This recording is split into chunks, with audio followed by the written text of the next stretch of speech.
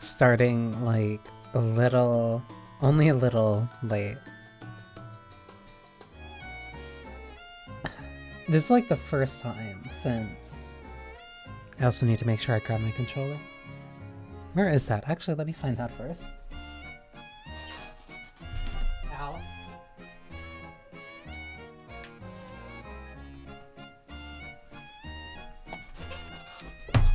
Ow.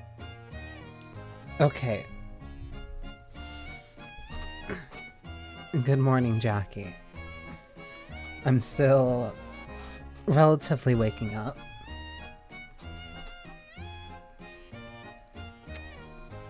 The game isn't too long, so I'm also taking this chance to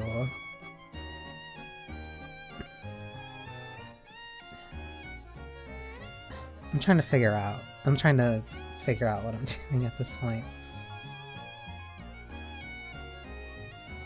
Because the game that I want to play isn't even that long.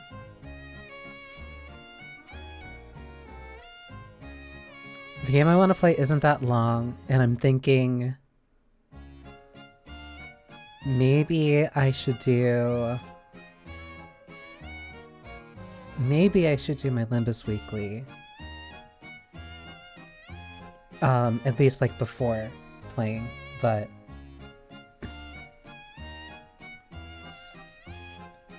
at the same time I just kind of want to drink my coffee and wait for a sec.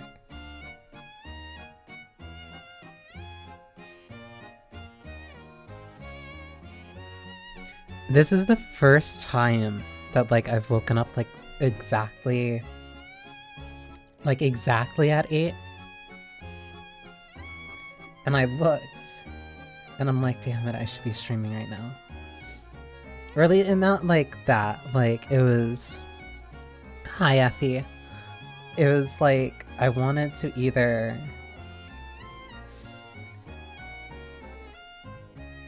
I woke up, and I looked at the time, and I'm like, oh, I should either be on stream, or I should be streaming in 10 minutes.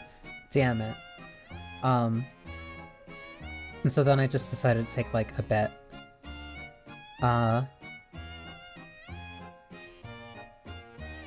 So I took a bet, made coffee, and I'm just gonna take a sec. I'm gonna take a sec to, like, properly wake up.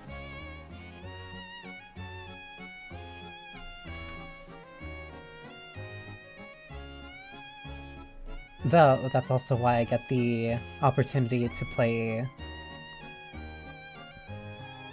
a game that I really, really like. Although it is kinda quick. So it is making me... yeah, like, slight chill time. It also doesn't help that I do kind of have a phone call that I'm waiting for. But that's probably later. I met my friend at my old uni today, so it's much nicer, actually. Wait, hang on, I'm trying to... I met my friend at my old uni today, and it's so much nicer. I'm actually jealous. The uni itself?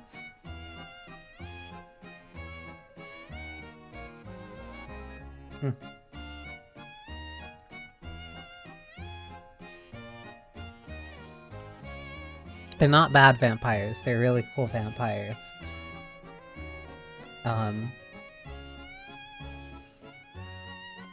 Also welcome, Kay. If you were to crush for releasing the PAL stand. They had a stand?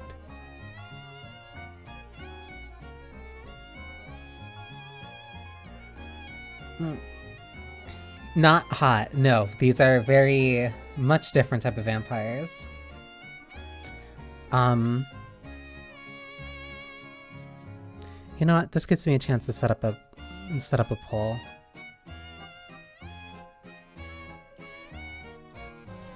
No, they're...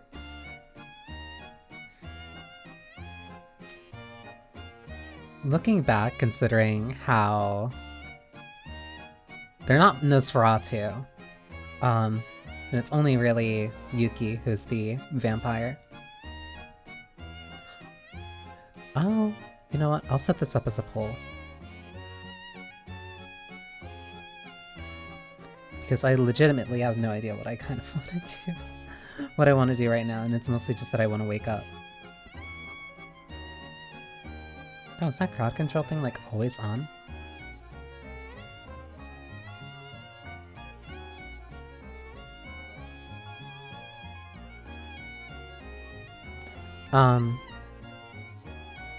Where's my stream manager?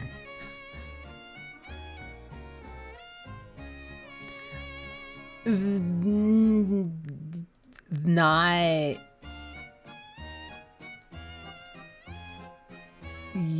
Yuki definitely isn't,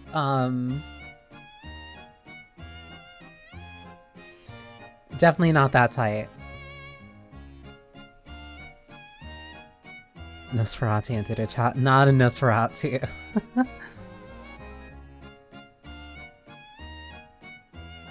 Yeah, it's always on, just doesn't do anything unless the mod is active. That's weird. Let me create a poll.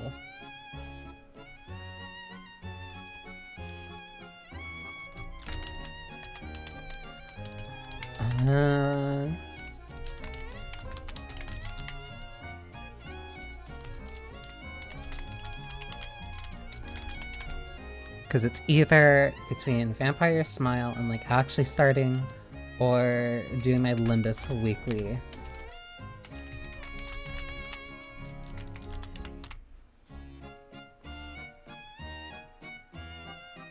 I'll let that go for like...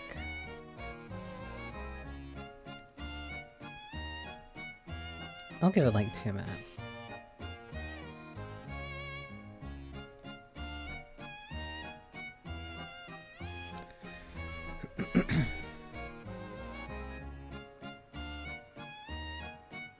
You two are some disastrous type shit. This early in the morning too, jeez.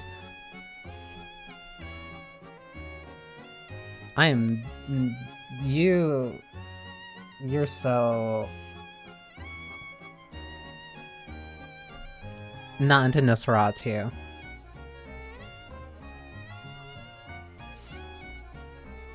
The very specifically super ugly and like stand out messed up vampires that even walking down the street in public is enough to make them break the masquerade.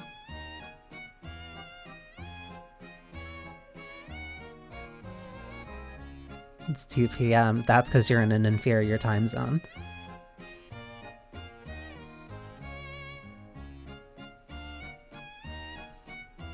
More wild when I'm tired though. That's like midnight thoughts. Those are the midnight demons like whispering.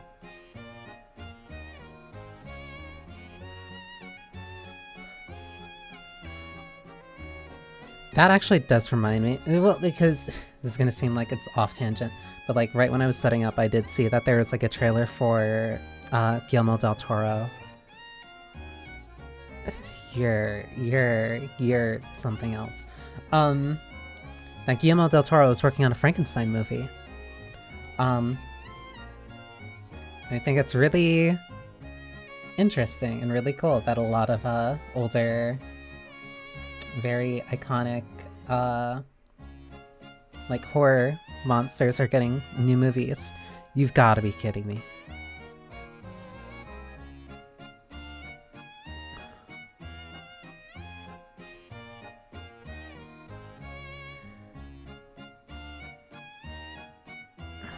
This poll sucks.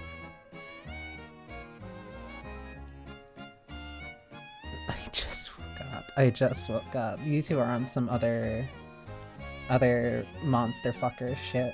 I have no idea.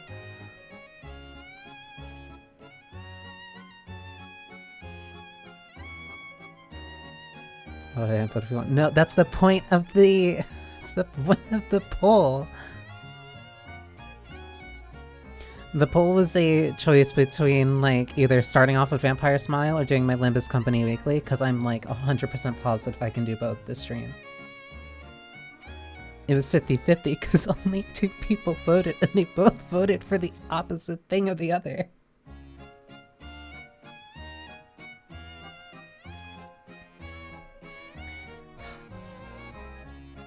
Okay.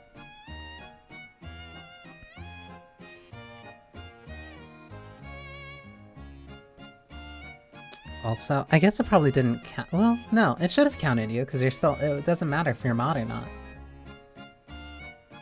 It says only 2 votes. Let me hang on. No, it only says 1-1.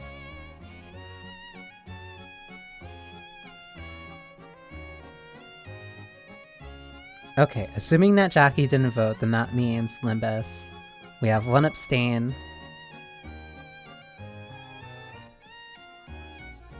2 votes for Vamp. That means we are still... that means we're still at a 50-50.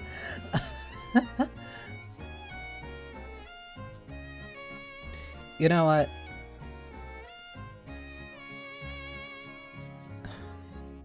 Okay, then that means we're at Limbus.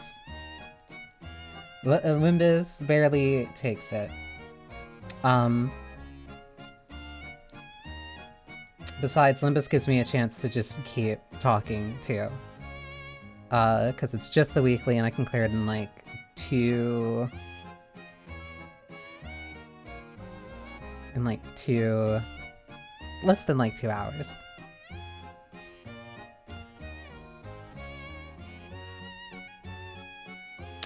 Both at once. Because it's not like Limbus has controller support. No, but I'd be alt-tabbing like every 5 seconds just to keep clicking. Just a win rate, and except for like if I get a bad a bad thing. Don't seriously do it. I've done that like once or twice. I'll get sensory overload.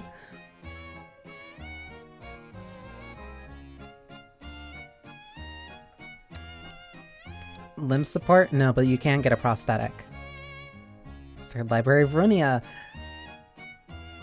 Best of luck. And I'm not saying that in like a disparaging type of way. I genuinely do sincerely mean it. My Kia? I do sincerely mean it. I hope you have experience with like card-based games.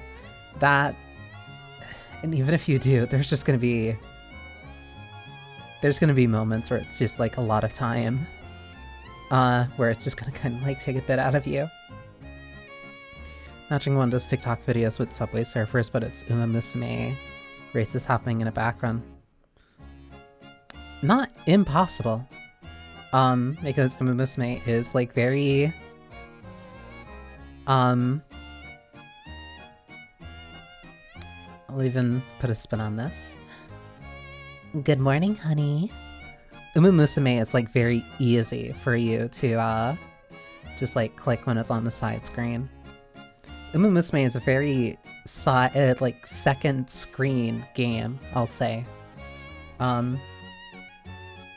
Which feels very weird to say. I used to watch League streams when they kid they tab out and place an idle game. Yeah. I'm gonna take a trip to Tunnel.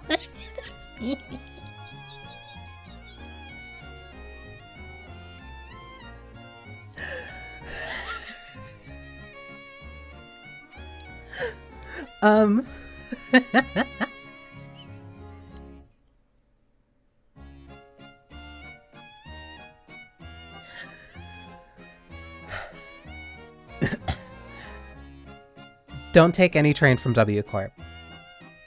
That is all I will say. Never take a warp train. Never take a warp train.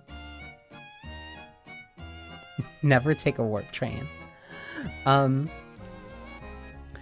yeah, honestly, the thing about like tabbing out the playing idle game, like that, as much as I can understand it, doesn't necessarily mean that I really like it.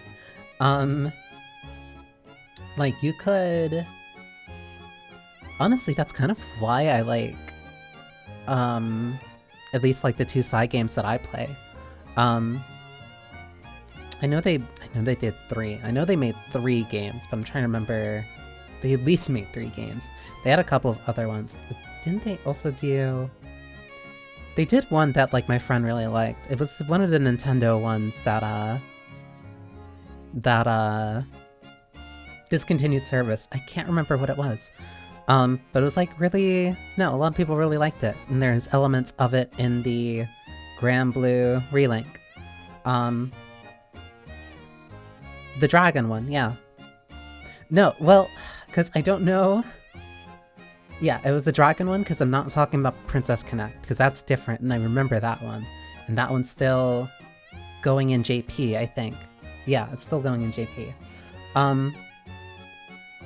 But like, they typically make like really good... Also, what I would kind of say is like second screen games, where it's just like something you can kind of have on the side. You're constantly doing stuff on your main screen, like you need a... Dragalia lost, thank you. My friend was so mad when that died. He was so mad when that died. And the more that I hear about it, the more I'm like, oh, okay, yeah, no, I can understand like why that's really cool and like why that would be really appealing. But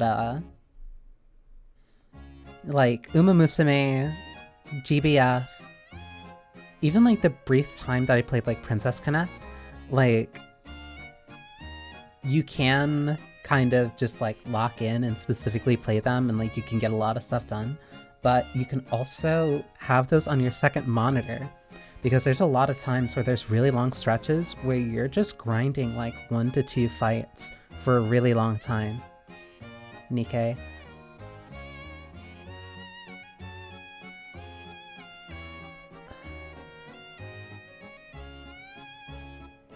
Now, how do I put it? Now that you say that, I can actually kind of understand the appeal a bit more. As something that is just like a side monitor type of thing. Because I think my biggest issue with Nikkei was that I was trying to play it like a normal game. Well, not necessarily like a quote-unquote normal game. But like...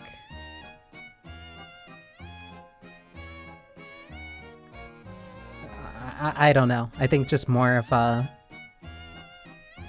I think I'm just too used to like Grand Blue as like my mobile gacha. Nikkei seems a bit distracting for a second screen. Very visually stimulating, I can say. Or I'll say.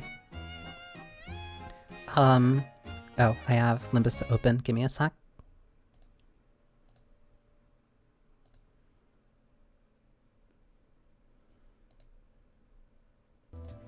I like how I said like I would start off playing Vampire Smile, but then I just...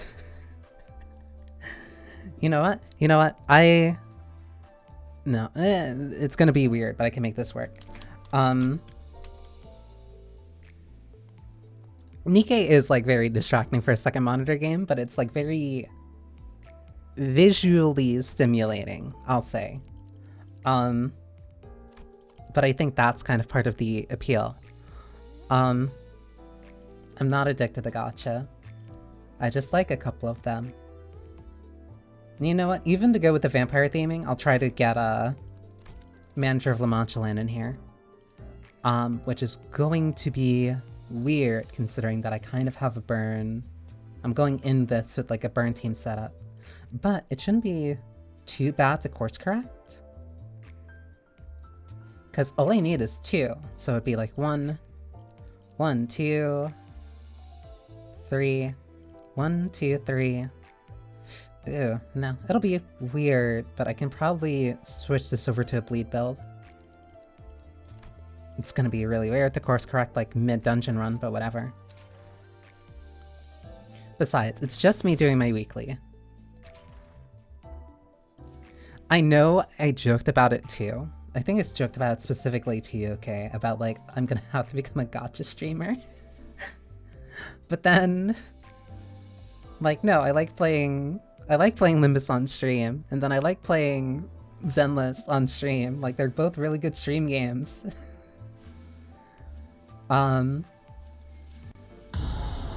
Jesus.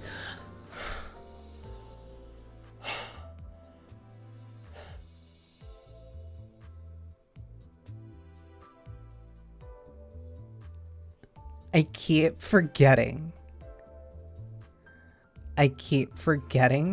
that I changed that donation sound effect to a tremor burst. Thank you for the $15, Effie. Thank you. I thought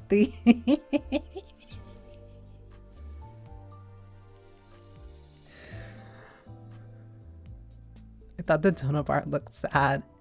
I don't think a dono bar can be sad, but thank you for the 15. Oh, I found out what that issue was. I don't know why, but for some reason the thing messed up. Like, it had to refresh every time that I switched scene. So if I didn't start the stream on like the scene that I have it now, looks sad, it needs to be fed. I'm not sure how to feel about you trying to personify the dono bar, but if that's your prerogative, then by all means, I guess. I'm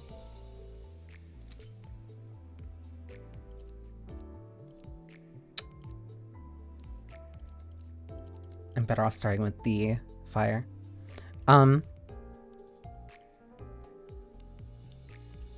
Yeah, Limbus and ZZZ are both games really like, so why would it be like selling out? It's not necessarily selling out.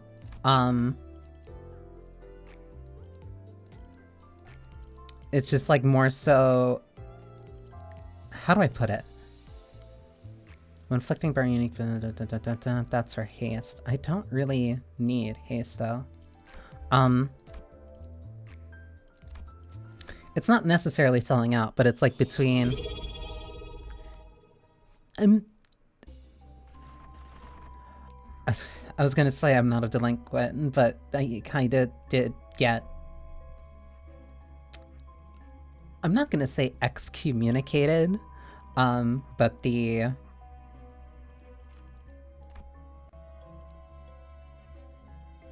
I'm not gonna say excommunicated, but the guild did kind of technically fire me, so I guess that kind of counts. But thank you for the sub, Saidaku.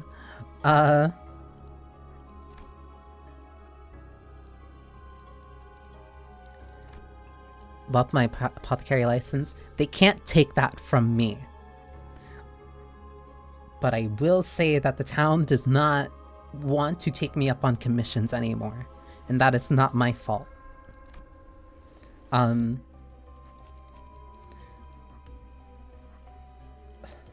like so beside myself. You can't ask me to try and look for and try to make like whatever type of special stone or whatever and not expect like maybe a forest or two to go missing. But yeah, Ara.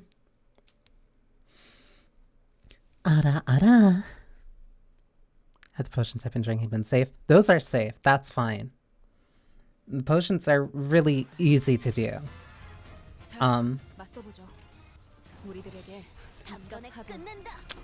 Potions are very easy to do, and I can do those consistently without any thought.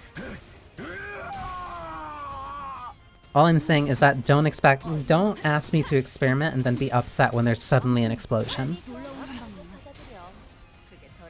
But yeah, it's not like it's selling out. But like, if I was to be between doing either like online multiplayer games, you're safe, Jackie, I promise. If the choice between doing Online multiplayer games. I love that ID for Yisong so much.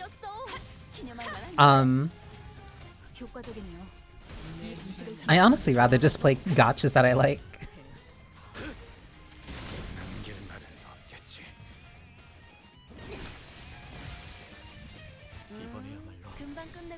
I was not state sponsored. I did not try to play God.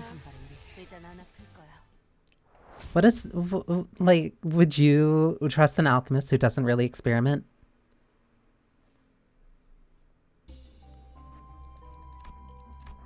I forgot to write an analogy running someone in the potions. Why are you writing on my potions?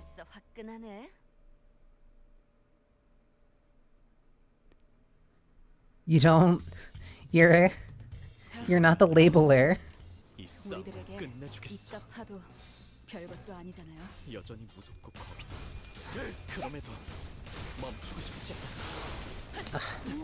Because I'm like trying to like find a way to word this, because it's like a lot of people either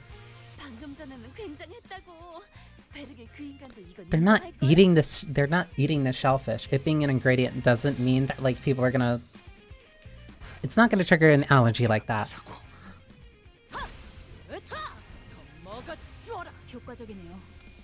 Okay, it's doing your job for you. I labeled them when I finished them. That's all that matters. The ingredient... I can't be writing down every single ingredient for every single potion that I'm working on. The essence is what's important. You're not like getting the flavor of fish whenever you're drinking a healing potion. Can't take penicillin, I'll break out in a rash. I don't use penicillin!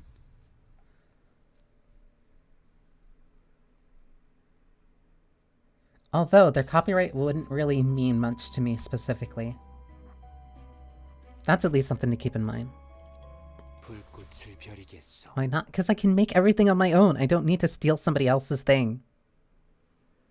Allergies. I was about to say that I don't have allergies, but I have been sneezing a lot more in like the past couple days, and I don't know why. Also welcome, Fizzer.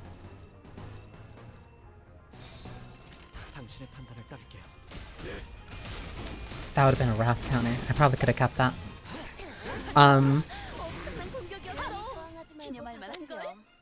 Yeah, like, slightly... Could also just be to change the weather. I think that's kind of what I think it is. Because I've also been, keeping my window open a lot more.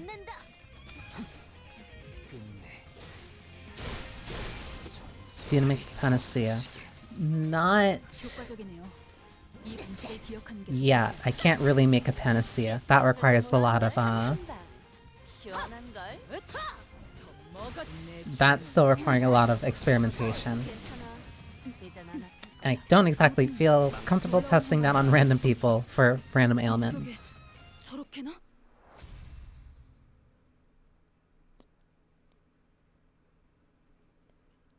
I think penicillin is copyrighted. I think that, like, it is an over-the-counter drug, but still. Make orange juice. I'm not a bartender. Making a drink and then making a potion are two very different things. Why did this turn to a job interview? Back to the point that I was trying to make. Copyrighted drugs only last for so long. Bartenders don't make orange juice. They can squeeze the orange and that still makes juice. That counts. Point being, that you can make your own generic brand. True. But I'm not interested in copying what others have done.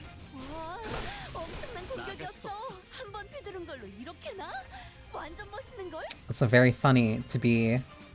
Actually, it is really funny for Saidaku to be like starting Runia, because the next wall perks for Limbus is going to be Runia focused. And I have no idea where we're going to be, which makes me very terrified. But no, because like typically like VTubers or like I guess streamers and creators and all sorts typically like turn into let's fucking go. It's going to be pretty it's going to be at least kind of relatively deeper. My guess is that we'd be a little bit past Love Town, which honestly makes me much more terrified as to where that actually might be or where it might put us. But let me get the vampire stuff set up. Will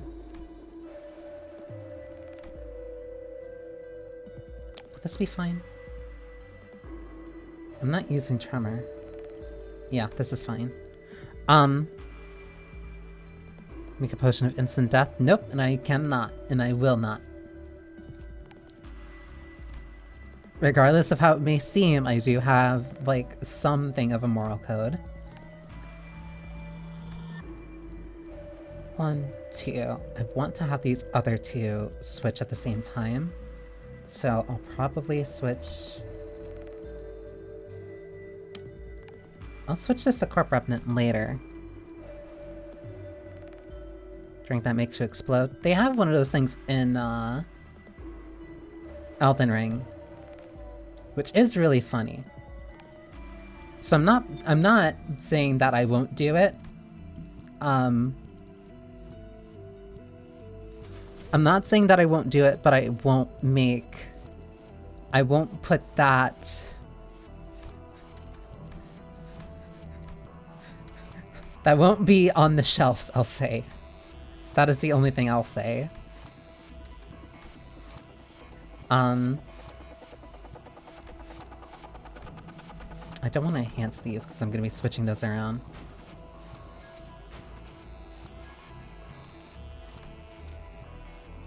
Making regular poison, then a potion of instant death potion. Yeah, like, there's...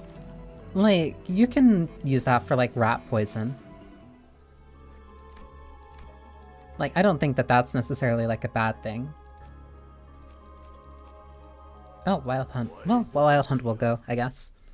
But, like, yeah, between, like, all the, I want to say, like, subcategories that a bunch of streamers can typically get into,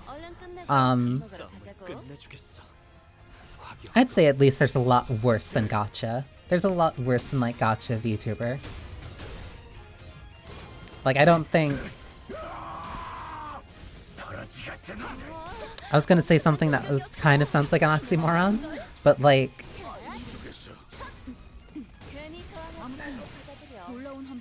I'd say being a gacha tuber is better than being, like, somebody who streams gambling. Like, outright casino gambling with, like, thousands of dollars on the line. There's an instant explosion you can create. I'm gonna make them, like, drink it. There it is, the caveat. Yes, it's still... But that's still... That's different. I will make at least the destination there. They're streaming Fortnite. There is streaming Fortnite. And, like, Fortnite's a fun party game, but I can't do that. And I make the designation of, like... This is real gambling. I make the designation between, like, gacha at the very least is, like, an actual video game. It's not like I'm putting in life-altering amounts of money on the line and literally just pulling the wheel and hoping that I make that money back.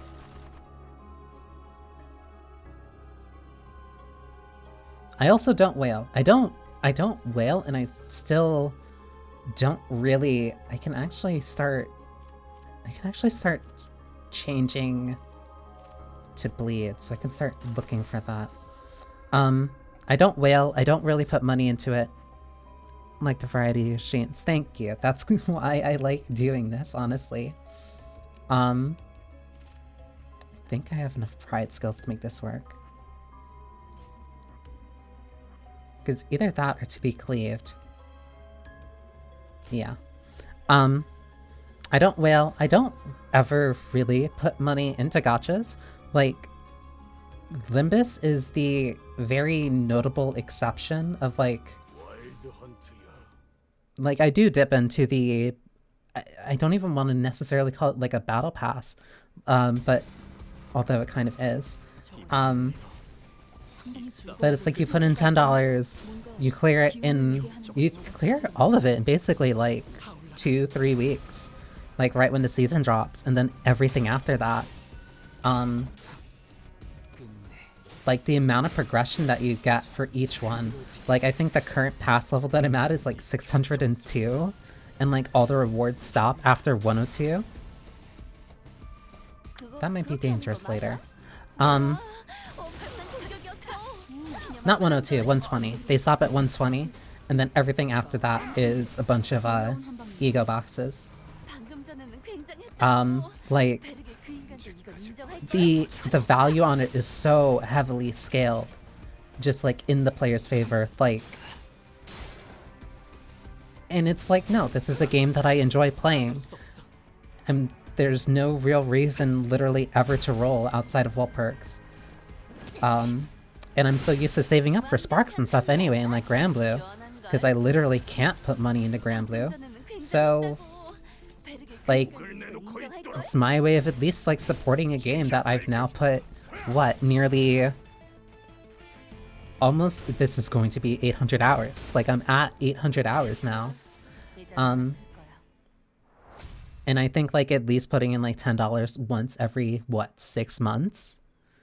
Like, we're still on Honglu's Pass, and this came out in January, February, March, April, May. Like, the season started in May. And I've only put in, like, the $10 to get the pass, and that's, like, even on, like, a per-month basis, admittedly, you can see this as me justifying it, but, like, on a per-month basis, because a lot of battle passes end at like... a lot of passes end after like 3-4 weeks. This one's been going on for nearly half the year. So that's like $1.50 a month. And it's been helping me get more and more characters, and so like you can also try to factor that into the price. There's gacha I like, but I fall out of it just because it turns into a chore and I can't do any... Yeah, that's the main kind of, like, downside. Is that they really are, like, very... They're consistent time investments. But that's also kind of literally the point. They are... It's about, like, oh, do your dailies, do your weeklies, so you can keep progressing. Or at least that you can keep repeatedly progressing. Which makes them... They add so much over time. Yeah. Like... I really like Reverse 1999, but there's too much. There's too much of it that I can't keep up with. There's too much of it and I can't keep up with. Because at least like in Granblue, when I don't like an event, or like I don't necessarily care about an event, I can just go straight through it. I can just skip every scene and just start doing the, do the dailies, or like doing the, different things for my crystals. Just Dota Underlords, that was my favorite side game. I was gonna say, like, oh, it's probably shocking, but, like, I really don't have that much experience when it comes to stuff related to Dota. But if I just say...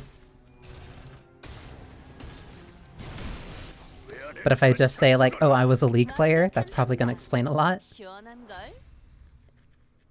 I did try to get into Dota, though. I tried it at least, like, a couple times, but I just fell off. I really don't have the... tolerance for a lot of MOBAs these days. And a lot of that partly comes down to having to play with like a full team.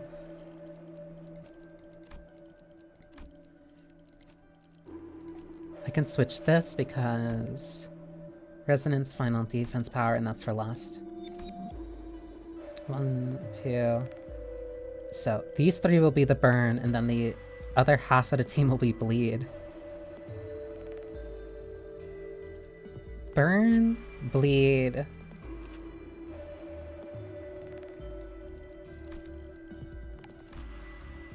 Burn, bleed, but then this, I can also switch you to Tremor, which means then I can also switch Ishmael to something.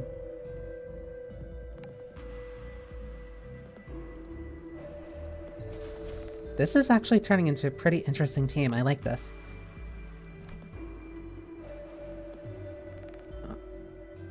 Underworlds was their auto chess. Firebender team. Also low-key want to make... Fire is so... Fire has my favorite IDs, like, easily. I really, really like the Ryoshu. I really... Not the... Well, no, I really do like the Ryoshu. Liu Association one, but like... that is like my very notable bias. Also, Ishmael is easily my favorite fire unit, but like, it's so hard to use. Not like actually difficult to use, but like, it's hard to get a lot of the value out of it, because it's a very weird status.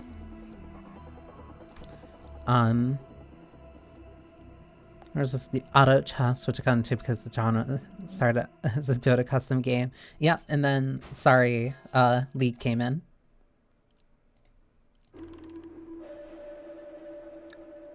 Current question, who's the hottest Project Moon character for you? You can only name one. Xiao. Xiao. Like, easy. Easy. Easy. Easy. Director Rodian is really good.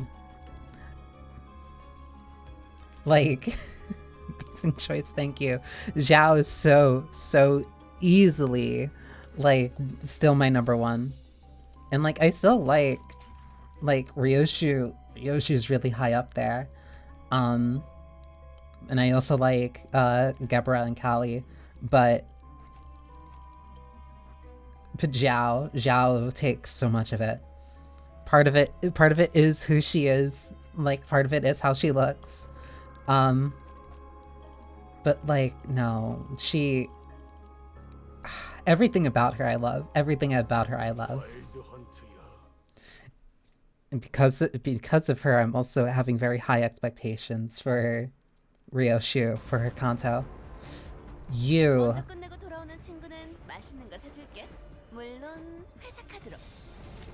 I would switch to a bleed team, like, right at the worst time.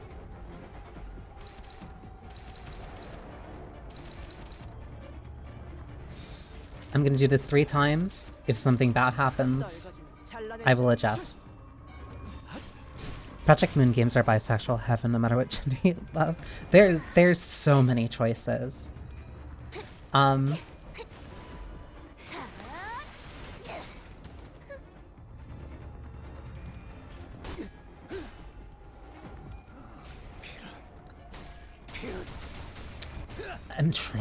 trying so hard not to say certain things.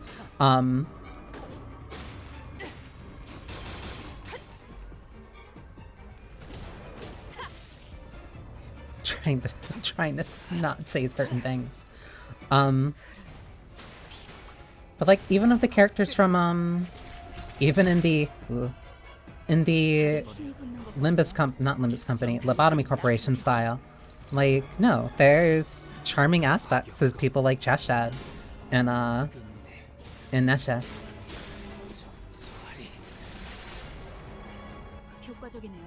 Though Teferet in Library Runia is like really cute. Like, I can't say that she isn't. That should be Stacker.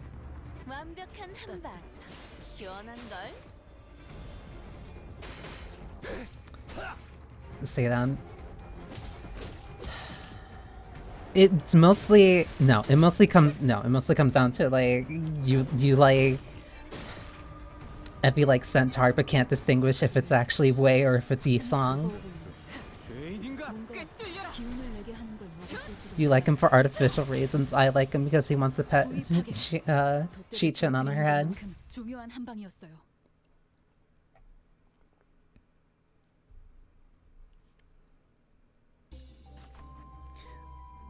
The thing about Tiferet is not the problem. The thing about Tiferet is not the problem. Like, you liking him for purely aesthetic reasons is artificial reasons. But no, Tiferet's like adorable. I love Tiferet, and I love the banter that her and Roland have. Like, how do I put this? I wanted more from Tiferet when I first saw her, because she was the most interesting character. Like, of all the characters from Lobotomy Corporation, Tiferet was very easily like, oh, I'm really interested. I'm really interested about her, and I want to know more about like how she like thinks and like her personality. And I got that in Aronia, and I was really happy. Because Tiferet gets a really bad deal. But no, in terms of like the Sephiria, you sound really bad out of context. No, because I was split between different things. I was split between different things. Like, no, Tiferet's adorable. I want her to get mad at me, and then I can just like throw her towards Callie. In terms of like characters, in terms of like the Sephiria that I find like actually hot, Kali's probably number one. I also like jump between calling her Callie and Gebera. I really don't know how or why I do that.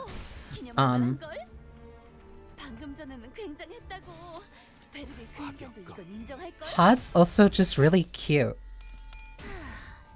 Hod is like incredibly cute. Malkuth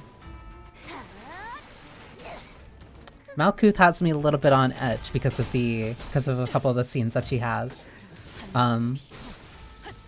She would make me nervous to be around. But like especially in Runia, like especially with like the huge style change, there's so many characters that like they have a really nice balance between being like either genuinely just like super cute. Ooh. Either being like super cute, Tiff's actual DL. Between actually being like super cute, like either actually like really pretty, some characters who are just like outright gorgeous, but it's not just like super, I want to say visually stimulating, like Ryoshio. Like Ryoshio's honestly a really good example. Ryoshio's a really good mix of like being super cool, of being really hot, but then also still like that not being all that she is.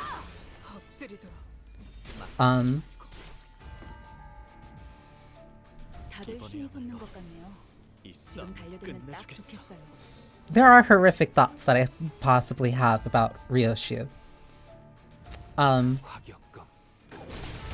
But that comes from me appreciating her. Interesting fact about Ryoshio? Go ahead. I'm like at first it was very easily. At first, like I very easily like Ishmael was my favorite. And she's still probably my second. But like as the story has developed and time has gone on, Ryoshio has like grown more and more and more.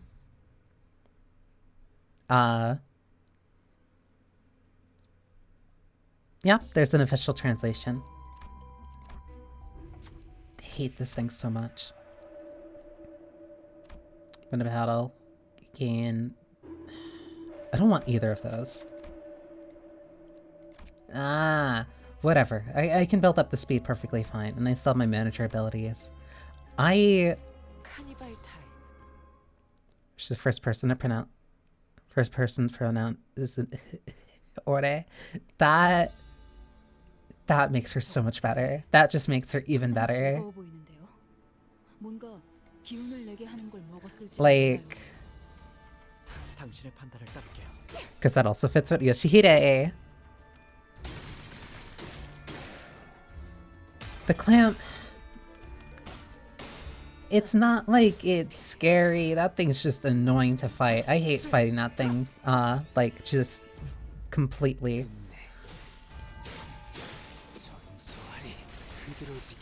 Like, that thing had such a... That gave me so much time. The only persons who are using Ore in the team are Gregor, Ryoshu, and Heathcliff. That's so...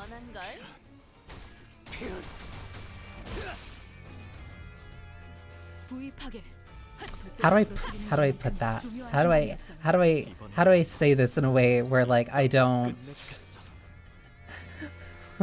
say something bad?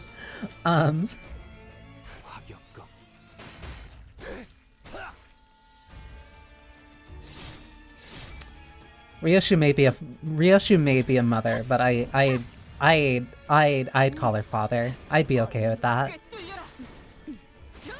Sinclair and Honolulu use Boku. That's really... No, that really fits. That's cute.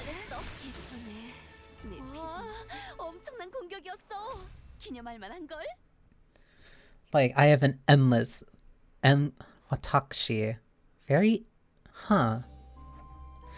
That...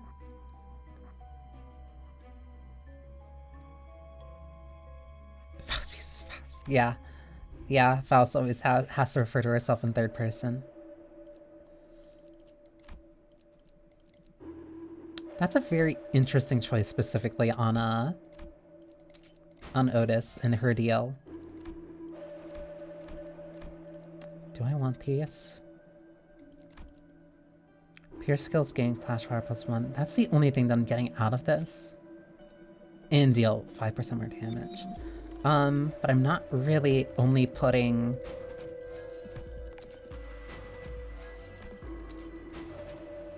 I'll do this to bump up the 3 people who are using fire skills.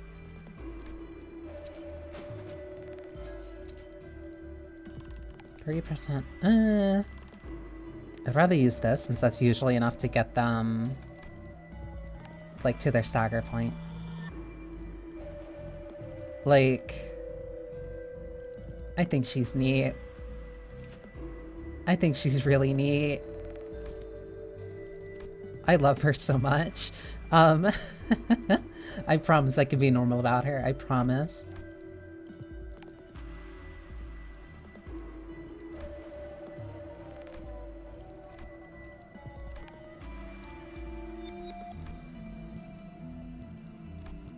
Switching off that, and then... Because this is Bleed and Pierce. This is... I forget what Felbit did. Felbit was Poise. Okay, so I don't need to worry about that. Watakushi is a... Marge Simpson's voice. I might have stolen that from her. Watakushi is a very interesting alternative of Watashi, where Watashi is in some contexts where it's more either kind of general neutral, but it leans more femme. Watashi is a notably more femme version of like Watashi.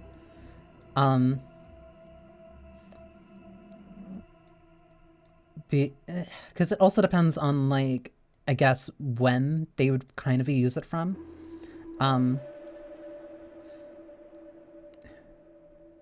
Because I'm thinking more...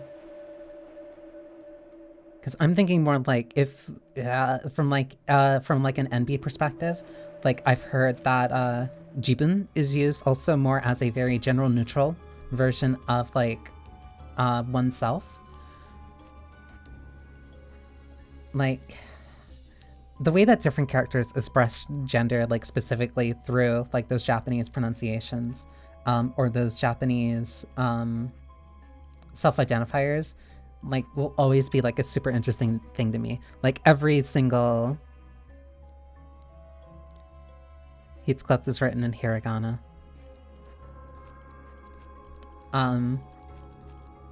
Like it's just a fascinating way of like further characterizing a character just in the way that they do it. Ryoshi and Gregors are in kanji. Gregors being in kanji is really... Huh. It's a very interesting quirk.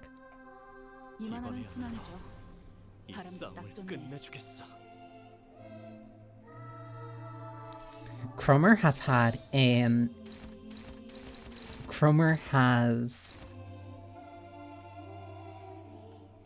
permanently altered the way that I think. And I hate it. I hate that she really, like, sunk her claws into me.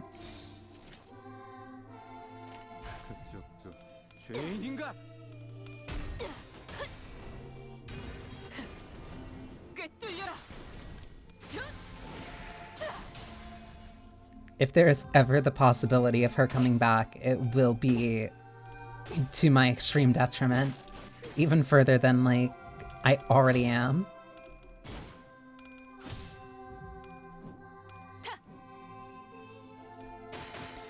Also interesting look on game compared to book Cromer. They take a lot of very unique,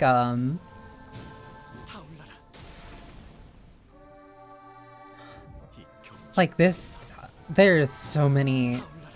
This Cromer has like every aspect. This Cromer has like every aspect of a of like a villainous femme character that like really directly just kind of targets me.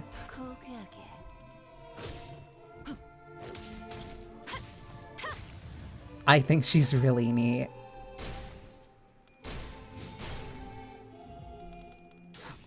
She gets me in the worst possible way.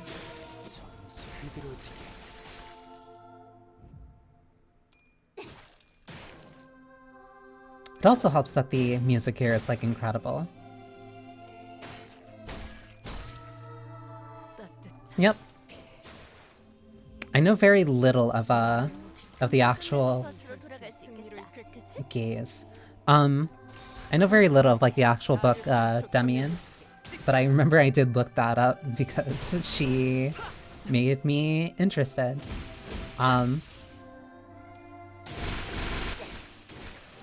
And I think, honestly, one of the best things from Limbus Company is the fact that it got multiple people interested in various classical literature and poetry.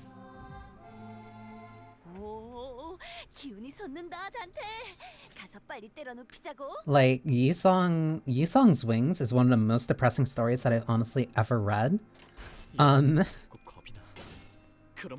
And I'm saying that after also reading Wuthering Heights, because that was also just a tumultuous experience. That thing is misery.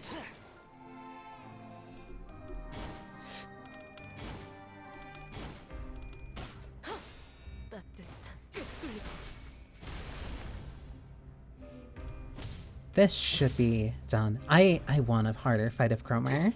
I want another harder fight of Cromer. Just because I want to fight her again.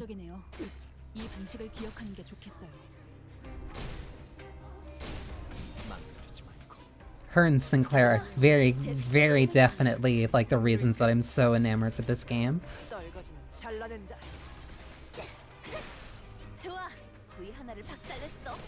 And C3 can tune out a bit. Oh, have fun. It is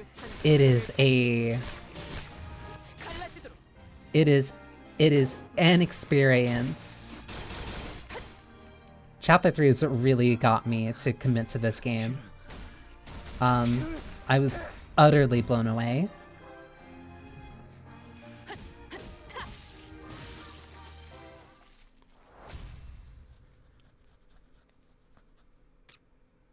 I did hear about the new Wuthering Heights. Or, yeah, I saw like a trailer of it. I'm not very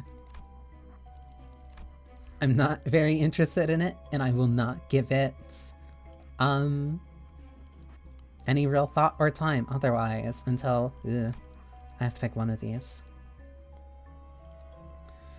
When an enemy with burn is defeated, I'm gonna inflict half of the burn on the defeated enemy till enemy with the least burn. I will take that.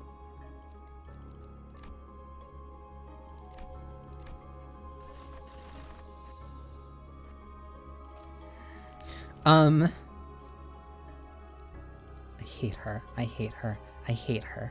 I hate her so much. I hate her so much.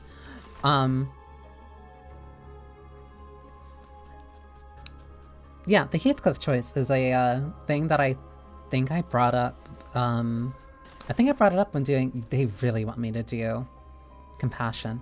I think I brought it up. Nelly. I hate Nelly. I hate Nelly. I hate Nelly. I hate Nelly so much. She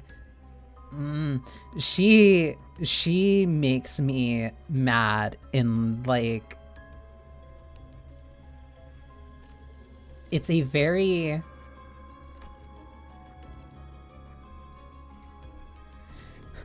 She makes me mad on two different accounts. She makes me mad both in the original story, but not nearly as much as the one here. And it is like directly tied to a very similar experience that I had with somebody who I actually liked.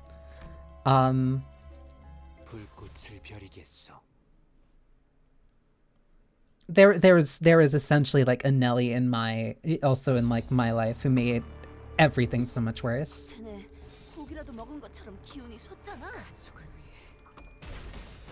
A very deep and personal type of hatred. She makes me so mad. She makes me incredibly mad. But I don't have to worry about that until later.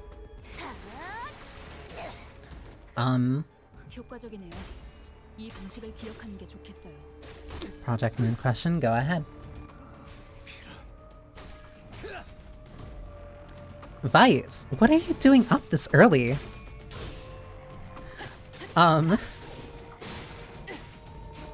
What's your opinion on Anne? I think... Okay. I'll believe that you're working. I'll believe you this time. I will believe you this time. I think Aen's a jackass.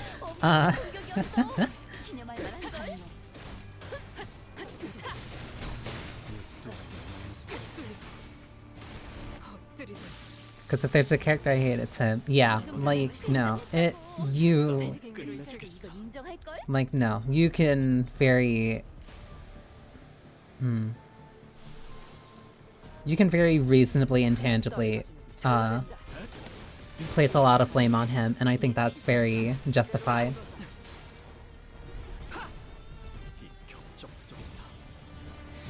People will always do whatever to protect their little pookies. Even if it means... Okay, I was about to say, like, even if it means forgiving their war crimes. But then, at the same time, I go, okay, but Edelgard's cool though. But I do that for a different reason. I do that, one, because it's funny, but also, because I believe that women should have cool hobbies. And that extends to Edelgard.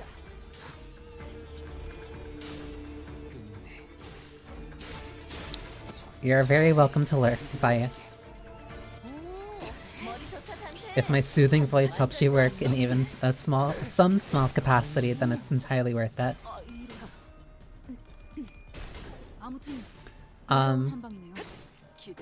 But yeah, a lot of the root causes come down to AN. Though I'll also say that Carmen definitely isn't as free either. At least for a lot of stuff that we're now dealing with.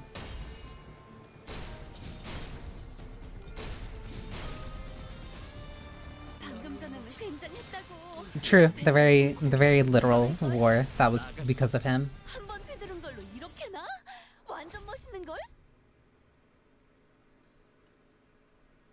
Speaking of that, that reminded me that it's like very nice, that like piece of relationship.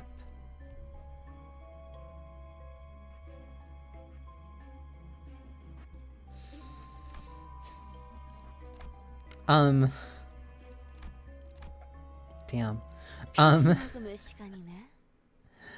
It's really...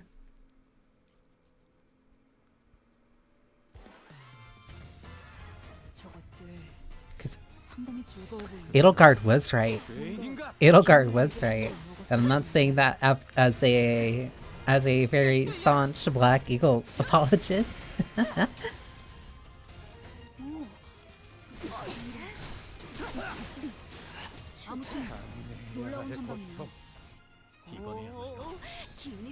There's a lot of stuff that wasn't her fault, but I am also very...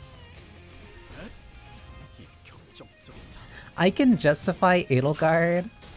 I can apologize for Edelgard. But like I start here I see people starting to talk to themselves, and then I get upset.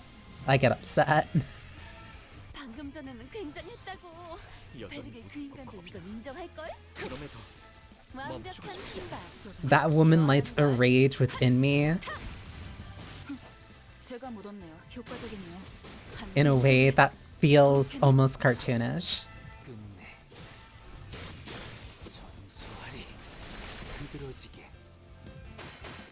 That was honestly really cool, but that just barely hit the stagger.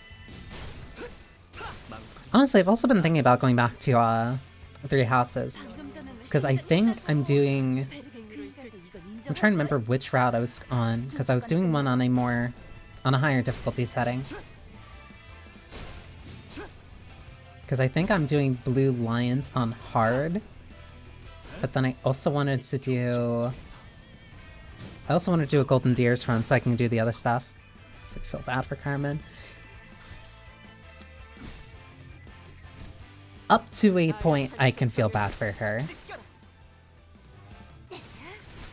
Up to a point, I can feel bad for her, and that is the end of Lobcore.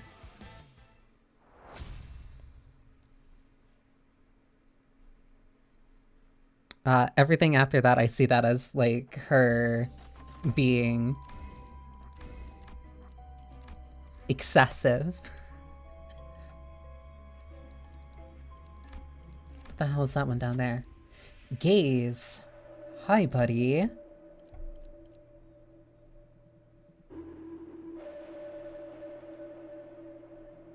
One battle gain a bleed, ego, wrath and gloom.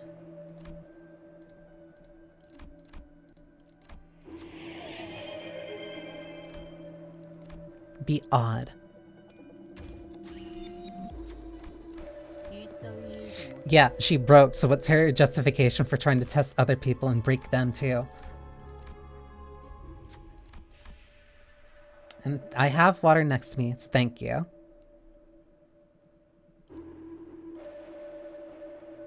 And I'm not just using that as an excuse to drink more coffee, I actually do have water. I'll pass on this, I don't need it.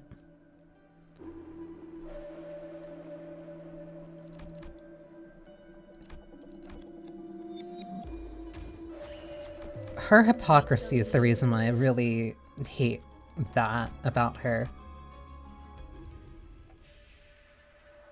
An excuse is a good excuse for coffee. I think it was David Lynch. Like, sometimes you just need to treat yourself to 2 cups of coffee.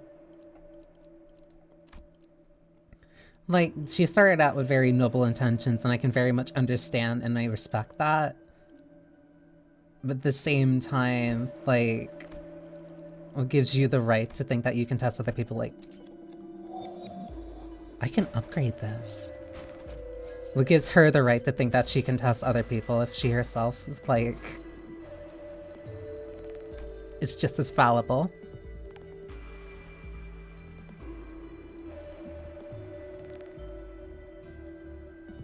I don't need to imagine, because that's Angela.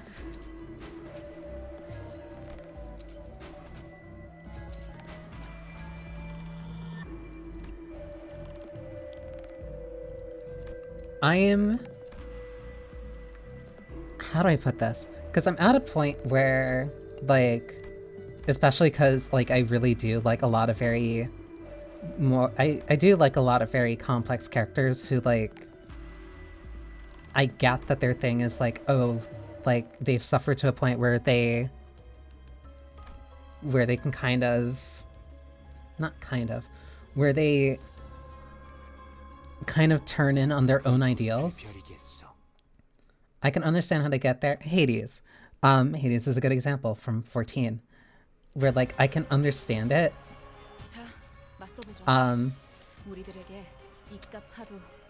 But I'm not... I won't hold back in terms of calling you a hypocrite. Or a coward, depending on, like, how kind of deep I perceive the hypocrisy. I can have sympathy for you, but that will not stop me from being critical of you.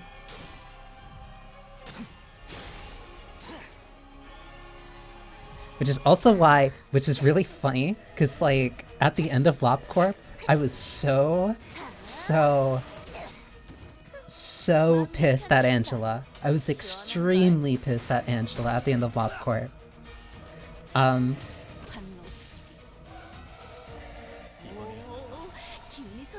But, like, no, I got a chance to, like, actually understand a little bit more, and I still did feel very angered. But no, I grew genuinely a lot more sympathetic to her afterwards.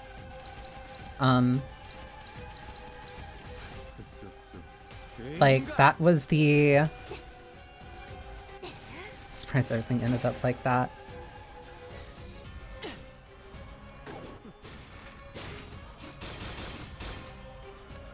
I think Angela had it worse. I think Angela had it worse, and I still turned around for... I was able to turn around on it for her.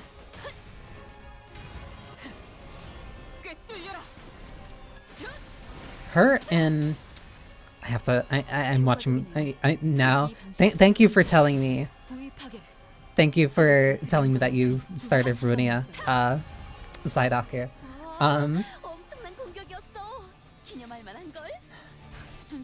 Because I hated Angela at the start, but as time went on, especially through some of the later conversations, I really grew to understand her position a lot more and understood what her actual goal was. And that really helped me be a lot more sympathetic. Even though I still won't forgive her for what she did. Especially after how much I was suffering going through that game. At the very least, I begrudgingly understand.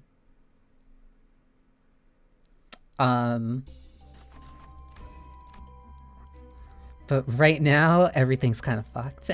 Everything is a little bit fucked. But we're at least doing our best in some way to... Mound of corpses, sea of blood. We're at least doing what we can to... I don't want to say necessarily mitigate, but at least amend what we were up to, or like what has happened. You're just gonna stay here the entire time that the collab is up, aren't you?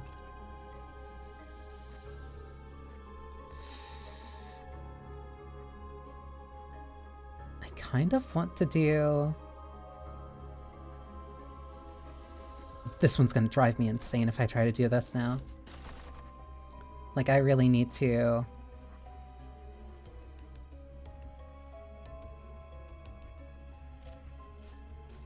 I'm interested enough. I want to see. I'm gonna go to work now. Good for you. I keep instinctively wanting to say have fun at work. Do your best.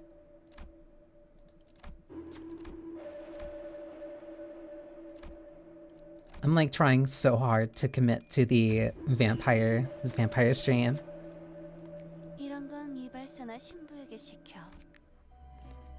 Take care, Fizzer. Thank you for stopping by too. What was I gonna say? I'm trying really hard to stick with the vampire theming, especially because like I do. Ooh. Especially because like I am gonna play Vampire Smile like right after this.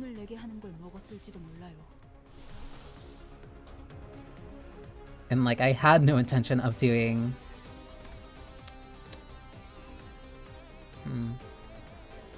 I had no intention of doing my Limbus Weekly like today. So like this is me kind of course correcting, me being indecisive, and then also trying to stay on a... Not only stay on topic, but also stay on a theme. Because it's the spooky month, and... At least there could be some hot vampires to look at. Cause that's not gonna be Yuki.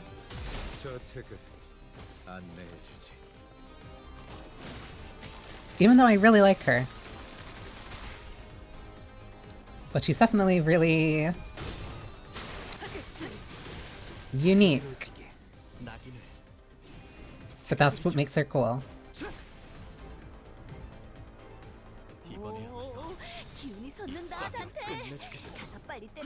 Though, that did make the donation, like, very appropriate, considering that, like, this, like, even before, like, the Mirror Dungeon run started, just loud tremor bursts.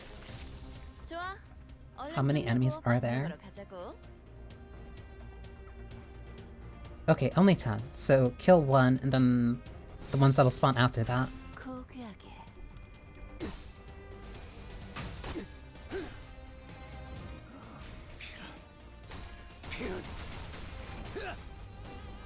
Even though I'm kind of just walking... Never mind. Sinclair's clearing it. It'll be fine.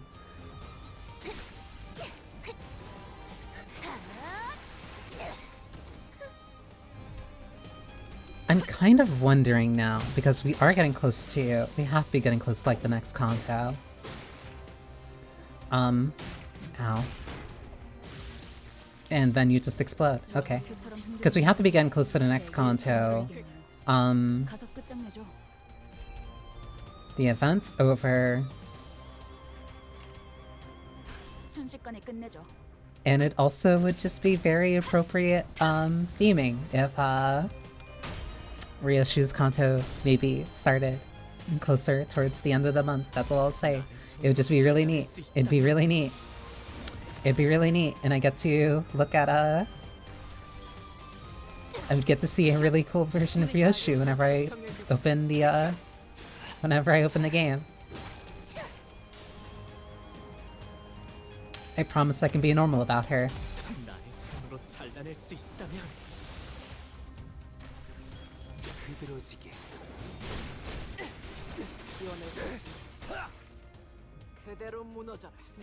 Wait, did somebody repeat their coin? I didn't even see.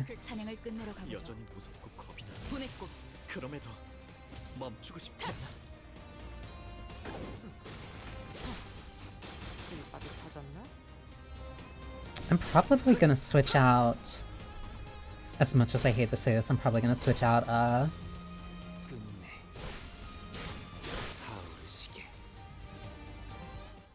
either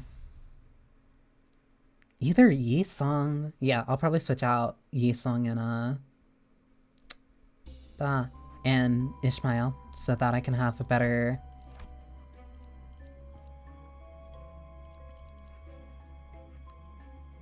Because this is Burn, this is Burn. I want to keep Sinclair, but if I switch out Yi Song, then I can also put Ryoshu up here.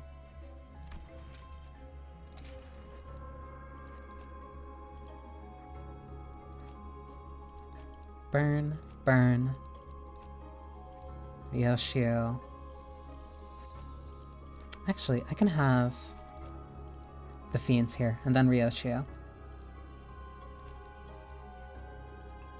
Then 1, 2, 3.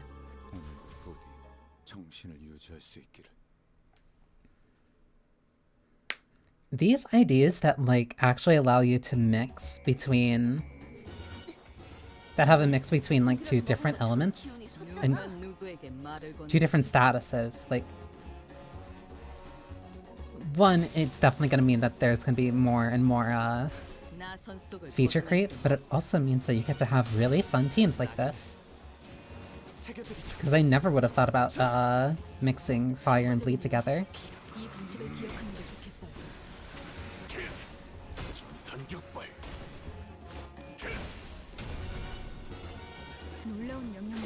It also means I need to figure out how... Well, no, I don't need to necessarily figure out the tremor part. Because that part's only going to come out of those two.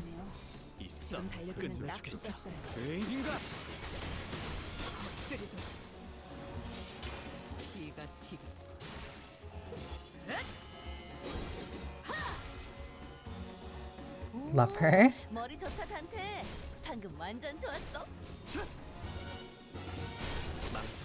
Oh, right, because his single coin gloom can turn into 2 if they hit. That's probably where the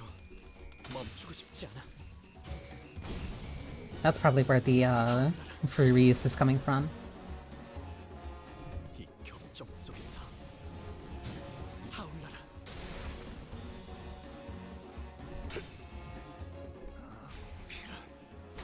Please.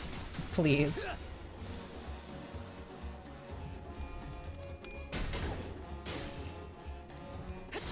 This is going mostly well, which makes me very scared for what the boss is actually going to be, because that's probably just going to mess everything up.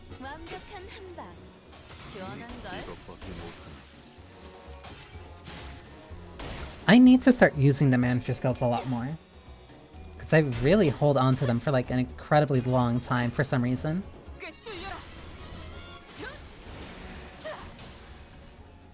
Are you kidding me? Okay, the explosion.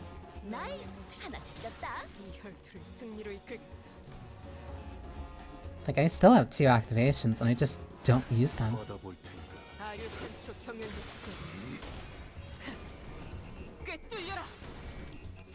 And like, I've been trying to get better at not holding on to... The Metaphor playthrough has been like really helping with that, where it's just like, okay, if I need something, I'll use it now. Like, there's no point in me toughing this out now to just hold on to that item again for something way later that's going to be a non-issue.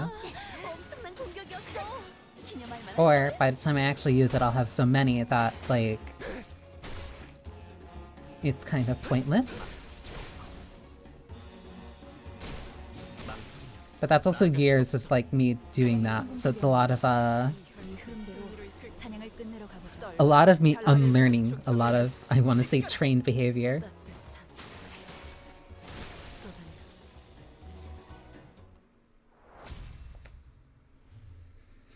Conditioned behavior, I'll say.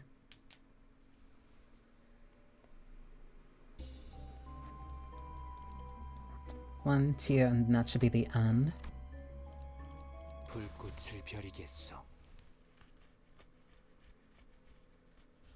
I don't know what happened. It's probably because I got, like, a lot better.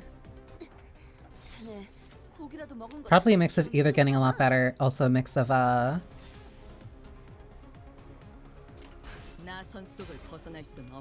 Also a mix of stronger units. But mirror dungeons used to take me a while. Like, they used to take me a lot longer, but now they only take me about, like, an hour and a half at this point. Less than that, even, because I started this stream... I started this stream like an hour 30 ago, and I did the... I was, like, just chatting for, like, the first 30 minutes.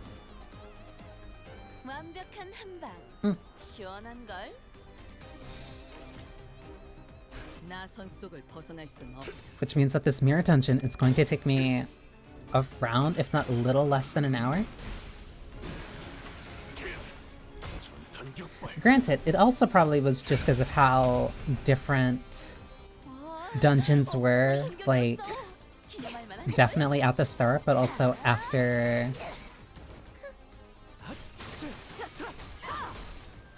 I want to say, like, the last two, including, like, this. Like, the last two seasons have really done a lot to make doing mirror dungeons a lot, I don't want to say necessarily appealing, but definitely a lot more engaging. Like, it's weird.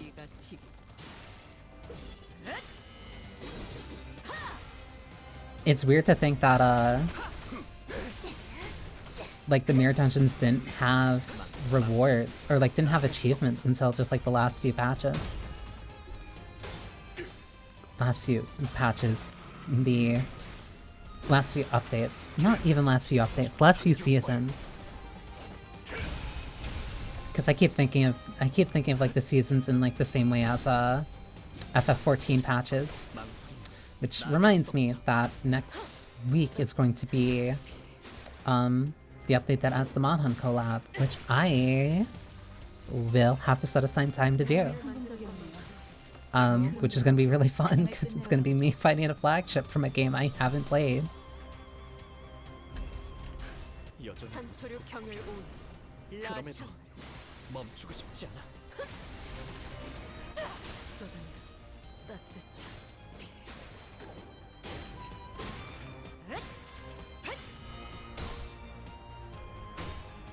I also did not realize how much health I was exactly giving a lot of these enemies.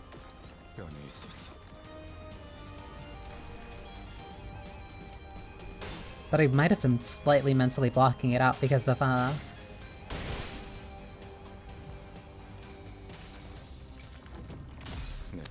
the flower. Why am I forgetting the name of it for some reason?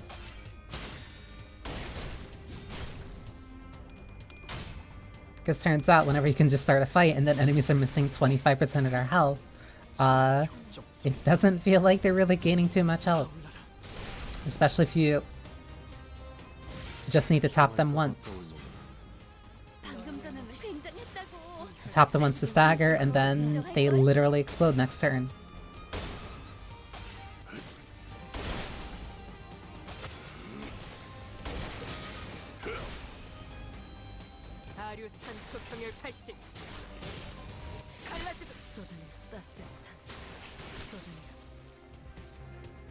Easy. I'm also building up... well, no. Part of that is definitely the ego items. I want to think about how I can use this team. Like... I'm trying to find a way of putting this. Because I really like... Because one thing that I really like about Granblue, especially, is like the number of teams that you can just make. Because you get so many slots of just like, oh, what if I do this? And what if I do this? But another part of that is the fact that, like, you do get so much stuff to use them in. And there's a lot of scenarios where, like, having them in those different roles, or having, like, these different teams with different setups, like, you really get a lot of, whoops. You get a lot of... what's the word? Chances. You get a lot of chances of, like, actually getting or trying and experimenting with something very unique. But, like, right now, because of how...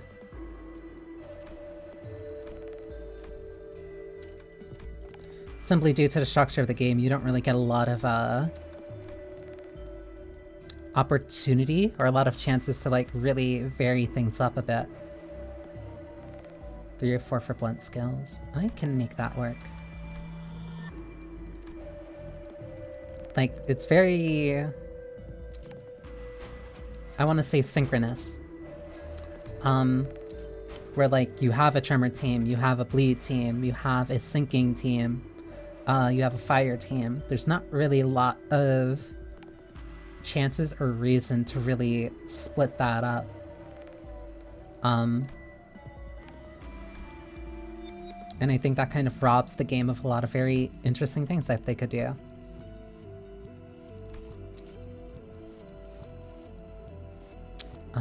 I don't need... Hang on, there's like 2 to 3 of these that I don't need anymore. 1. No. 1. Didn't I get the hammer too?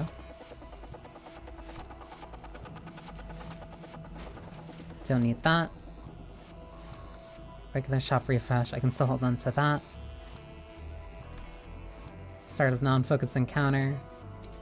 I can get rid of that. I can get rid of that. Chat on a flask. Piercing skills. What if I do something for piercing skills? And I'm keeping... I mainly... Ooh, when an ally dies, game on... I'll take that. And I'm mainly keeping that in mind, and I'm mainly saying that because of, because it is, October, I have to keep an eye on Grand Blue and try to make sure that I can get up enough gems so I can, spark. I think I have enough for a spark right now. But I'm saving specifically for the Halloween draw. I'm saving for the Halloween draw to make sure that I can finally get my Halloween CAG. And hoping that I can also get my win CAG when the gala comes by the end of the end of the month. Do I fuse anything? No. No, I think this is set then. Surely this won't be super bad. The fist is blunt skills. I need to keep that in mind.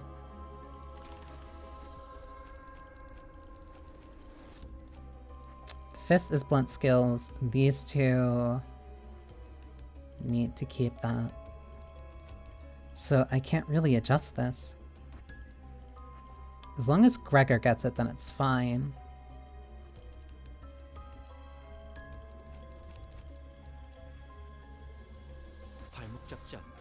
Yeah, this'll be fine.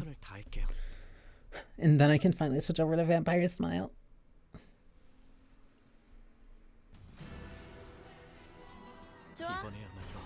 Hi, baby girl.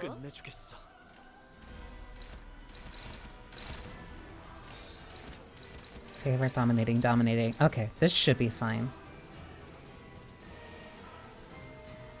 Defense level, final power, offense level, damage taken reduce, plus damage dealt. There's still 3 stagger states though. So if I can at least get her to the first one, then it shouldn't be too bad.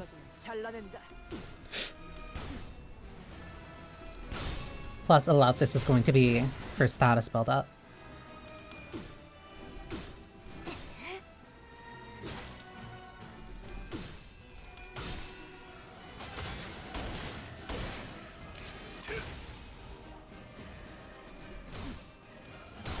It's just going to be a little bit of a trek there.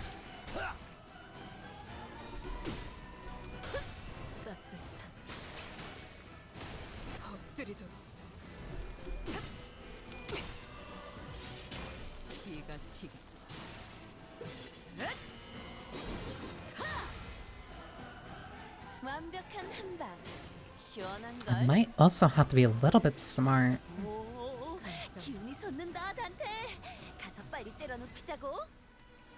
Tremor hemorrhage.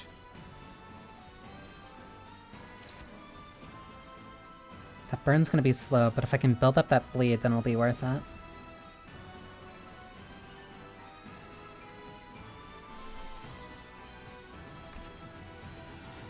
Gain highest reason +1 gaze.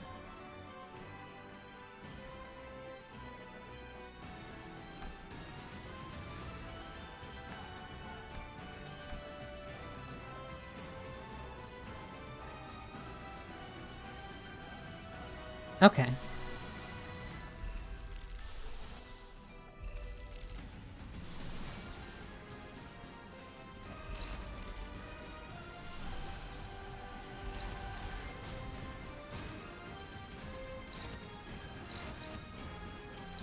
So do that at the end. What's the big one? This one?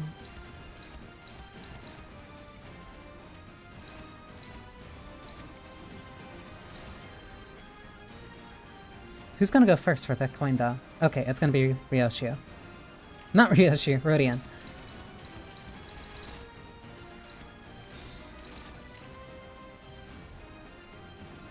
When in volatile ego, gain +2 for every burn, max 20 on target. Is he in volatile? Yes, he is. That's base power. Yeah, so this should be fine.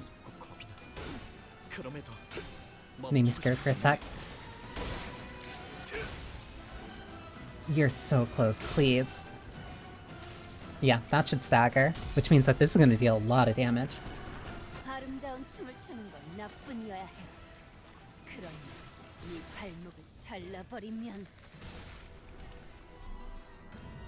It's also going to be a lot of free status build-up. 적을 완벽히 파악하고 있으신 거군요. 아름다운 춤을 추는 건 나뿐이어야 해. 그러니 네 발목을 잘라버리면 125 효과적이네요. 4K. You bastard.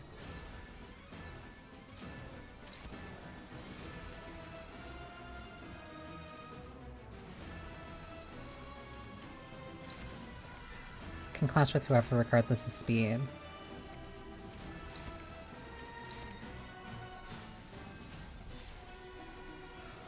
It's not gonna be part of the resonance.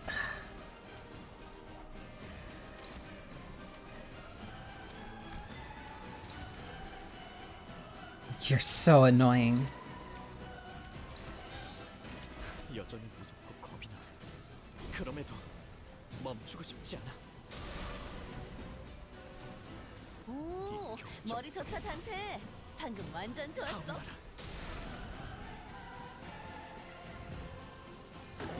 Just have to ruin my plans.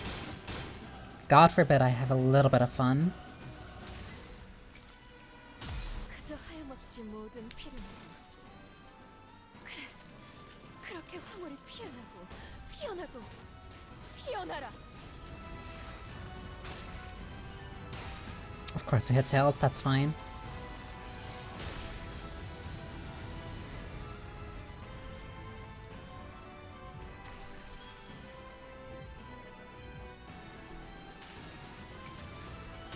선물이라고 할 건 없고. 자, 이걸로 대신하지. It's still kind of wild that they gave him the wedding dress.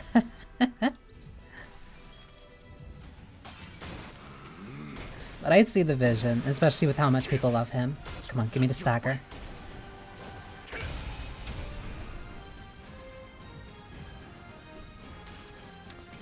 No heads, whatever.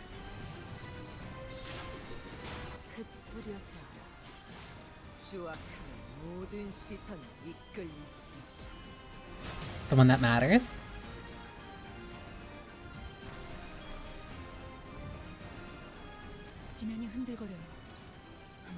3K. Only 500 blood shield. Again, that's also only going to be at the end.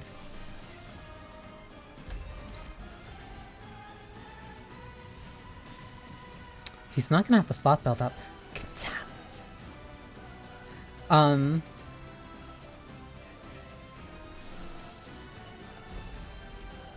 I'm fine with this.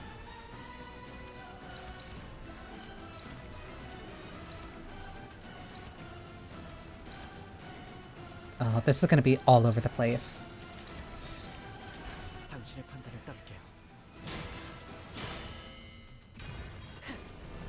꿰뚫려라. What matters is if I can break that shield, though.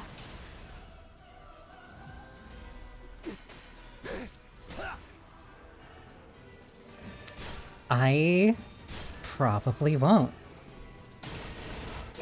No, I hit way too many tails. But still, at least I'm getting the status built up.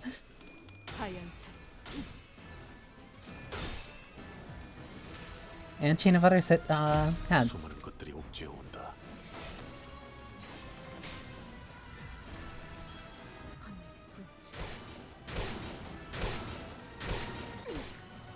Oh, those hit count for bleed. Your fault, not mine.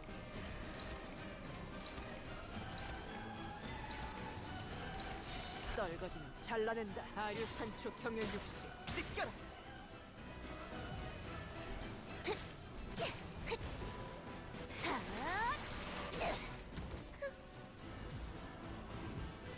She also has fragile. Oh, that was one hit. 금방 끝내고 버스로 돌아갈 수 있겠다. 그치?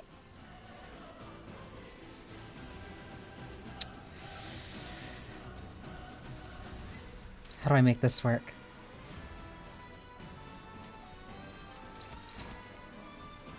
This is a very segmented fight. Oh, none of these on their own can break.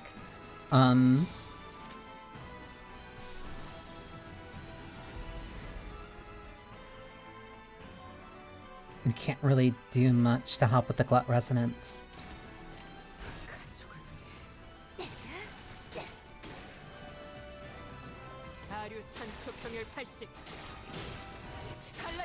At the very least, the most I can do is keep clashing and just hope that the bleed and fire stacks will just kill.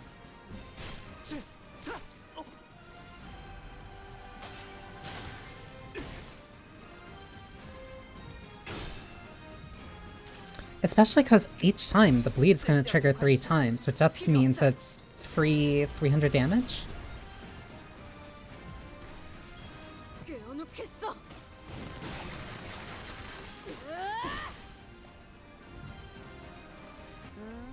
금방 끝내고 버스로 돌아갈 수 있겠다.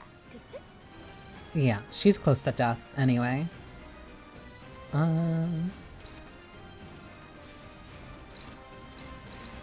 She's close to death, and the only thing that I really need to do is just keep defending.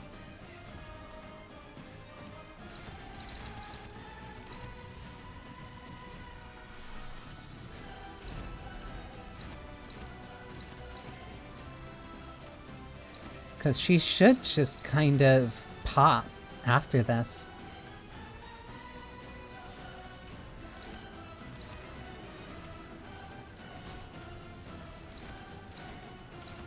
Wait, who is that after? Oh, Gregor. Well, he can handle himself. He's a grown man.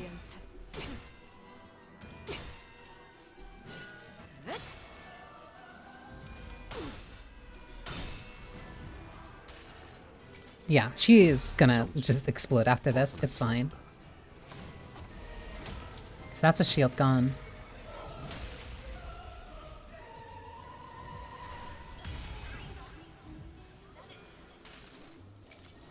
And I guess he'll do it again. 벗어날 수 없다.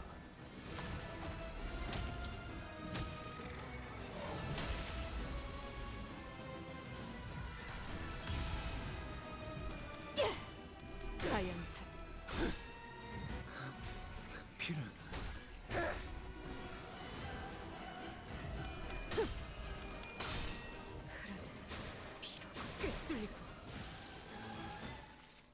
Cinematic. Very appropriate, too.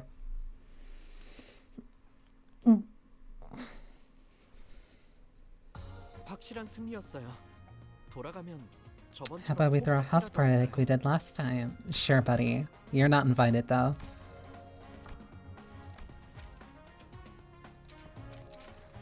That's what I was gonna do. I was gonna switch Ishmael's ego, but I didn't do that. I forgot. Though honestly, I already got all the rewards that I kind of wanted, so I'm not really sweating it.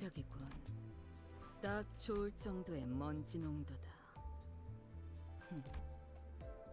저 연구자라고 자칭하는 덜 떨어진 것들이 푸닥거리며 더 짙게만 안 만들면 좋겠어.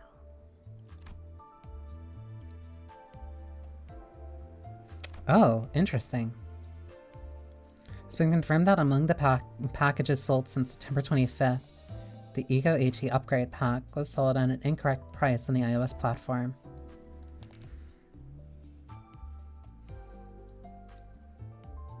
Suspended until October 2nd. Wait, no.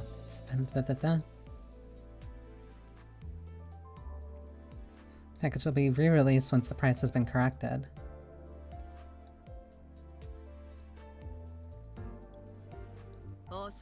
Oh, wow. That's... Huh? How is that a $5 difference? iOS price $22. 3,000 yen. 3,000 yen is now equal to $22? That's... Damn. Android operating system and Steam price, correct price, $16, 22,000 yen.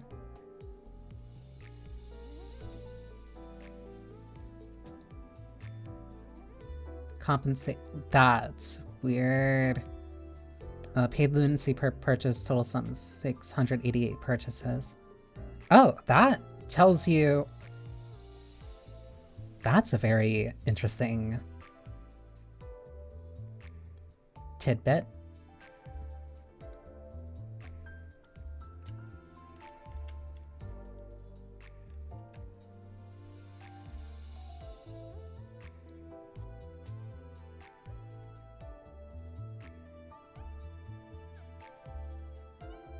This is very interesting accidental data that they gave.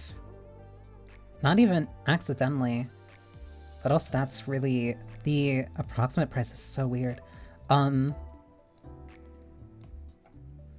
the compensation being 758 paid lunacy per purchase, total of 688 purchases. But the eligible users are managers to purchase the mispriced Ego upgrade packs. Just 376 users.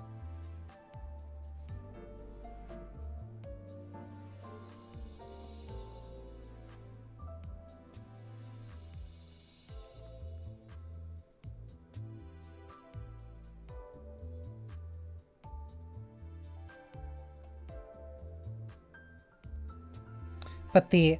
Huh? That's interesting.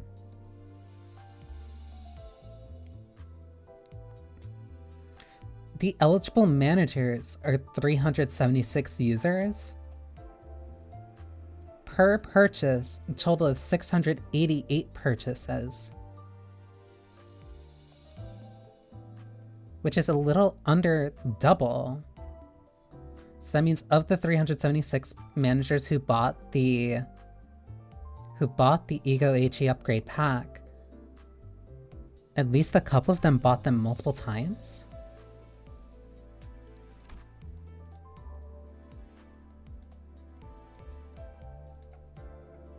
Weird. Huh. That's a very interesting tidbit. How did I just barely miss 100 enemies? Whatever. Nice. 625, like Christ. But either way, that's that for right now. Which means I can finally switch over to Vampire Smile.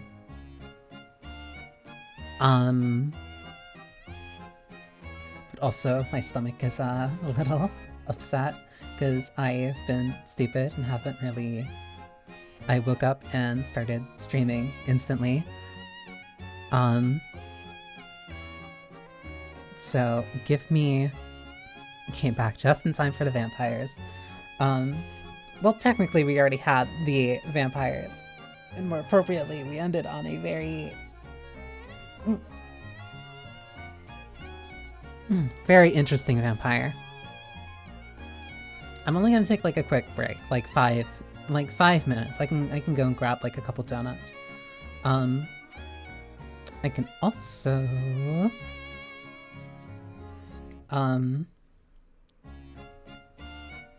maybe make like a little bit more coffee, just like a slight small thing. Not like another full cup like I just had. Where's that thing I just saved?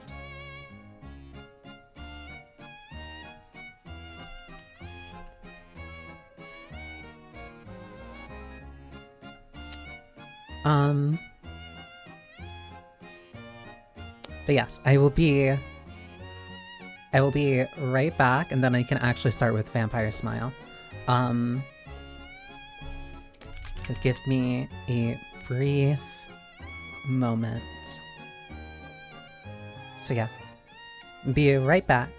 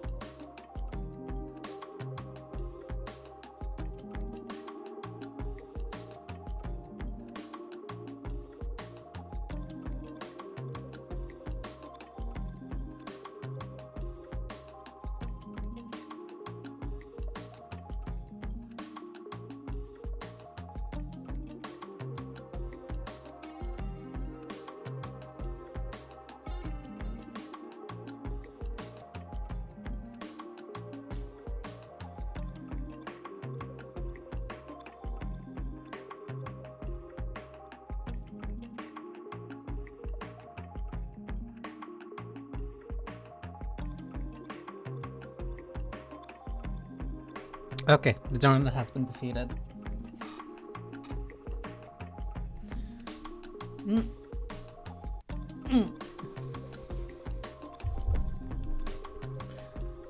Okay. Now I can actually start the thing that I had said that I was gonna start anyway.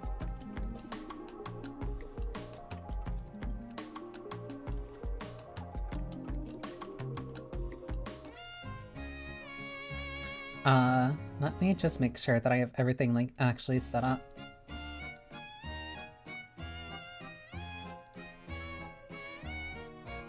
I was simply hungry is all.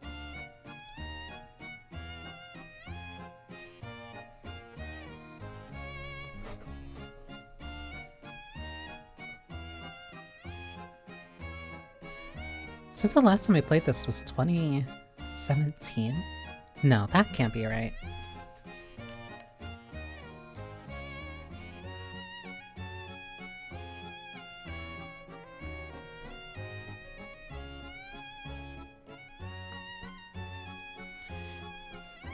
I feel like I'm using this. Well, no, I am.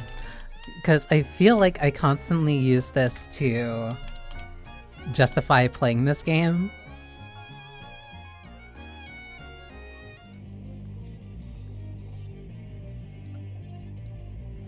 And that's purely due to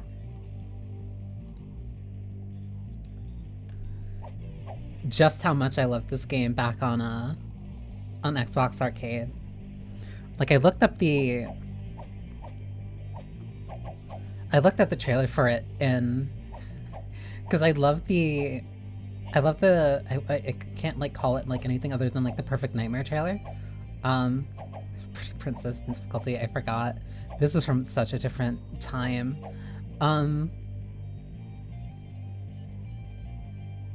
Samurai can't be that bad.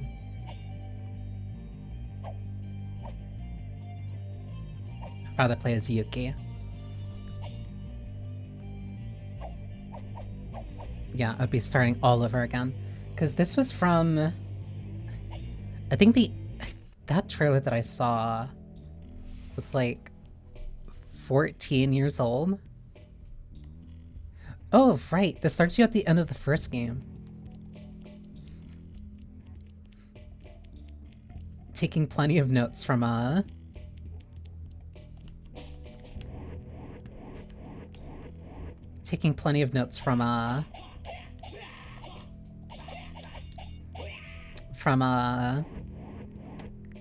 Symphony in the Night.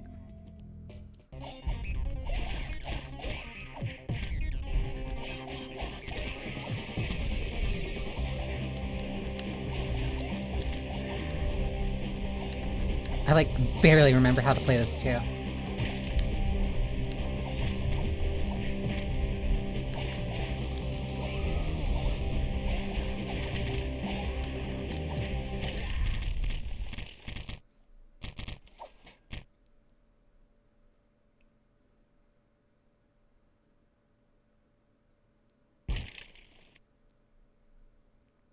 Because this was also from back when Ska Studios, who eventually made Salt and Sanctuary, I believe this was when he was still a one-man studio?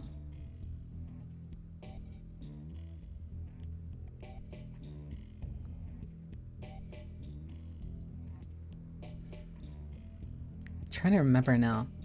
Because, like, I remember...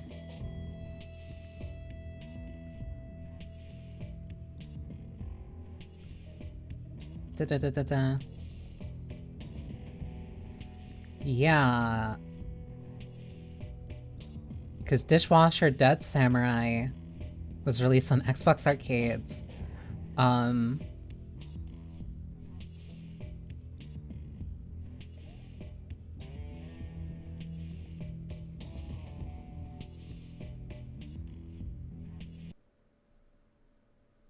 This is from XNA.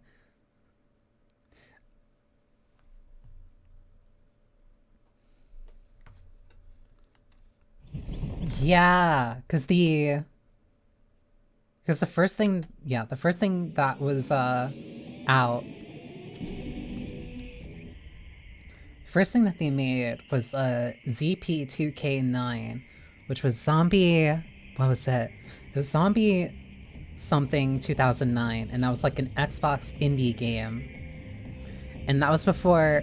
That was when the Xbox indies were like their own section. Where like those were the games that you could spend like $2 on and get them.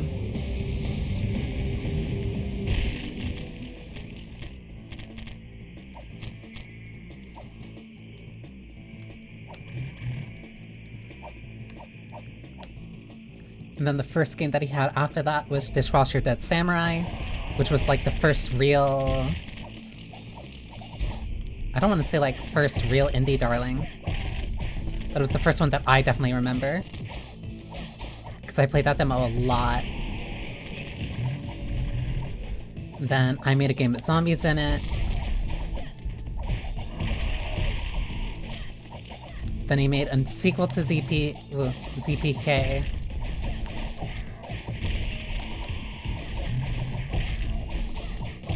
And then after that was, I made a game with zombie in it. With, zombies. I made a game with zombies in it. After that was Vampire Smile.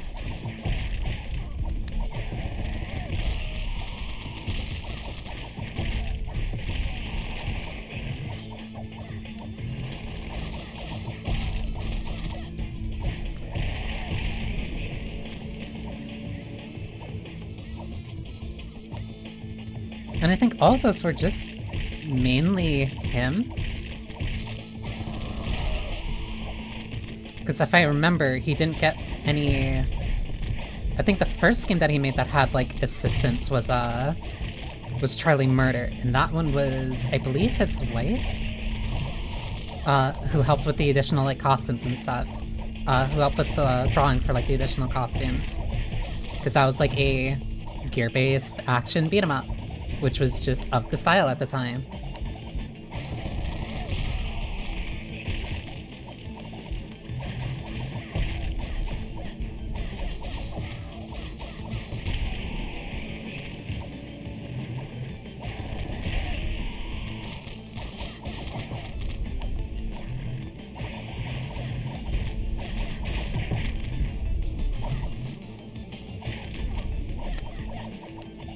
I wasn't looking. That was entirely on me.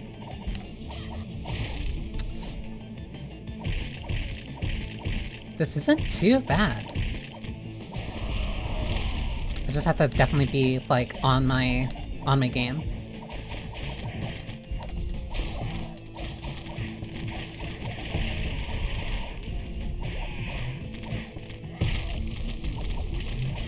Which also means that, like, fights later are probably gonna get a little bit hectic.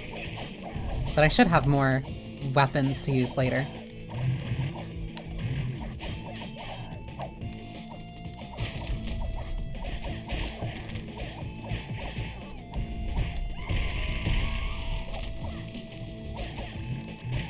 Because I don't have anything for... Right, I don't have anything for a heavy attack, because Yuki's are unique.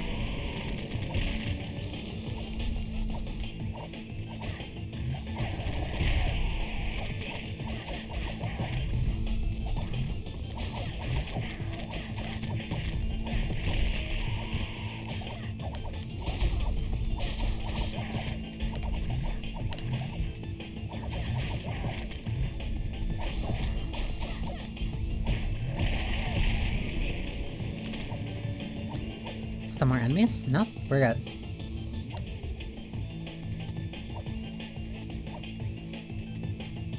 And I can't get through there yet because I don't have the phase shift.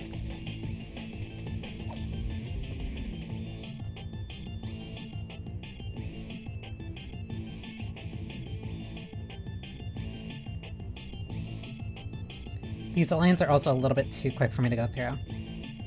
Oh, right!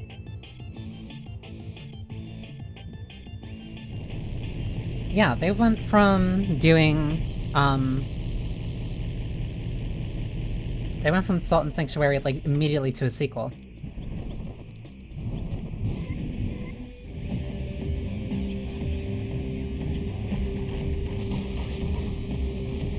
I wonder what they're working on now.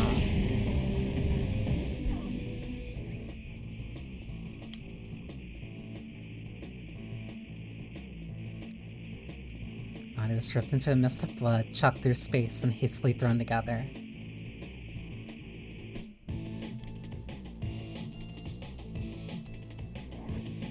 And now I have the blood wart.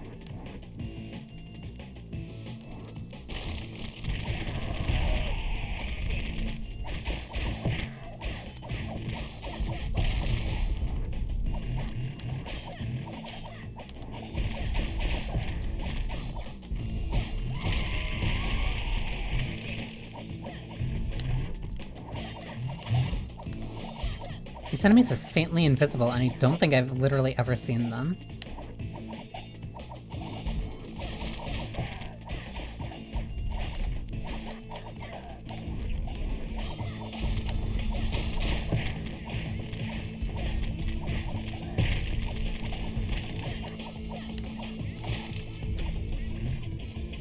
That's significant damage. I actually have to think about getting hit now.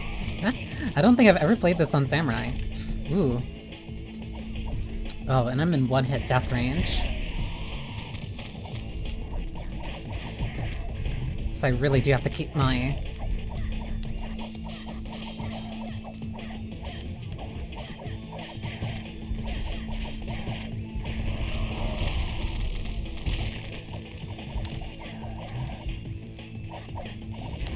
I have to be really aware.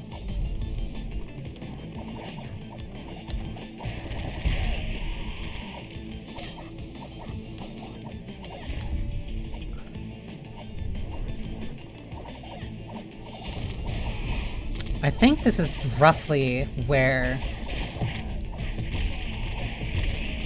the hardest part is, mostly because I'm really working with no weapons.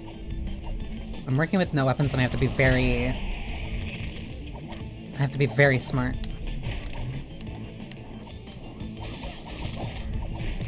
Because also, I'm dodging with the right stick.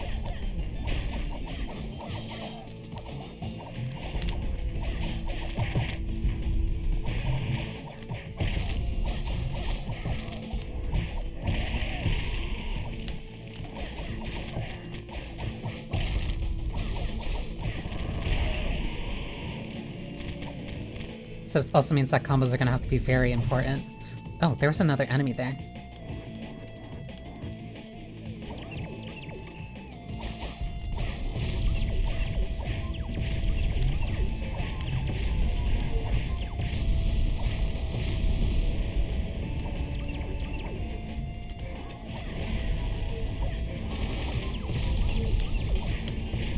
Yeah, I remember some of the later rooms get, like, really...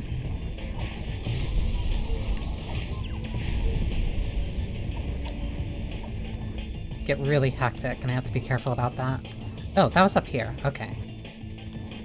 Because there's a couple things that I don't want to miss.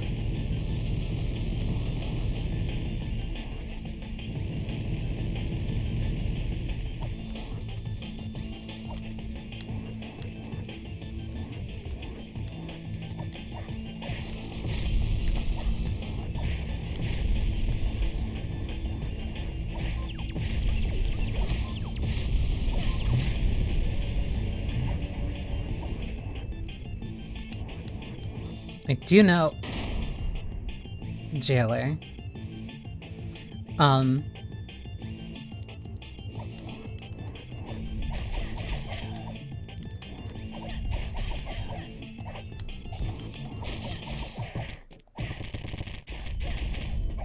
Scraps are gonna have to be, like, super important.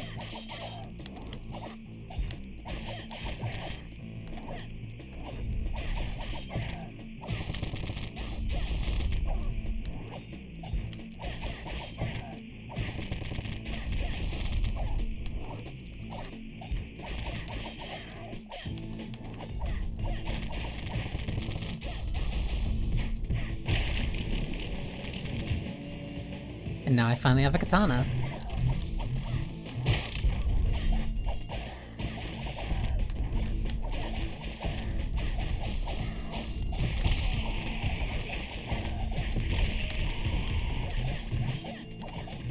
feels a lot more... Ugh.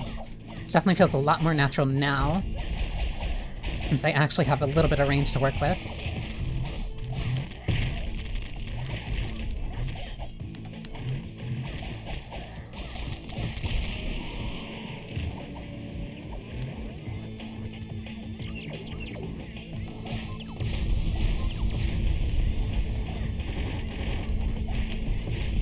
I also think this extends my grab range.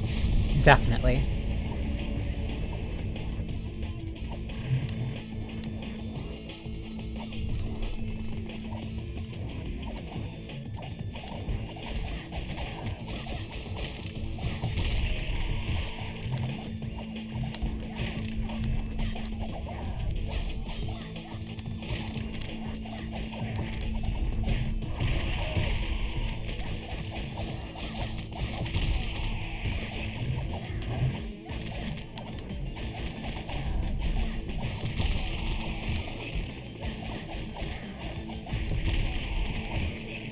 Fighting on a dream.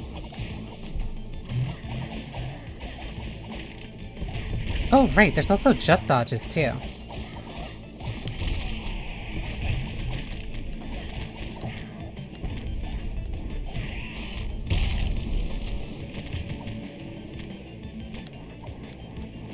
I can't begin to remember how many times I played this game over and over again. Warden. Because it's really quick to go through it too, especially if you know what you're doing.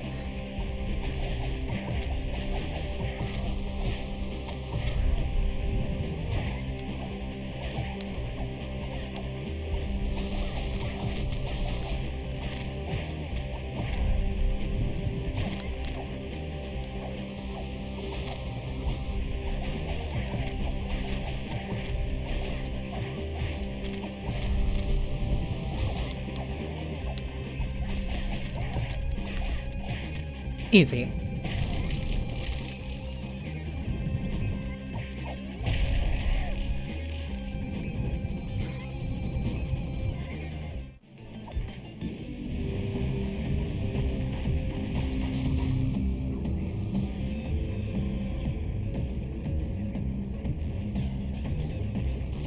I'm honestly surprised this didn't really leave a... No, I think this definitely left like a really big impression on me. But I'm surprised I didn't take more from, I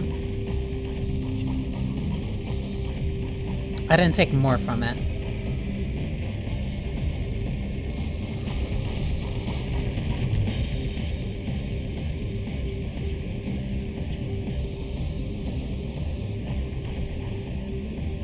But also, this very sketchy style is very...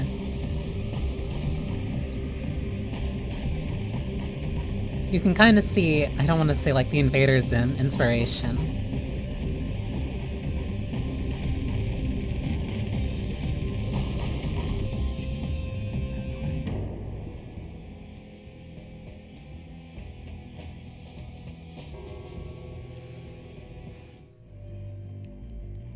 Who continues the story? The prisoner. I don't want to say like Invader Z inspiration, but it like definitely, like you see the sketchbooky like type of style. Like it was very much of the... You can tell where the inspiration was.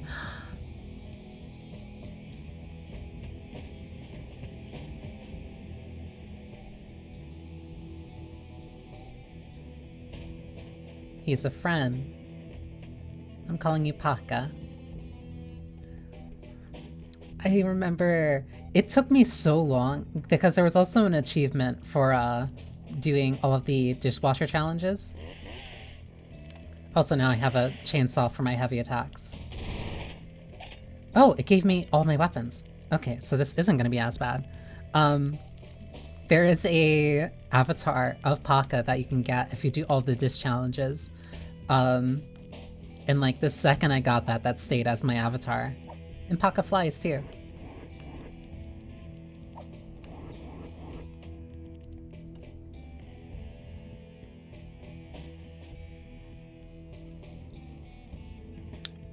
Almoda Bank.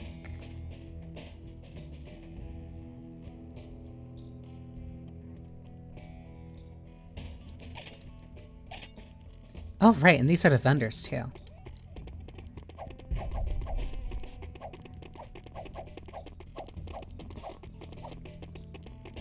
I think I finally have all my... Yeah, I have all my stuff now. Oh, yeah, and items.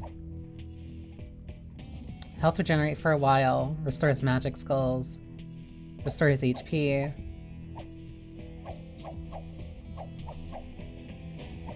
The beads! Yeah, now I finally have access to these. Okay, let me... Wow, it's really interesting how, like, a lot of this stuff kind of, like...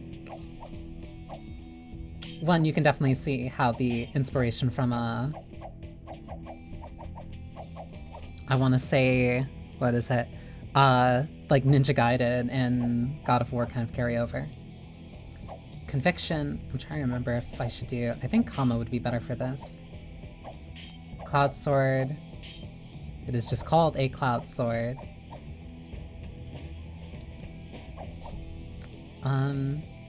Crossbeat increases attack power against the undead. Increases grabbing attack damage. I will take that. Allows you to slowly regenerate health while in combat. Heartbeat makes dead guys give more health pickups more often. The heartbeat, not heartbeat. That's a slight typo. IB decreases enemy block chance. Makes food taste delicious. I think that means it'll increase the benefits of the food. Decreases damage taken from rockets. Mind bait increases your attack power as your health decreases. I might put that on. Increases gun attack. Don't need it. Against robots. Guys drop magic more. I forget what this one does. Ice speed reduces fire damage by a bit. Oh my god. I'll take that off. The goat bead gives you a chance of scattering enemies with blunt force attacks. There's definitely a couple that I'm missing, or these are the ones that Yuki gets. So I'll put on the wine bead. Heartbeat. I don't think I'll really need a lot of these.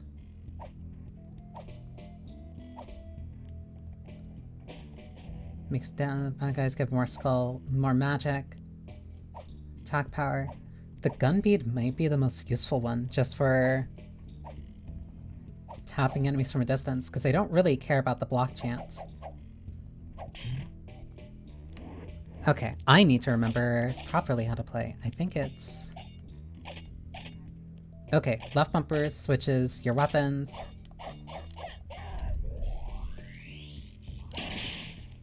Hold for a charge attack.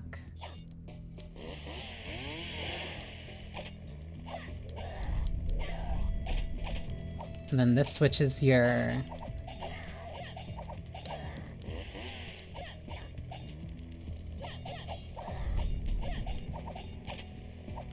Painkiller.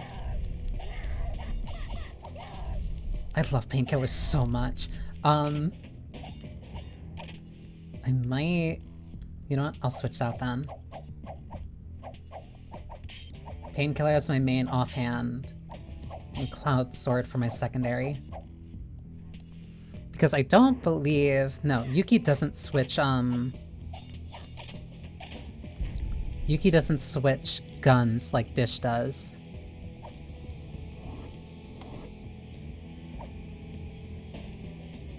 You shall believe in perfect government solutions.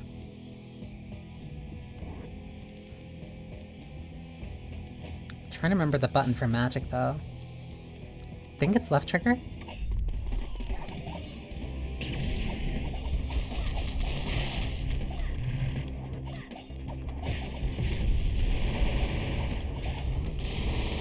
Oh right, you shoot with the... You shoot with right trigger, but then you aim with left stick.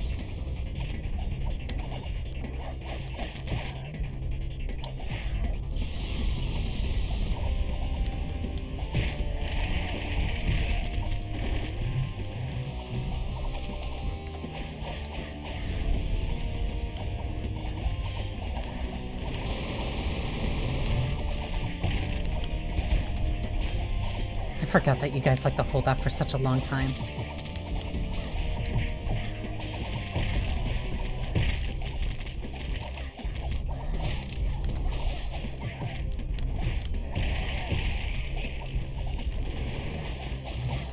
I'm going to have to instinctively get used to right trigger shoot and then move left stick to aim.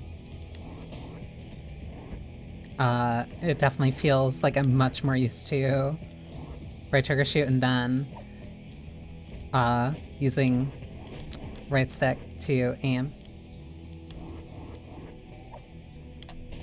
I love these music mini games in this game.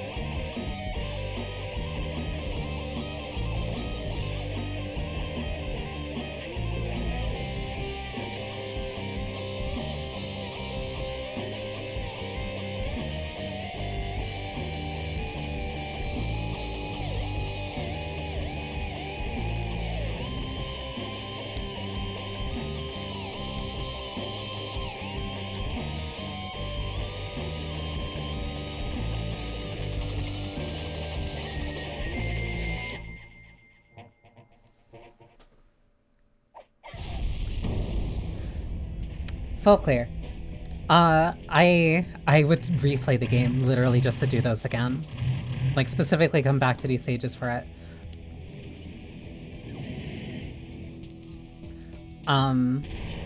Also, the stage is so big because, like, why is this off-center? It's off-center because if you play this game in co-op, you'll actually be able to do that with another player. The other player, if they're either playing,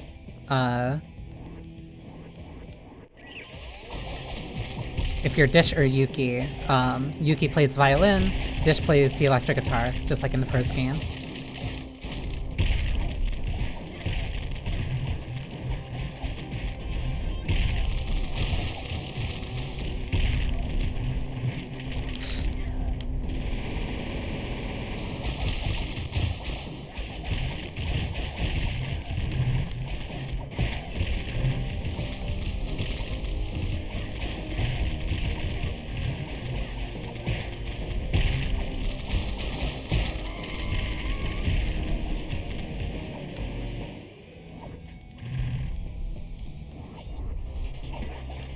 Oh right, this is a time trial.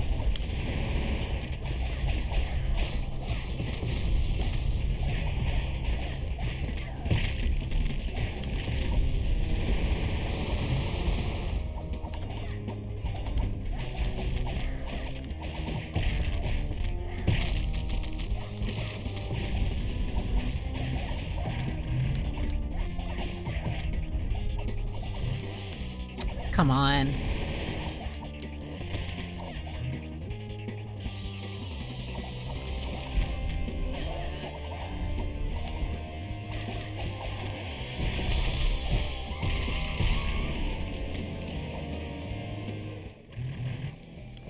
Yep, and if you beat the enemies in time, then you get the chest. I believe most of them give you... like an actual... give you either an item or a bead. But I think mostly the beads are typically hidden. Huh, this is a really big room. I wonder why.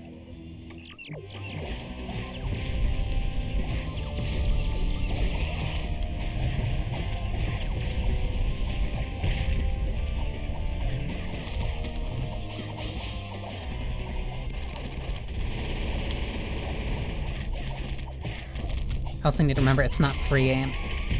It is specifically in a couple directions.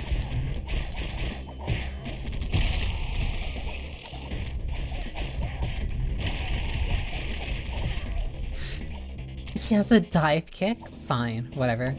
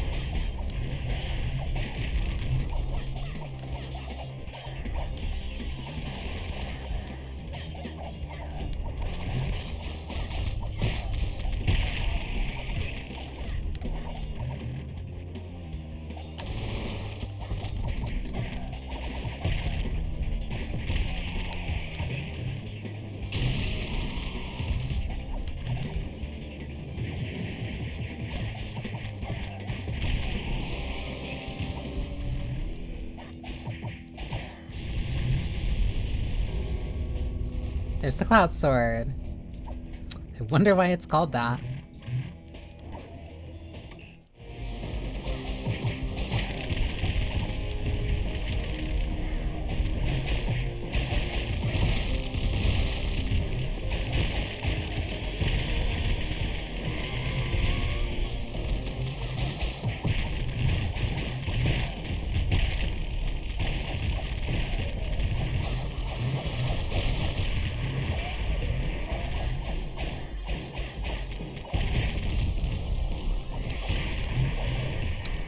Ooh, you hit hard. Okay.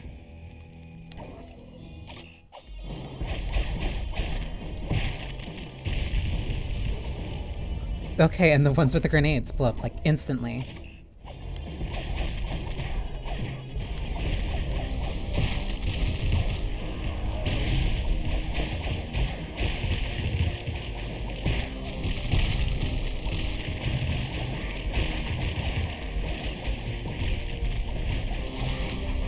Damn. So they become high priority. Got it.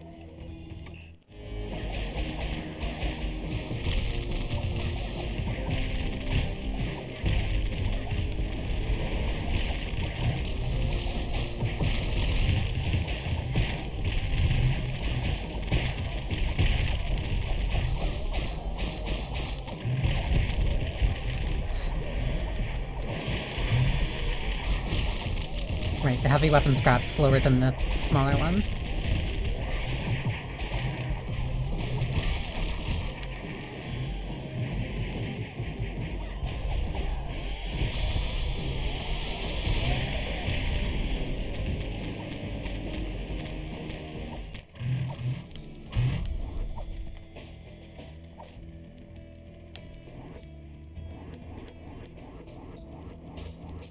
I also do remember that warping is also a lot faster than just walking. Oh, right, because you need the Cloud Sword to do this. It's like a Metroidvania. Can't get through there yet. Another very big room. I wonder what that thing is off to the right.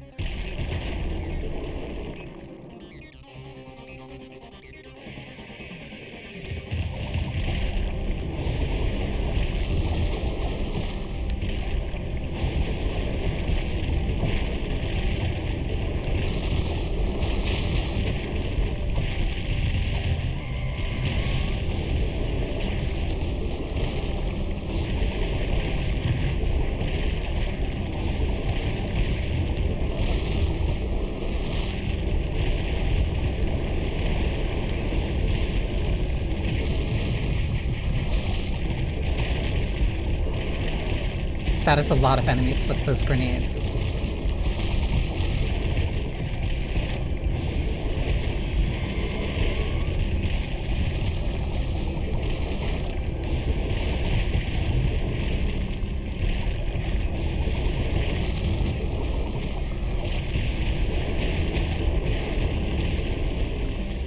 That still caught me? Whatever.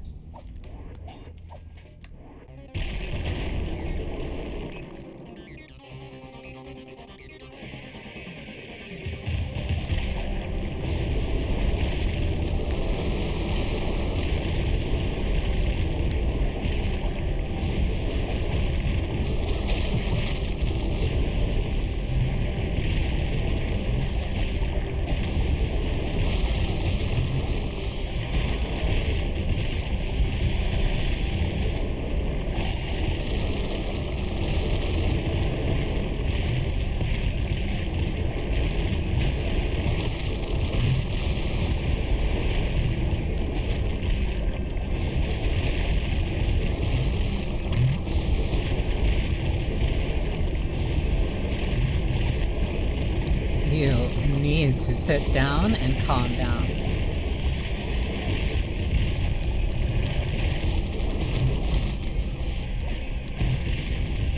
I thought I had magic.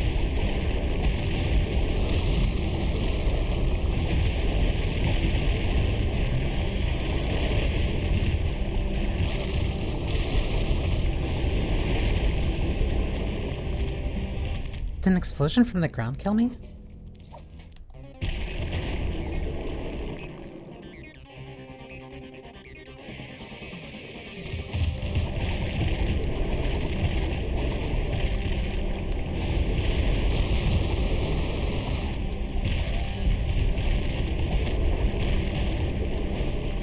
Even if one gets through, that's like really a problem.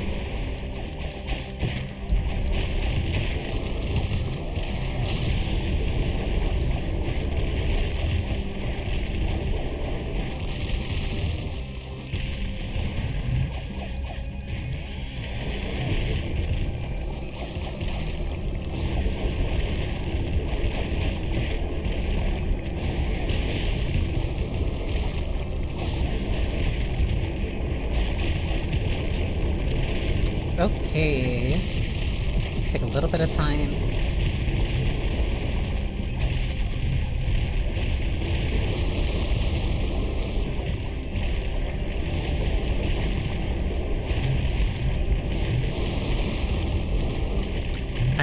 These rocks. These rocks and the screen shake make this kind of hard. More than the actual boss itself.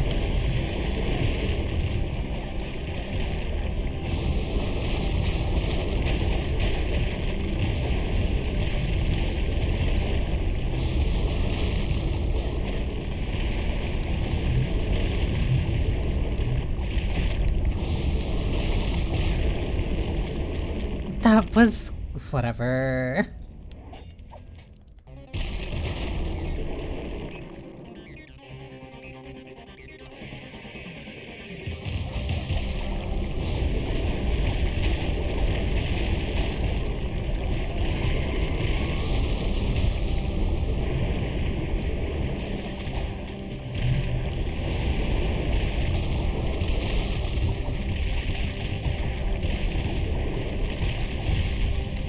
That.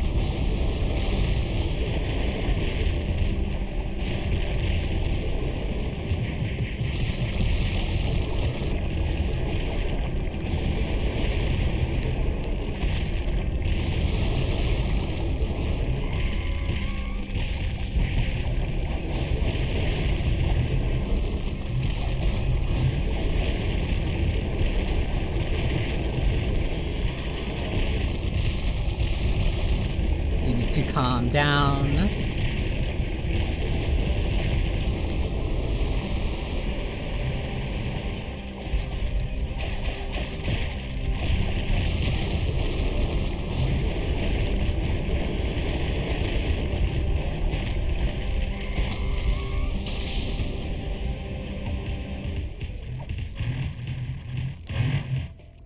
Okay, not exactly a strong start.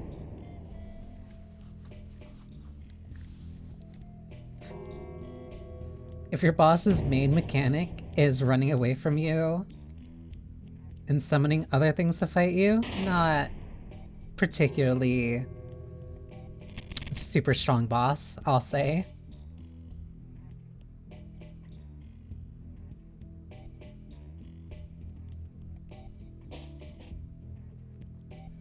I do remember that like a lot of the fights in here were kind of just like very heavy mob sections.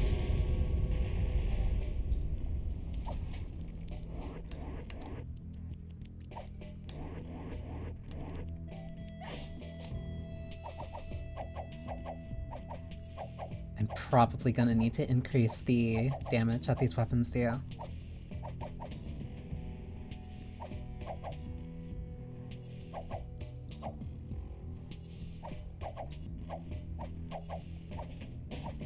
Health and magic upgrades. I'm probably gonna use the comma a lot, because I remember using that for... It's a lot better for combos. I'll have to wait until later to like fully upgrade a couple things. Still can't go there until I finish the boss here.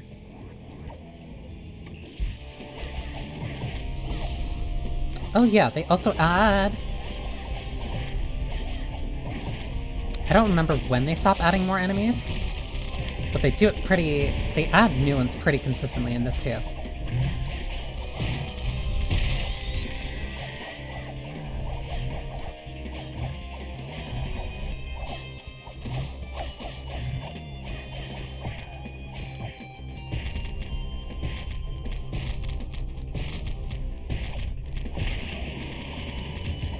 Oh, because I was in the air. Okay, that's why. Because I think that animation can only play when they're on the ground. So that means I'm still probably better off with the katana first. At least in terms of, like, the most damaging option that I have. Because I'm pretty positive that this is fully leveled. Definitely feels like it.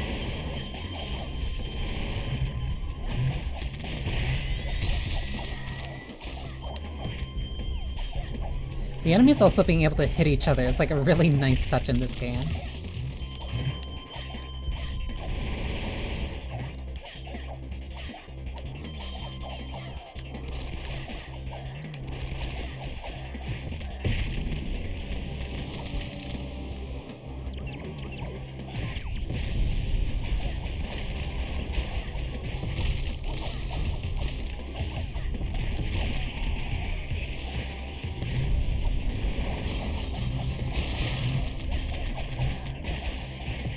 Like, for a project that was made by one guy as his, like, section action game, like, over 10 years ago,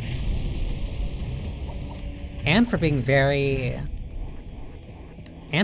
singular in, like, its design, like, it still feels good to play. Oh, right, the Hook Man.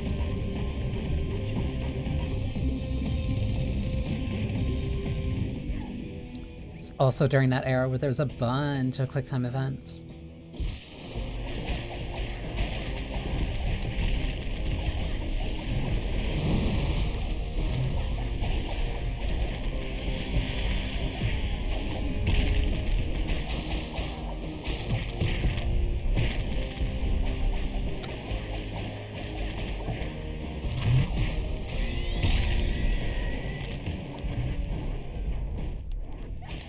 This definitely isn't going to be bad for a while, but when it gets bad, it's going to get real bad. Gun arm upgrade.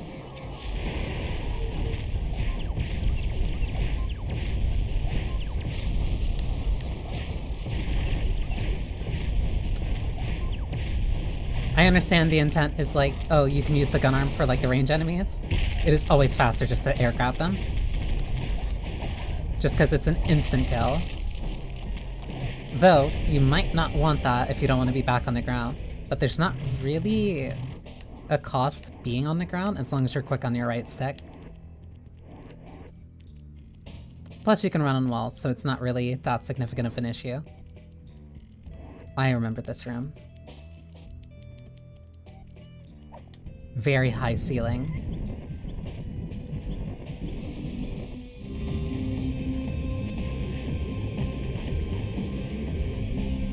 I don't think I ever activated that cutscene from, like, the air before.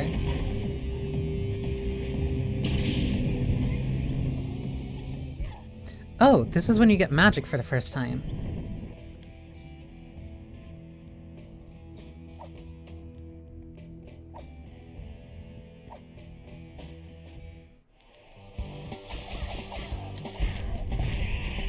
Also makes it very good for crowd control.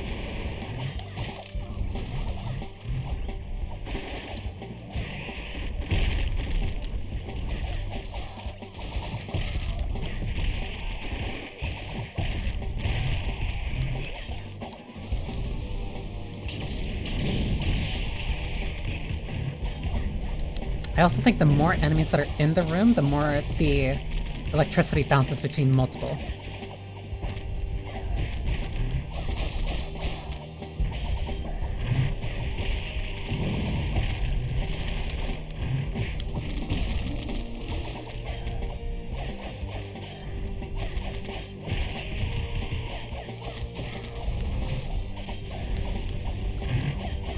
Also, despite being very minimal in terms of colors, the use of the different colors on the mask telling you what the enemy type really is, unless they're ones that show a lot more skin, is really smart. Because it means I don't really need to like look at the very specific details to tell what the enemy is and what they can do.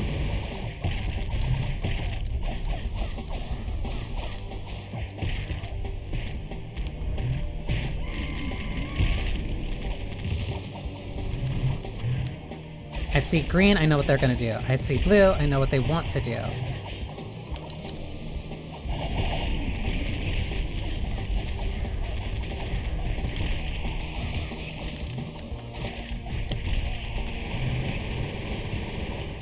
It's not rainstorm, but close enough.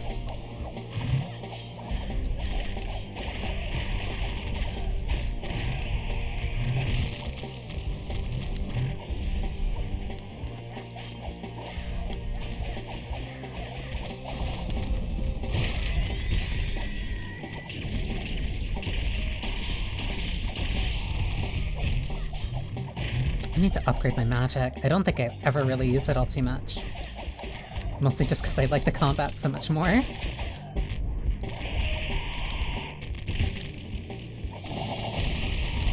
But I should be implementing it more. It's really helpful. And it would probably explain why I was struggling for certain fights.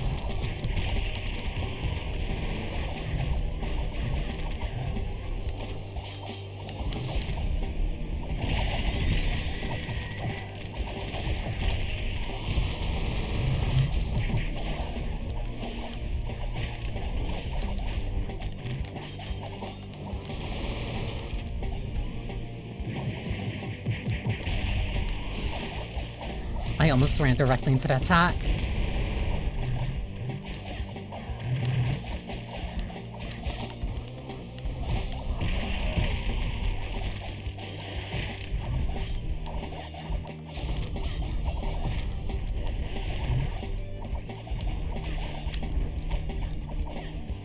These guys are so annoying.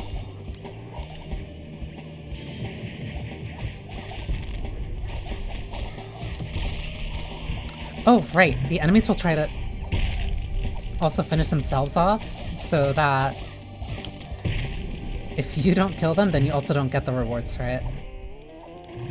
So, like, if you just want them... So if you just want them to die, you can leave them, but you're not gonna get as many rewards if you don't kill them yourself.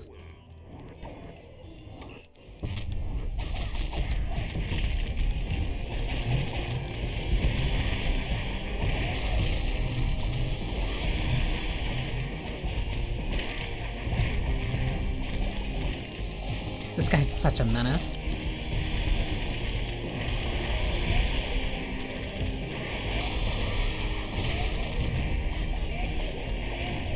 Ah! I was so close. I have to be so careful.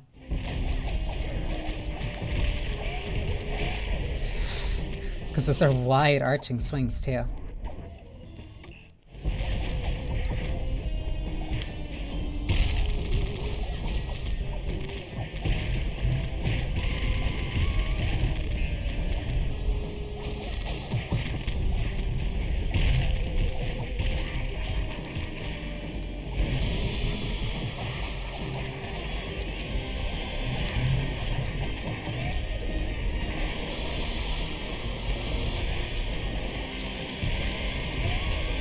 I also don't remember if the chainsaw execution shows up earlier, or if that's like the only real way you can get rid of them.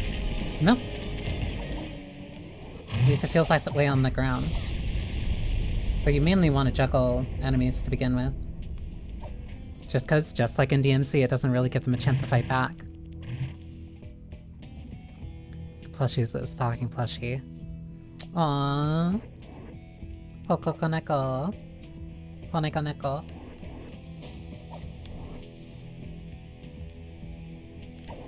Is it through here? Yeah.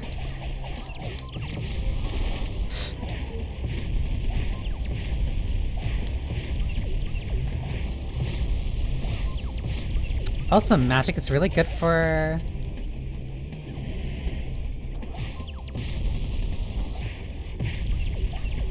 good for flying enemies too, because you don't have to chase them down.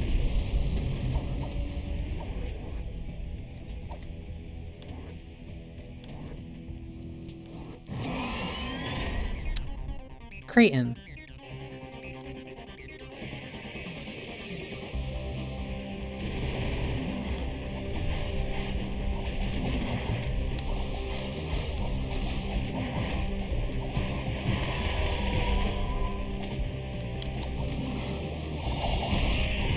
Oh, that does so much damage.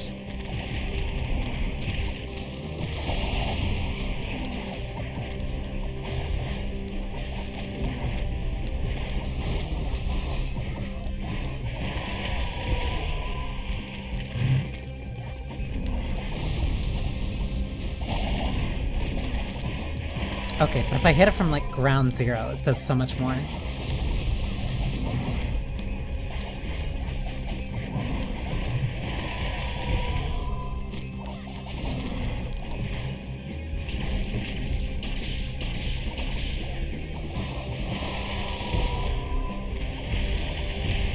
I think him attacking me caused me to slide.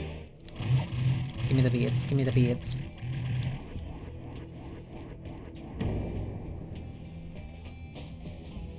Another crash. These stages are also really short too. It's like really quick to get through the game.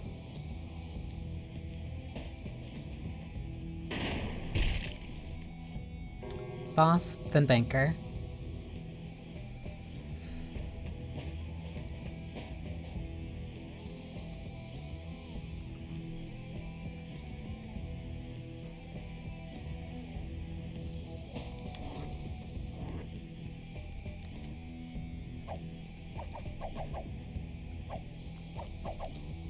Might be better to upgrade the chainsaw arm. Yeah, because that's like constantly on my side, so no point not to. I also need to stop feeling bad about needing to use items if I need them. But I am kind of holding them for a couple of later rooms, because I remember those ones being a lot worse.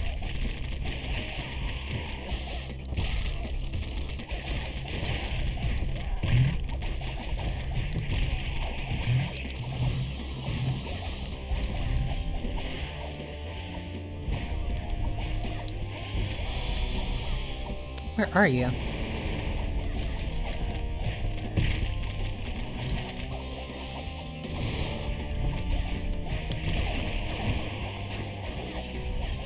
Oh, I don't remember you this early.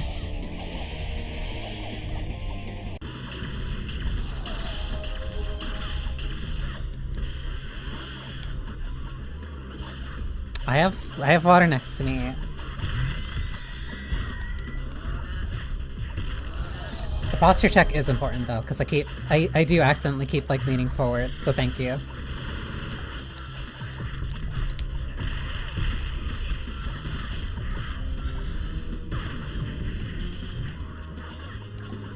I'm not letting this thing... Oof. That's bad. How am I alive?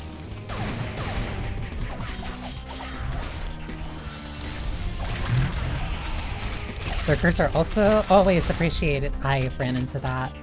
I didn't know that there was a wall mount attack. I guess I just never really had the chance or point of using it.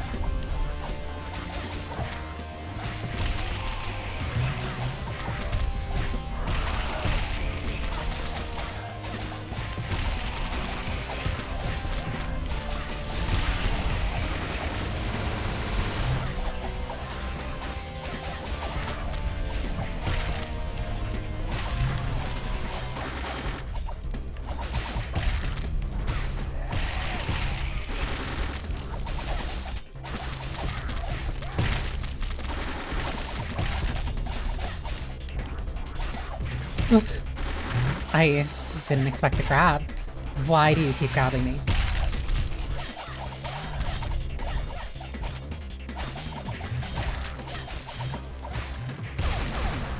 Oh, there's two of them now.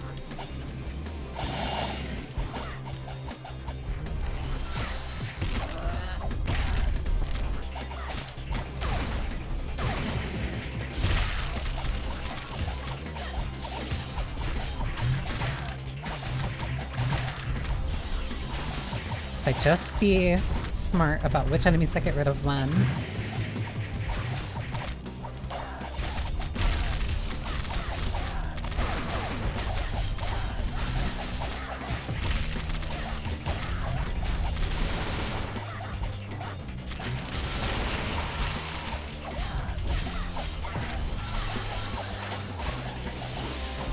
Those attacks hurt.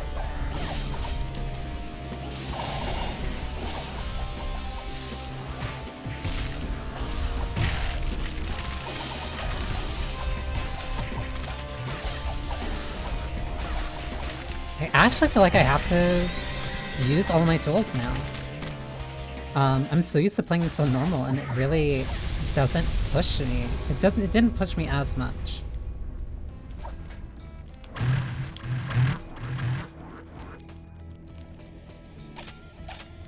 Cloud sword.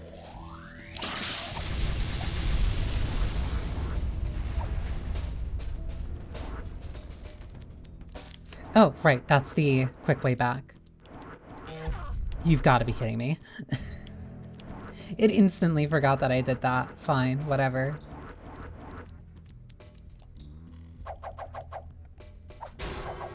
Damage increase for the Cloud Sword.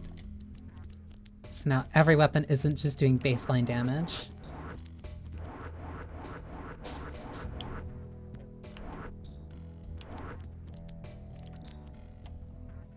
Indie art now, a convenience. Meat to eat.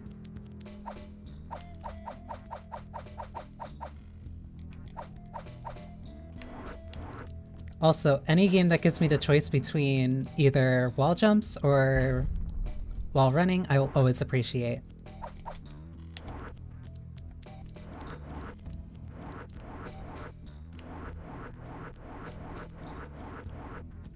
Yeah, this is another big combat arena.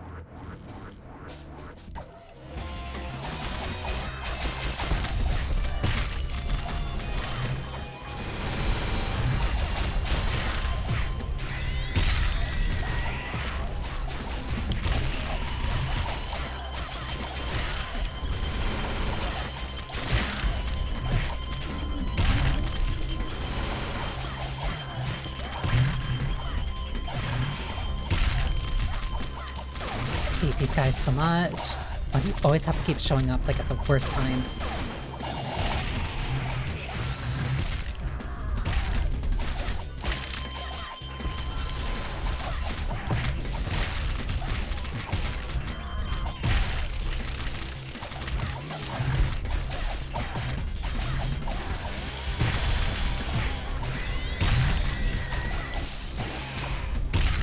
There's also a lot of invulnerability on the grabs, which makes grabbing very helpful. I need to not be... I'm very conditioned to think that, like, oh, if I'm in the air comboing somebody, like, the enemy can't touch me or has nothing to really do anything against me. Which does not hold true in this game.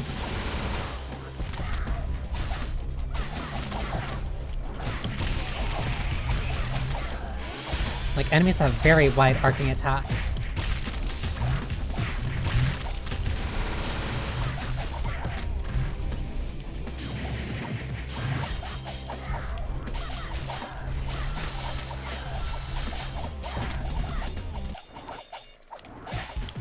And some of them just leap directly into the sky just to cover as much space as possible.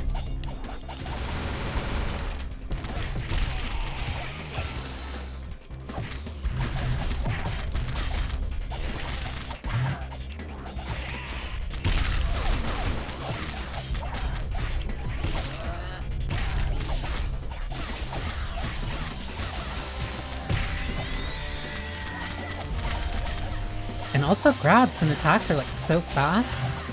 Ugh. That even the brief bit of invulnerability that you do have, you kind of have to be always ready to dodge out of it.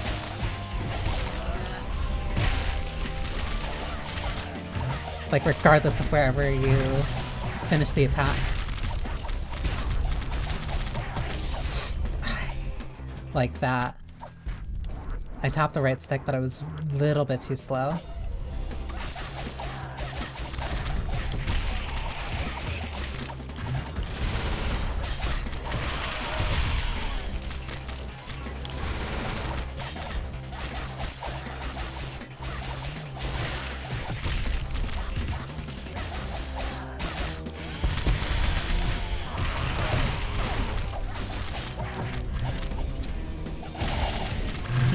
It was just above me.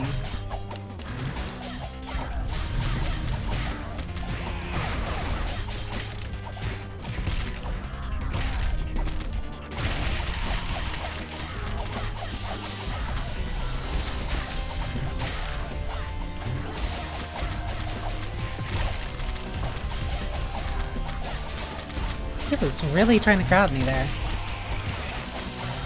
That's also such a very specific angle to try to grab from.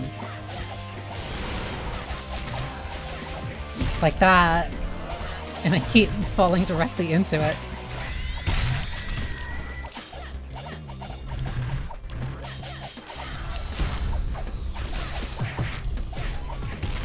Please be enough.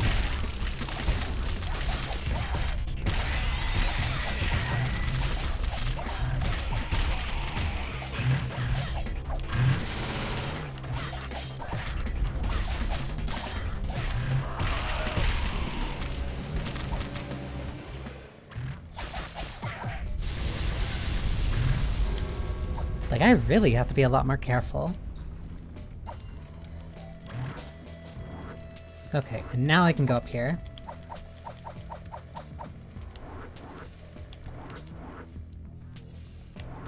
I could've sworn there was something secret up there, but I don't know if that was either Dish or Yuki. Anything up there? No.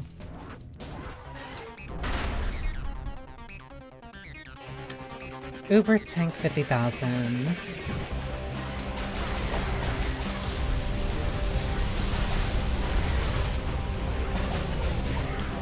Oh, trust me, I remember you. Yeah, because those stomps reach all the way up to its own head.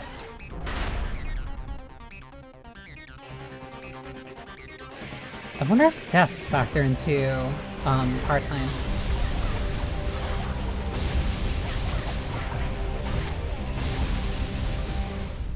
Can also attack its legs, but actually I wonder, there shouldn't really be a penalty on a...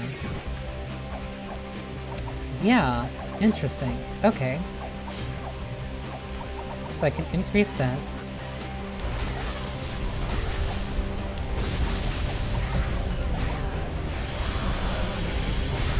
Oh, that's like notable.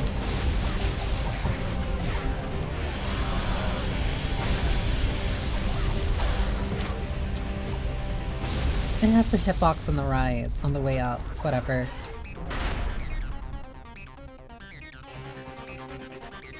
Did it change my beat, or do I have to go back? No, it kept my beat.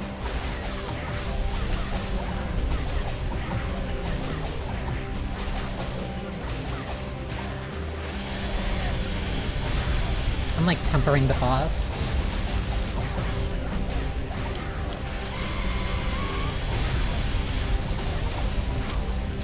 Come on! I was trying to heal, but I got like right before I hit the ground.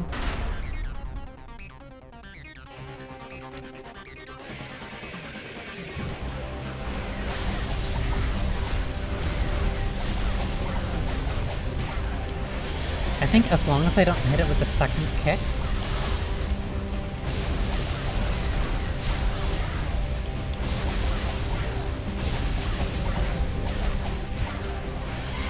Halfway.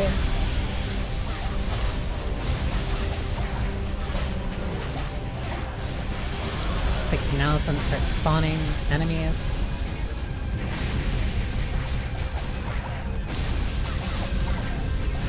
This should kill. Just barely.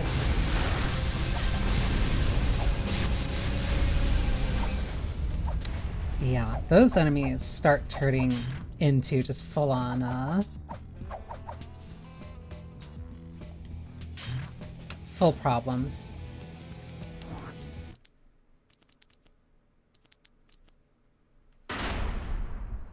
Because I think they come back as, like, more normal enemy types, at least later on.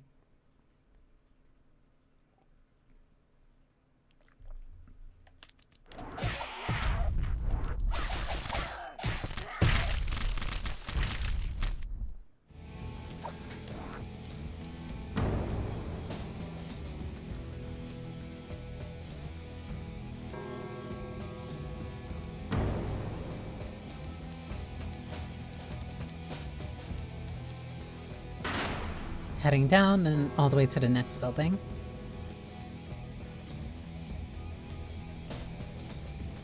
I remember that there was also an achievement for making sure that you ruin each of their portraits. And it has to be by your hand, because some, like him, will try to do the same thing that the enemies do.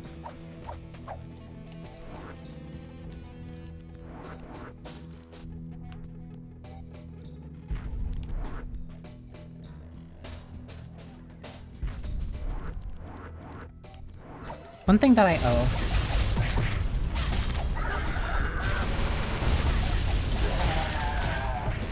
Two new enemies.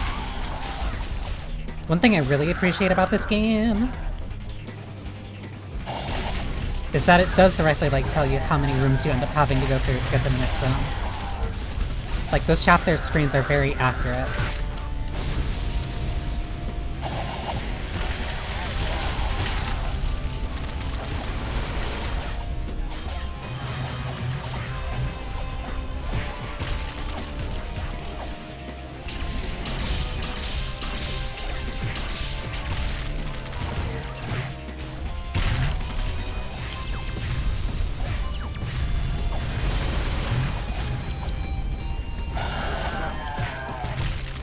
Really annoying.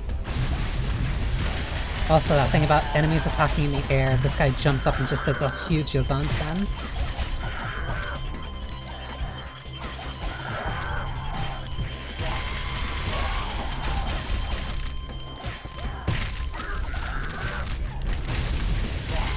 On top of the attack where he lands on the ground too. So you can't just stand, like, directly under him.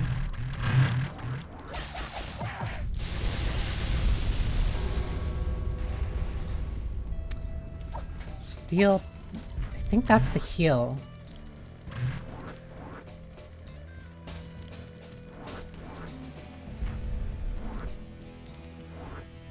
I made a game with zombies in it.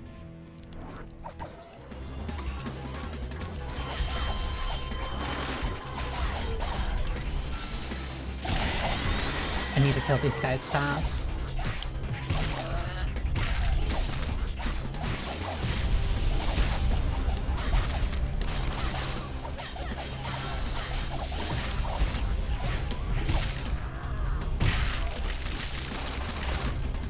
Ah, right behind me. What if... Okay, Flower Beat's not gonna matter. I need something that helps me with damage.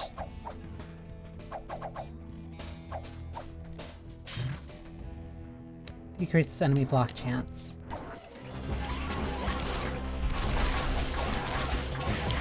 Because I just need to tap them once anyway.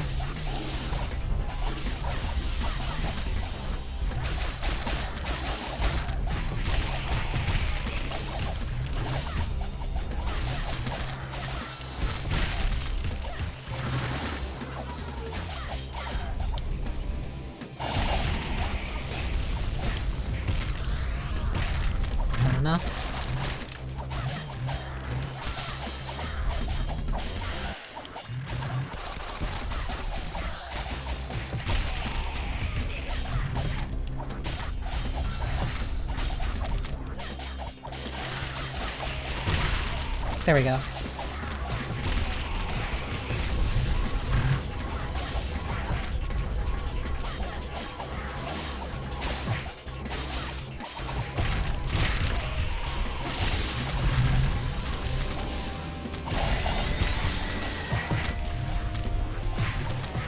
Damn, I didn't kill him in time.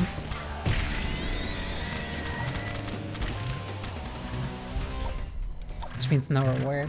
I think... I probably didn't pay attention to it until just now, but I think the enemies have a... The way that I think the enemies work in this game are that whenever you walk into a room, it has like a set number of like, okay, this enemy has to spawn here, this enemy has to spawn here. The, like, pools of enemy types that need to spawn in a specific room. But each time you come into the room, whenever those enemies spawns is at random, but it only can have a certain number of enemies in that room. So like that's why the spawn changed a little bit whenever like I die and reset. It basically changes which enemies show up when. Because it seems like it's just chance.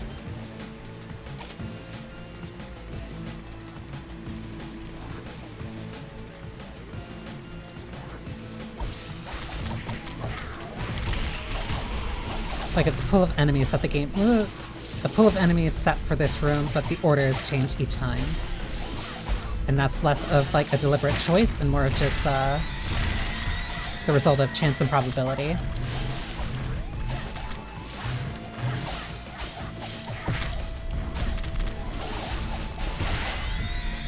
Which can sometimes be a boon or sometimes be a curse.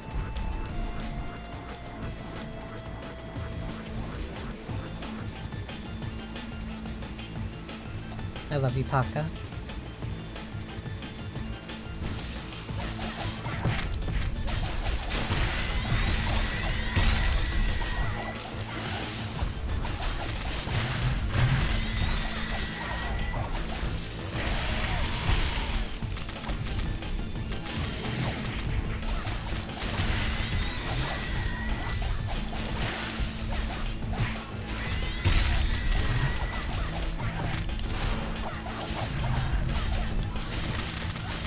Please. Come on. There we go.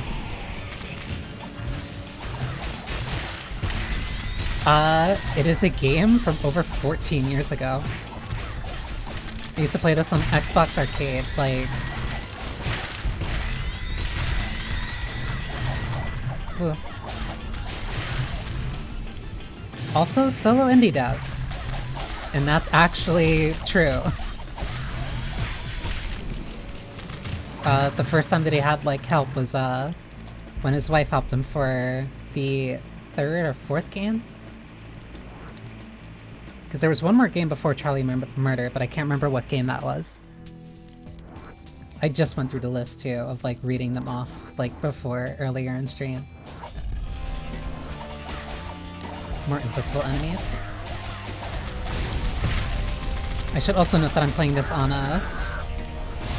on the hardest difficulty right now, which is starting to become like just a trend that I'm doing.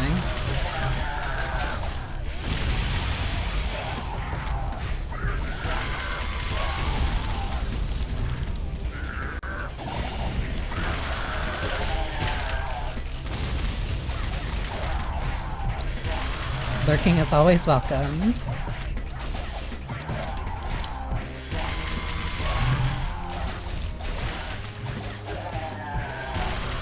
Admittedly, this is also going a little bit quicker, because I have all these upgrades. I don't know how much the damage got increased when you fully upgrade your weapons, but I am working with a fully upgraded katana to Lich, which is why you'll see me probably using it for like most of the run right now.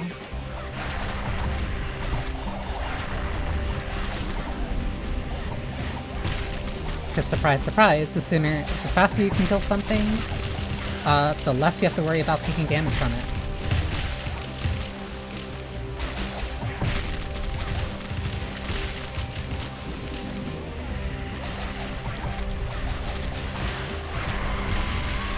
Good offense, best defense, and whatnot.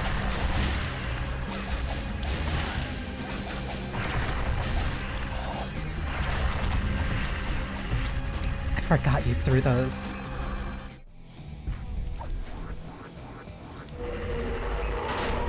Also, because death will send you immediately back to the... at least start of the room. It's not like you have to do the entire chapter in one go.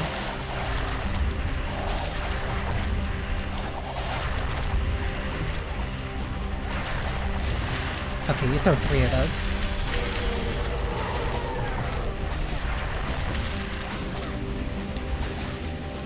I wonder. Get them closer.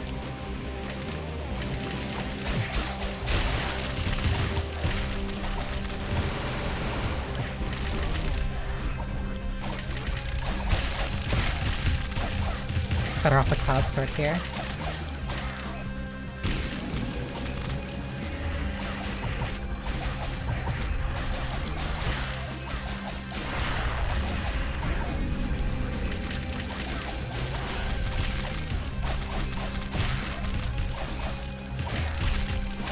I do want more chances of using Painkiller though, but right now it's way too situational. Probably for the bigger enemies then.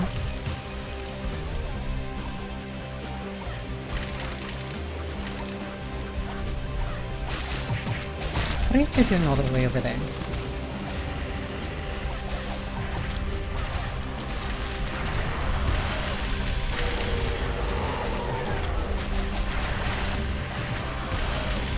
I also might be able to sunlock it? Yep, there we go.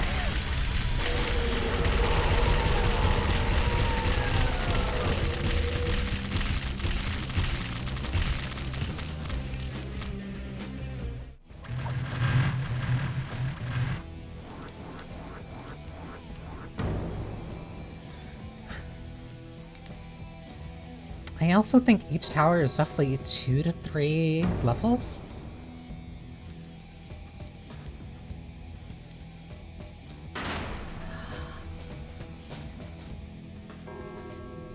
I think I remember this. I think this is my favorite chapter for Yuki, actually.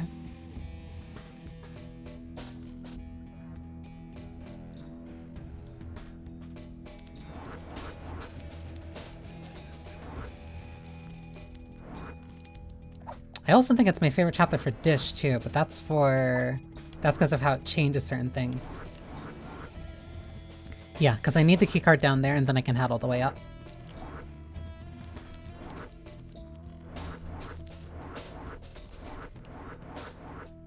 Yeah, and that's how I make my way back up.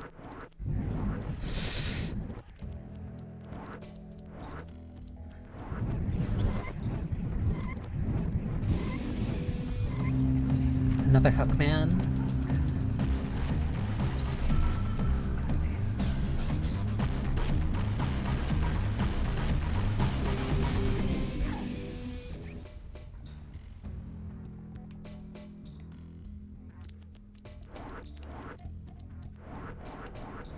Anything over there? No.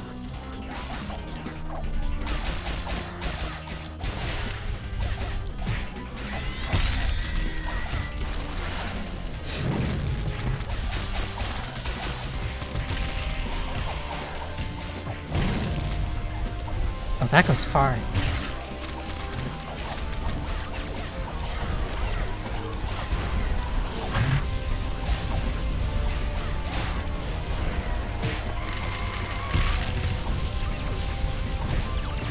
I need to get rid of these, or else those missiles are really gonna start messing with me.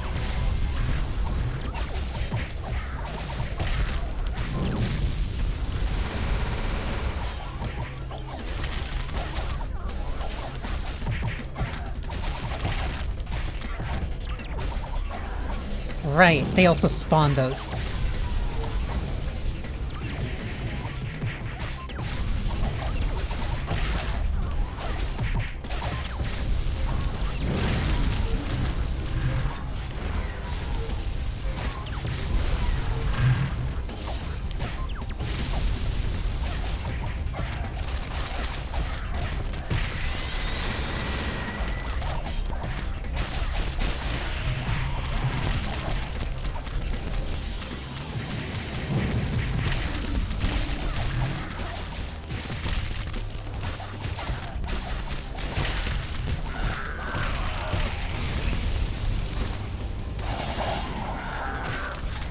come on. We were supposed to be weaker for that.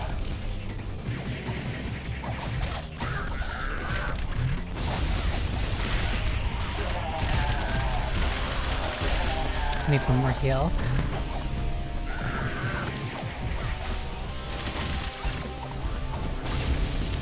The slam, whatever.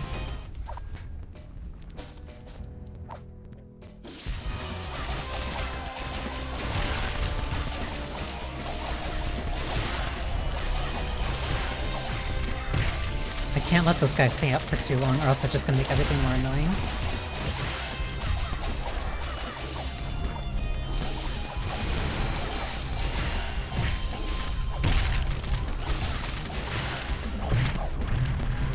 How?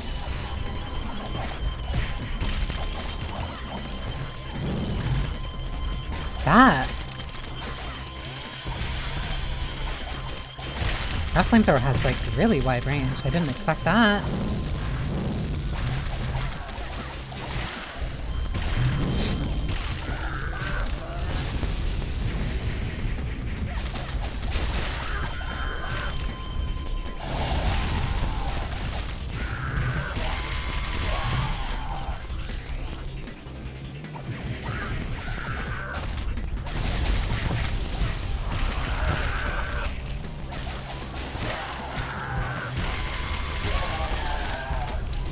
The sooner I get rid of this guy, the better.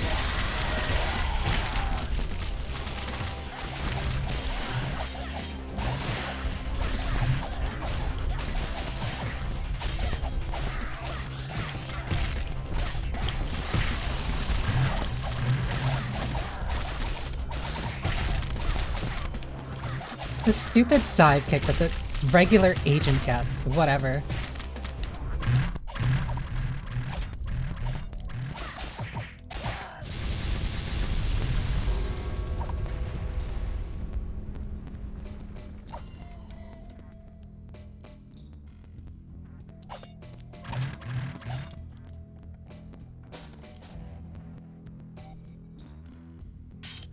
Is that just me?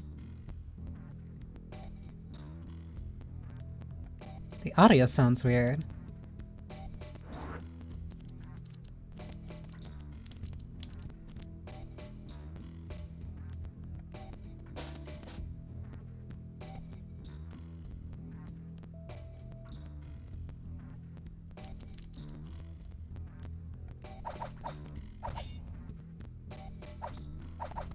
Wait, the credits are locked? When?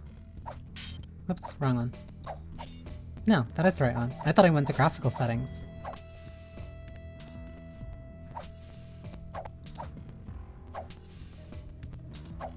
Oh, no, that does sound weird. Oh, you can also change the blood color. I didn't notice. That sounds weird. Hang on. Give me one brief sec.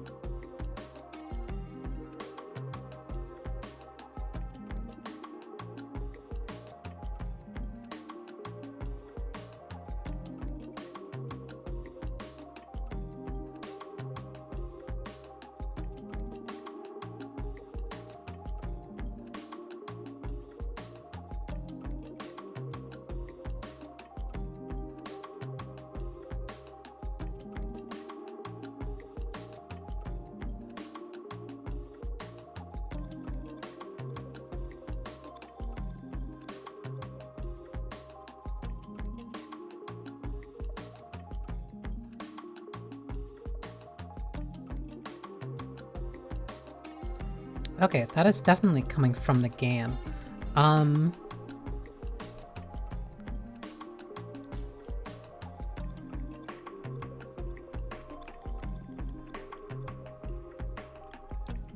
gonna try...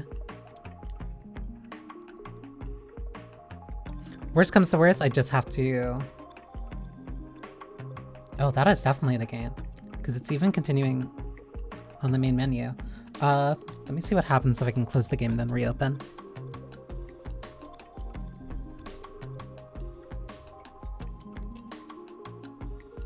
To even be more certain, I'll re-verify the files.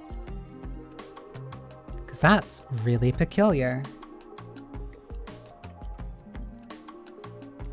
This gives me a sec to go and refill my water too.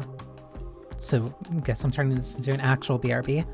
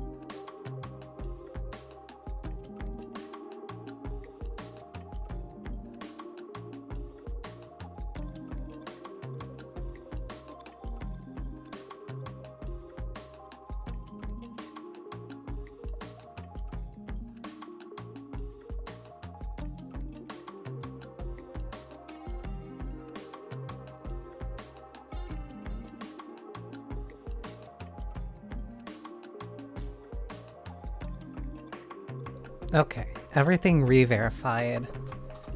Should be fine. I am really curious what did that, because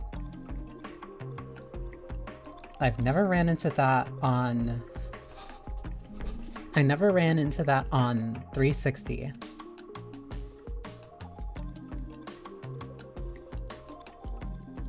I never ran into that on 360. I've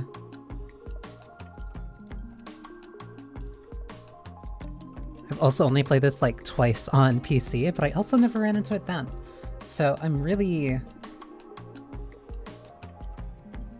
I don't want to say confused, I'm just really wondering what caused that.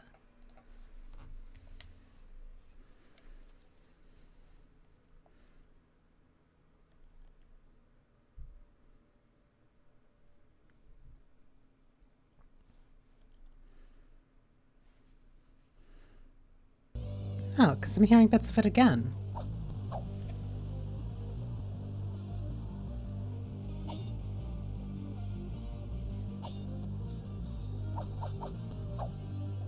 I do like that there's like a native speedrun mode.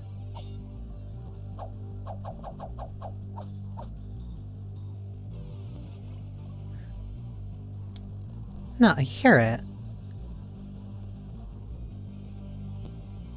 It's like pops and clicks. What is that?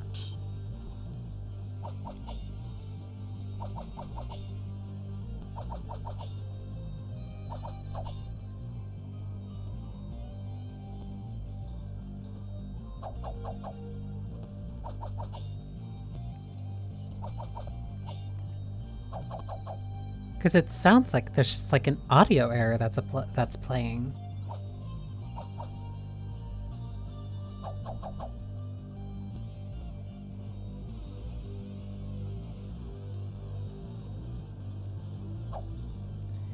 It's small, but it's like enough that it's gonna bug me. Welcome back. I'm trying to figure out why my game sounds weird. Because I opened up a window.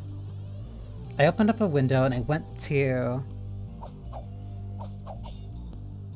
And I played like another... I played the video.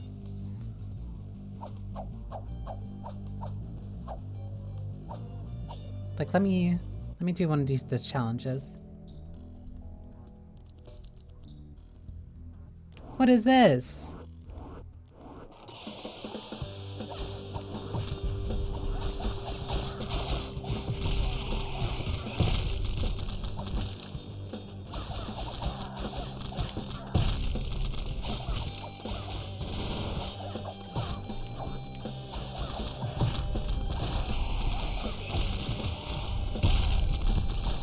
Because I still hear it.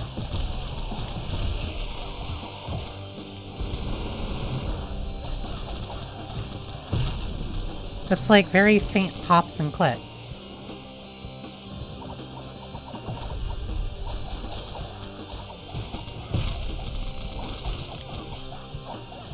Okay, I'm not hearing it as much, so maybe...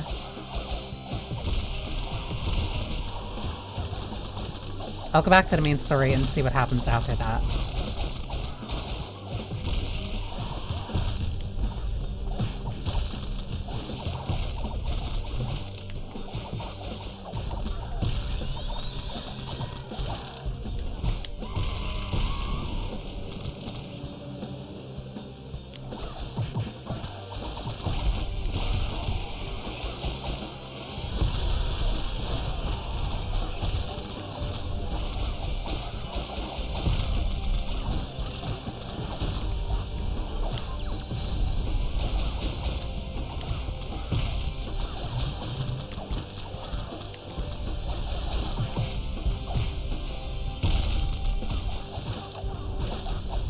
Okay, this isn't on Dishwasher difficulty, at the very least.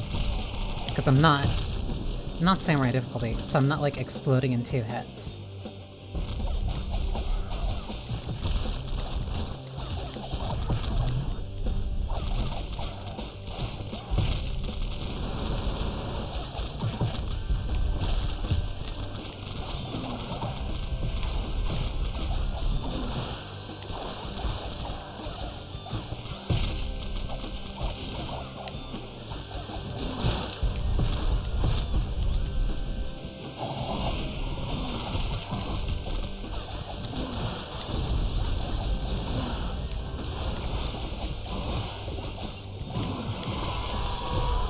Okay, now it sounds clear, so it might have just been something that happened because of that room.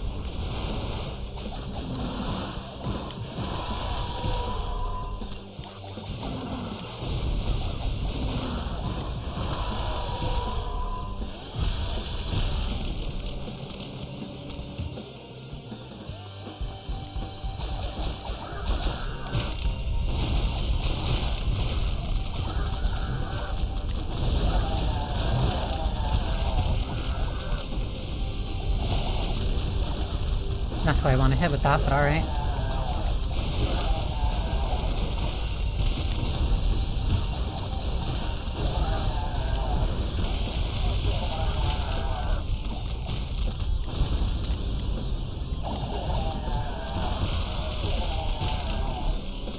So if I kill those big ones with magic, I'll automatically teleport to them.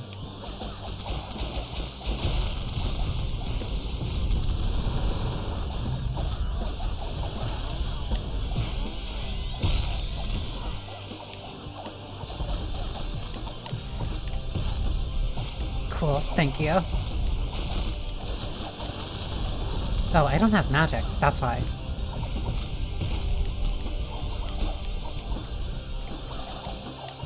I also have no beads.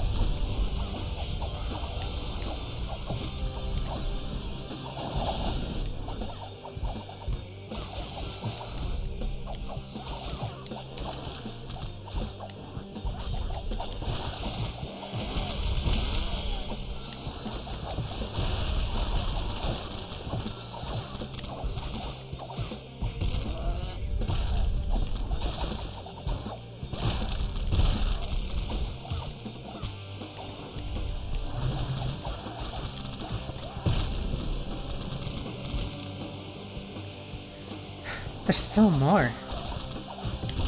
I forgot that these ones also take a while, too. I thought this was gonna be like a quick challenge room.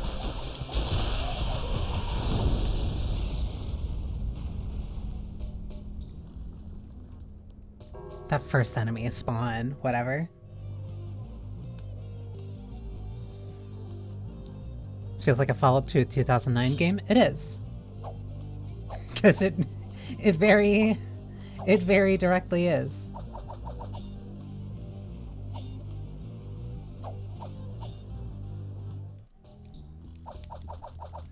Trying to remember, actually. Yeah, I think it did come out like directly in 2009. I think this is on...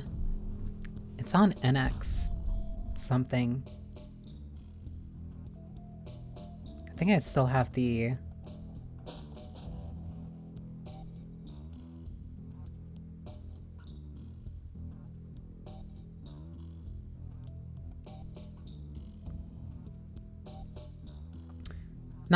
Not it's NXA? Yeah. I was so excited when it came out on Steam. Like, I think I instantly bought it when it came out on Steam. Like, I put so much time into this on 360. Oh, and I still retained the beads. Okay, so that's good at least. Because I think that was the last time I got it. I think that was the last time I played through it. No, because I think I played through it once on Steam.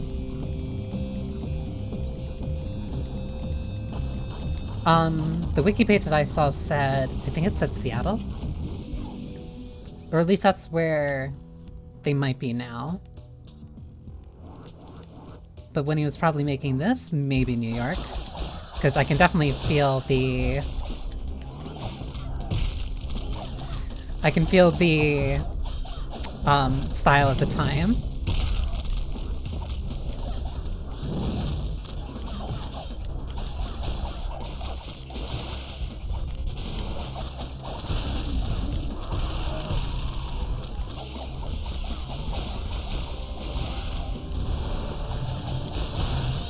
You know what? Maybe subconsciously this game really did leave an impact on me.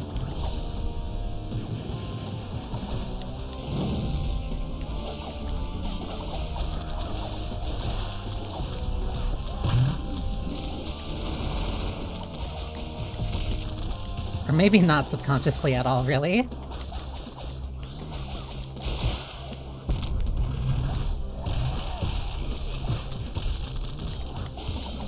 Because I did always like playing Yuki more. And that was mostly because her executions felt a lot more visceral than Dish's. Even in a game like this. Even though Dish did have weapons that I liked a little bit more. Like, I think I use more of all of Dish's weapons than I do Yuki's.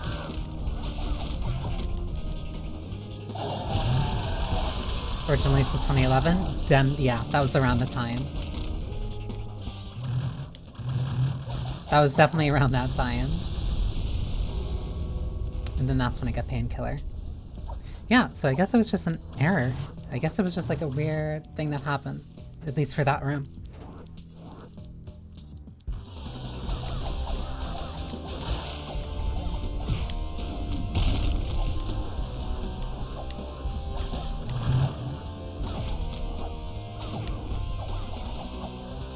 Part of me wants to say, like, just to be facetious, like, they don't make them like this anymore. Even though I know Skull Studios, like, just made a follow-up to Salt and Sanctuary,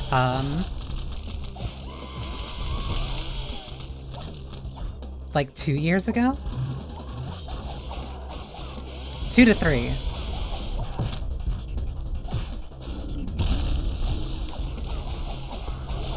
And it's still, like, very much, I can now use they instead of just he.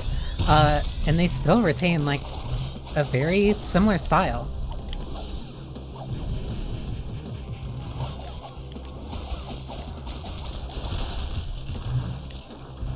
Still use the X and A fork. I don't know. It felt very... Ow. It felt very exciting around this time to, because this was, like, right around the... I don't want to say the indie revival, but, like, it was right when, like, a bunch of indie darlings were coming out.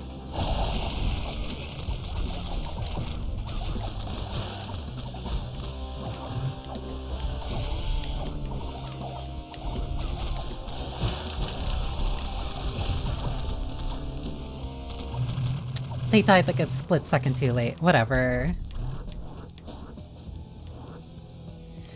Chef. I forgot that that dude was even in here.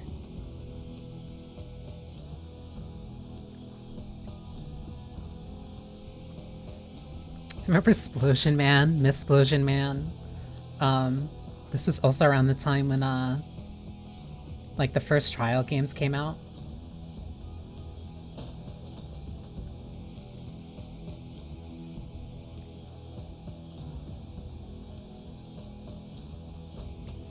It was like a very interesting time to be really into the indies, or at least to like be introduced to a bunch of indie games at like such a wide level.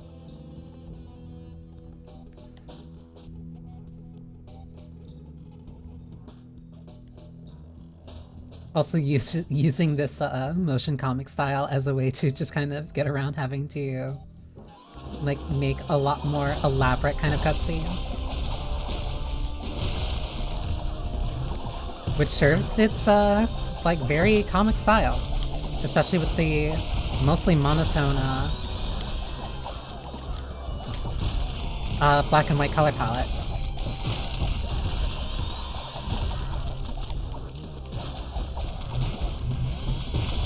And, like, aside from the visual effects, or, like, when the game gets, like, really noisy, like, it's still really easy for me to, like, keep track of where I am and the enemy is. Part of that has to do with the arrow that's like directly above my head. But even then, like, no, that's still a valid... Like, it directly does help me keep track of what's going on. So, like, I never feel lost, even for as large and as noisy as these fights get.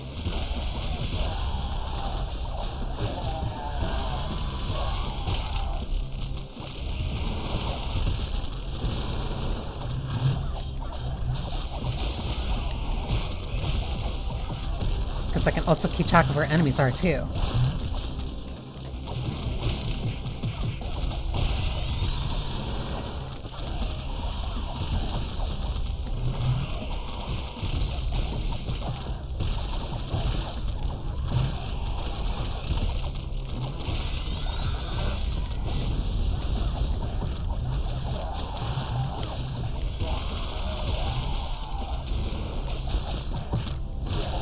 Also, having the bullets, like, directly under...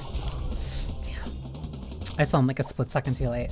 Having, like, my clip, or, like, how many bullets I have directly under my health bar is a really smart way to help me keep track of my ammo.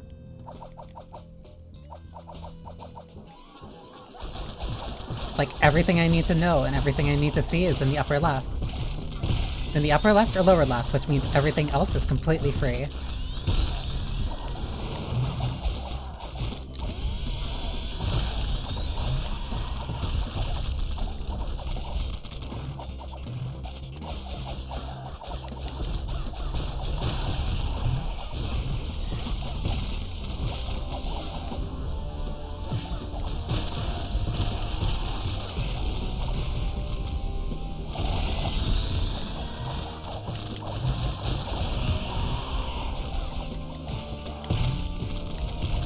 And also the dodge roll being on... Ooh, the dodge roll being on the stick actually really helps with that too.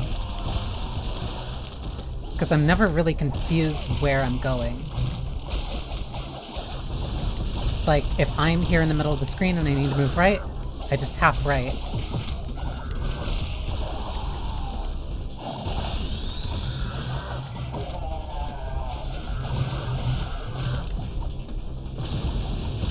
I don't know. I didn't know if that would be close enough. Which means even dealing with, like, invisible enemies isn't that annoying. Come here. Okay, maybe she imprinted on me a little.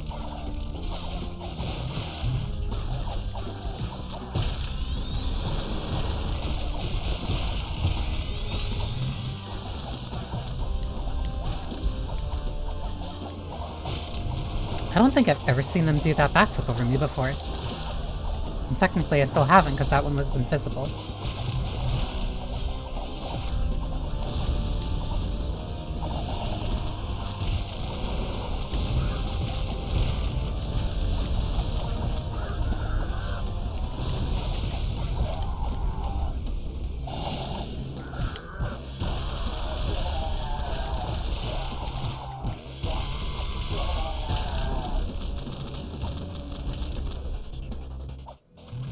And then he just phase shifts, whatever.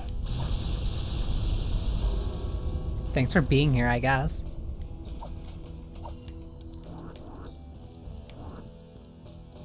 Is this Yuki's?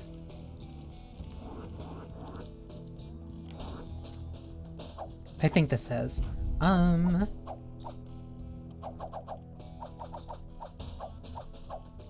want the comma upgrade. Okay, and that's the final upgrade, so 500, so I should be able to get those consistently.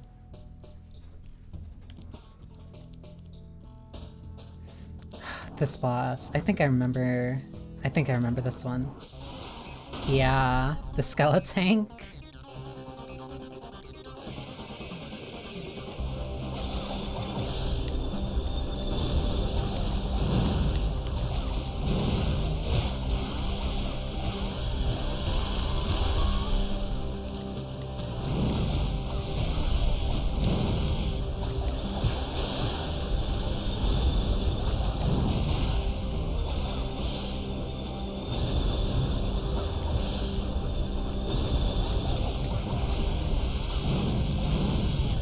Really prefer if you just sit still.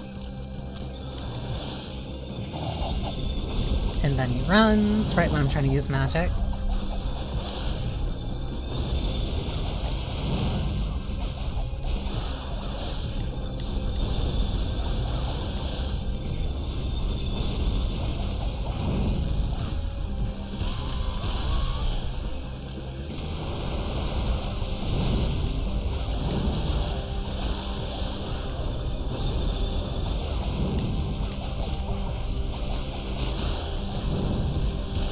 really hope I can remember where the other music solos are.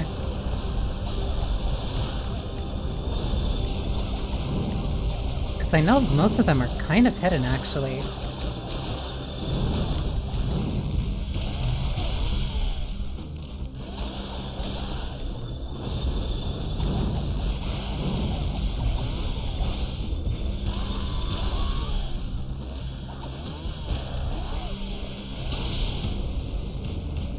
I'm not sure how a skeleton bleeds, but it's cool.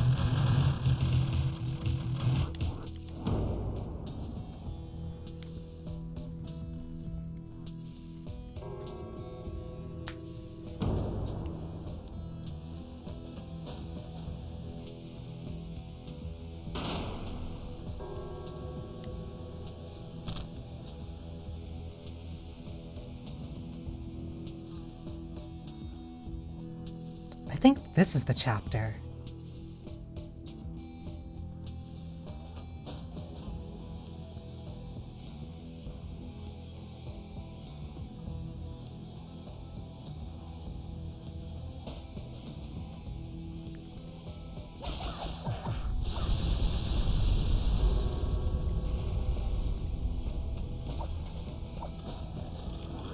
Revived by a vampire. After being a cyborg ninja assassin. And now we're just doing this on the moon.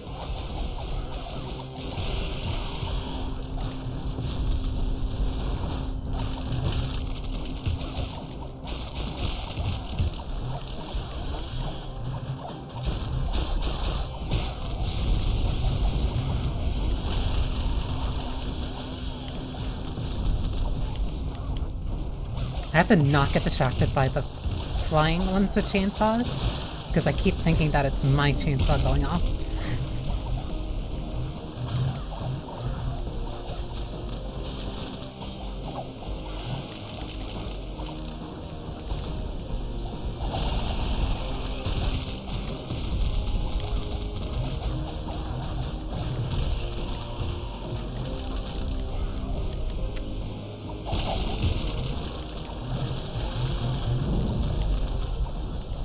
I'm trying not to, please.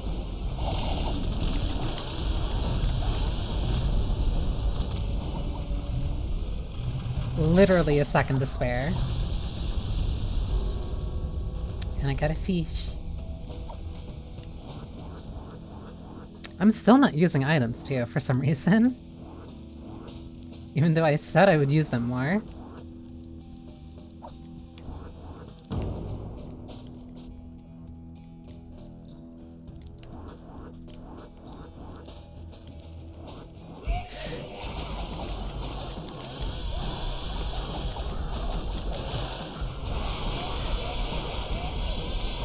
I'm not messing with you, Jack Skellington.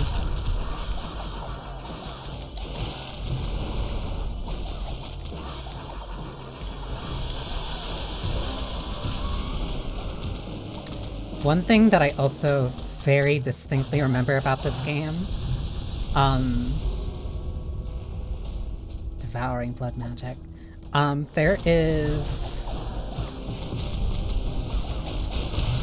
There's a bead that you can get. There's a bead that you can get for Dish.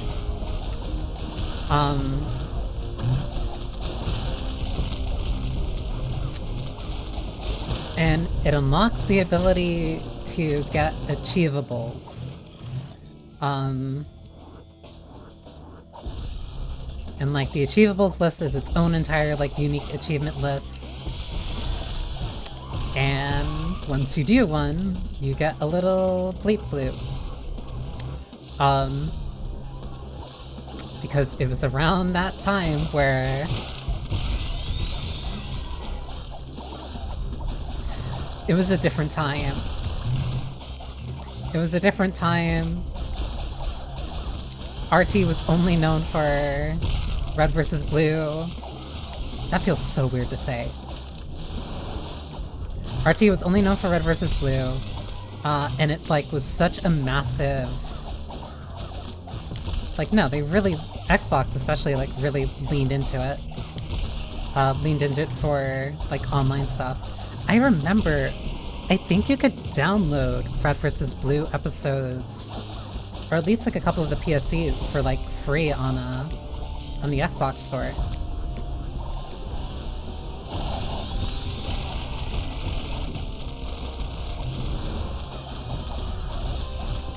Like, it's such a weird time to think about now. Like, Microsoft being that connected to, like, a fan work to the point where...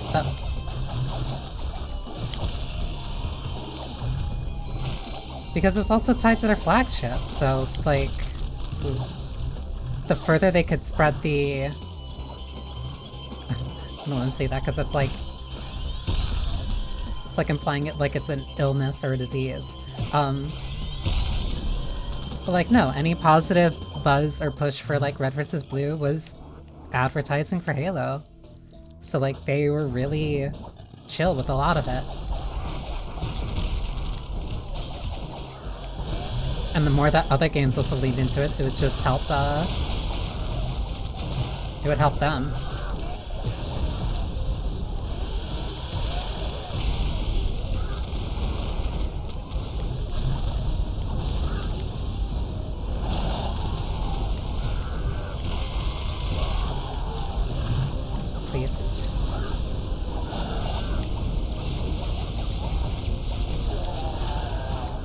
Please be enough.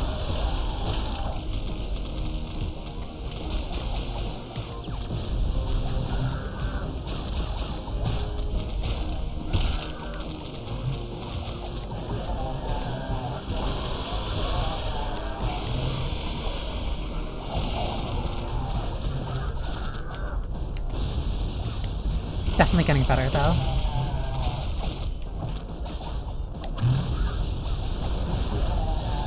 They really gave you that devouring blood magic, and they're like, okay, fine, hands off.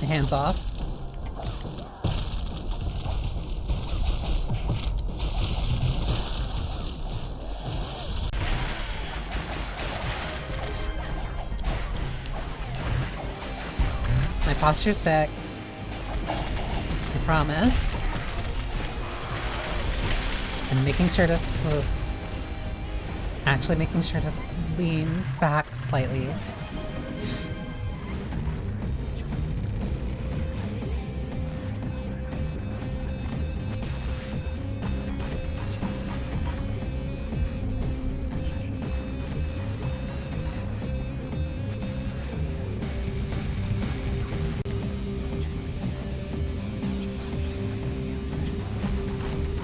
A vampire with... is that like a pointed bloody tongue that looks like a third, looks like a third fang. Right!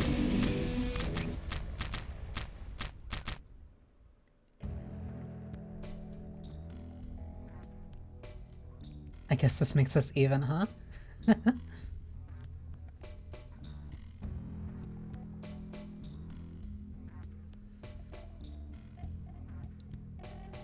I love how messy the style is. Not like...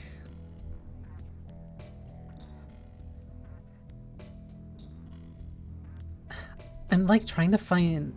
It's so hard to figure out the... right words for it.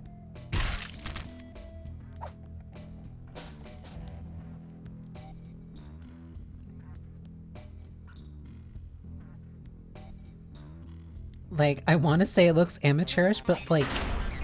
the creeper. It looks like amateurish, but not like in a... not like in a disparaging style. Like in a very, like, no, this is deliberate. And it's really interesting now, because, you can see how it was refined later on, even just in, like, Charlie Murder.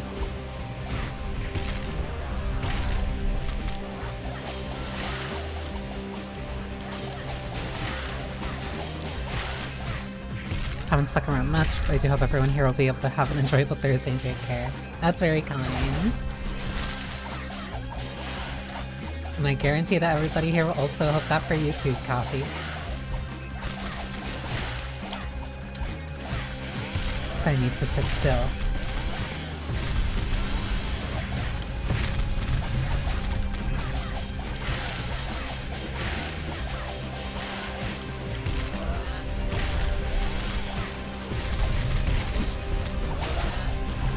How was I just in the perfect angle for him to grab me like that?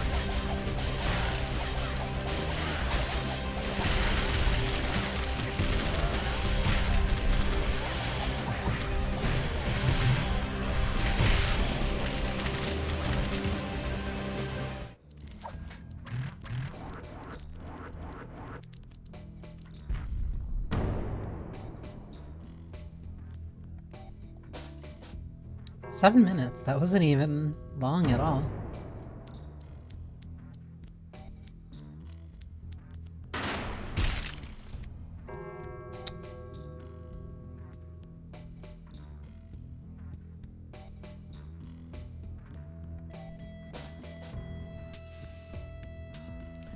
Right.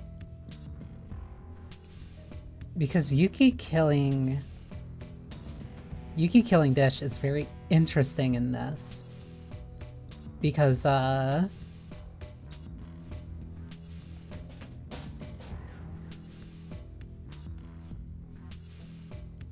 Dish has a completely playable,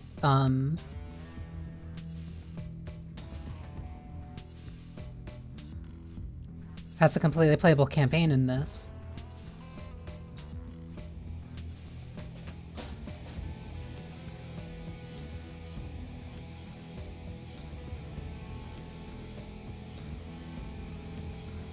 Which also makes it very interesting, whenever you have these two, like, working together for co-op.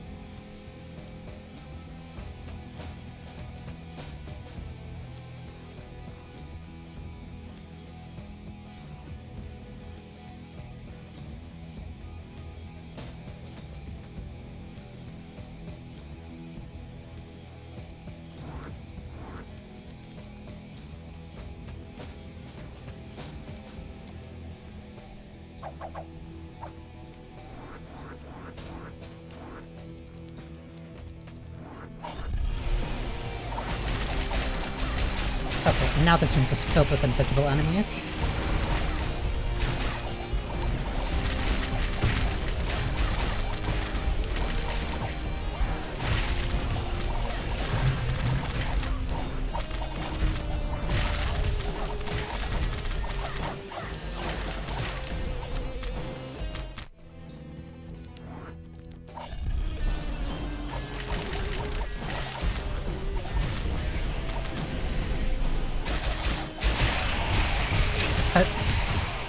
Take... distracting me. Thank you.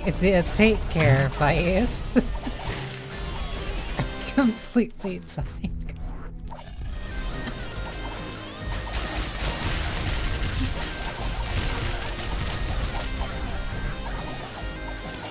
One, two. They're right there.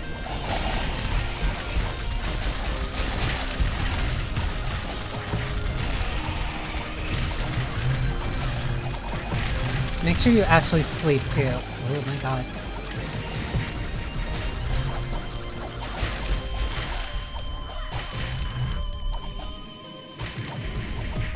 Wanna buff me?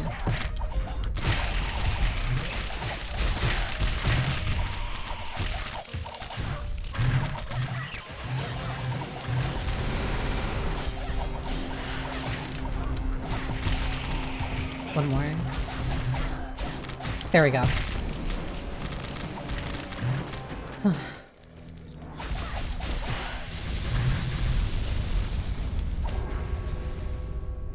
Shoddy upgrade.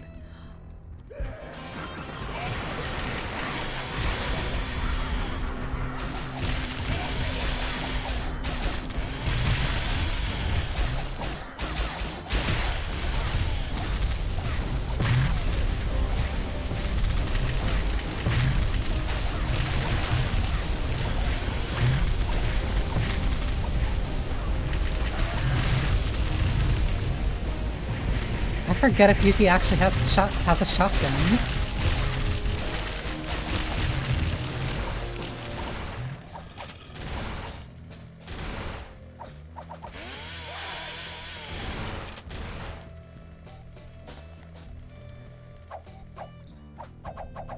What is that shoddy upgrade for then?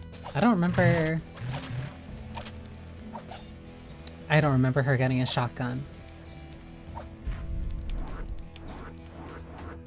Granted, I think I only really... If there was, I think there's more of a reason just to stick with the Gatling due to the stalling for keeping enemies in the air.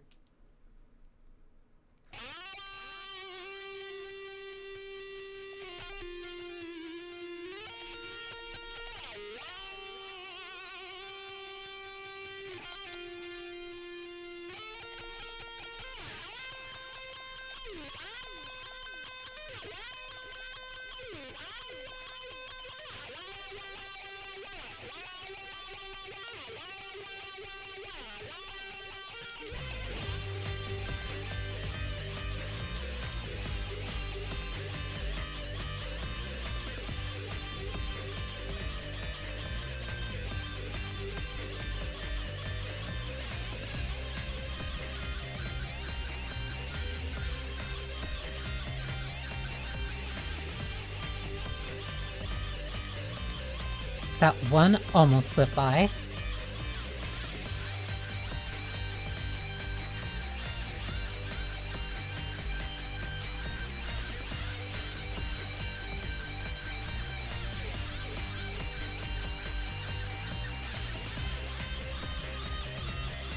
Not perfect. Damn, I actually let one slip by.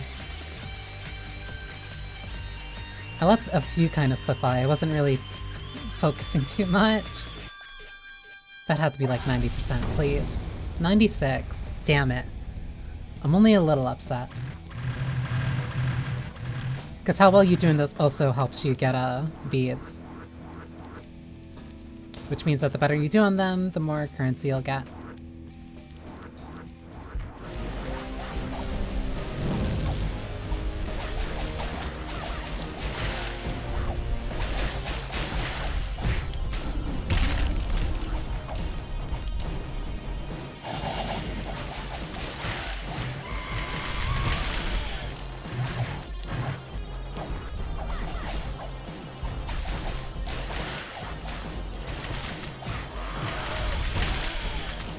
I think this enemy, it's just faster to kill with the X attack than B. Mostly because there is a weird state where it isn't immediately dead, which means you can keep just re-grabbing it. Which means that it's really not the fastest way to get rid of them.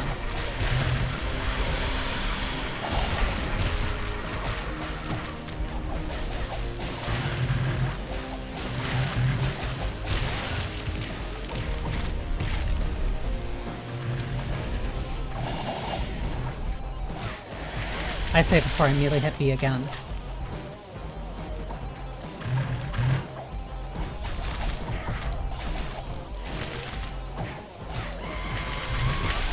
I want this other one to get closer to me. I might be dead.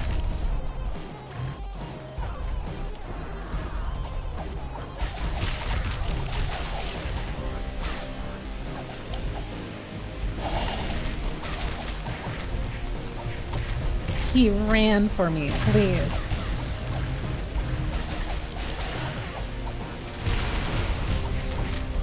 That's sad. Damn. I can kill these two pretty easily. It just has to be fast. And he needs to not grab me.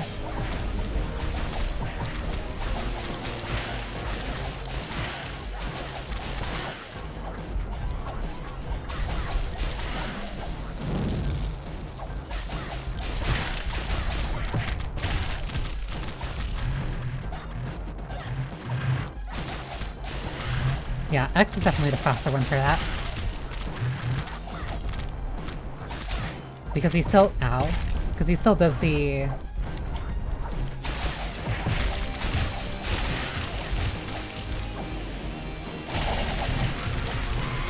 Because he still has to do the whole crouching thing anyway.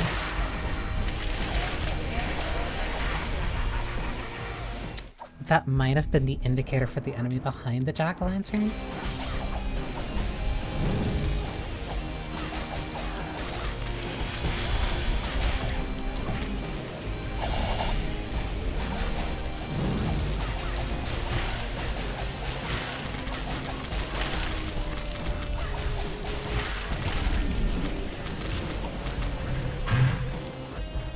Where are they? Where are they?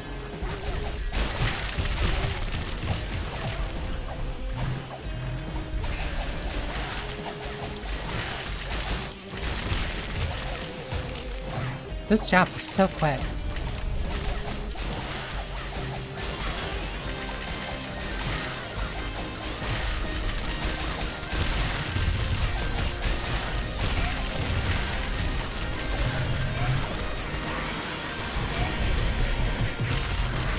You need to relax with that.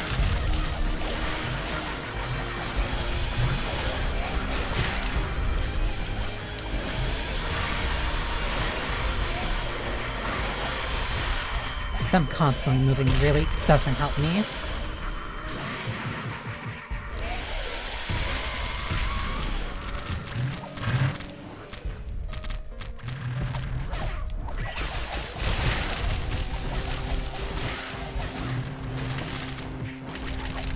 That one guy, whatever.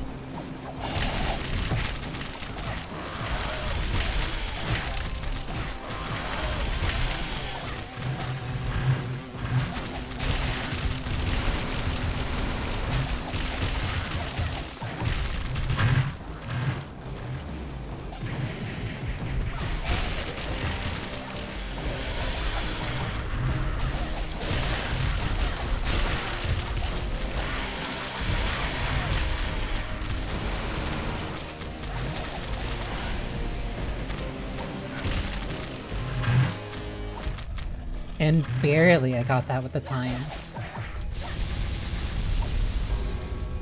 And all I got was like a bag of chips for it. Whatever. I think that might be a fair deal.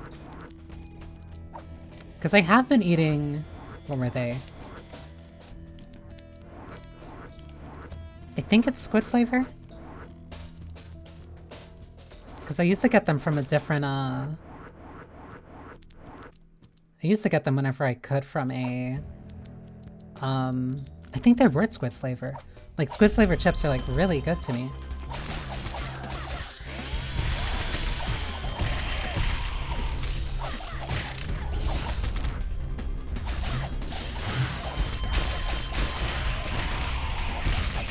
But that also took me, like, a couple of years to come around to.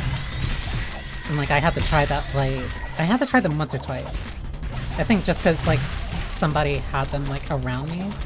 And then I eventually tried them and I'm like, oh, these are actually really good. And now I get them whenever I get the chance.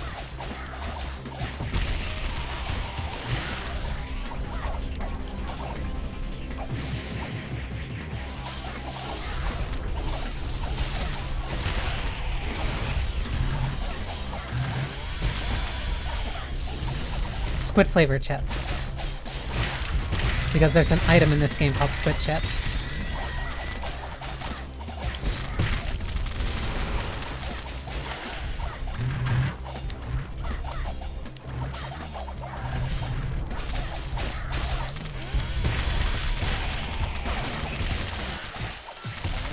This thing needs to go.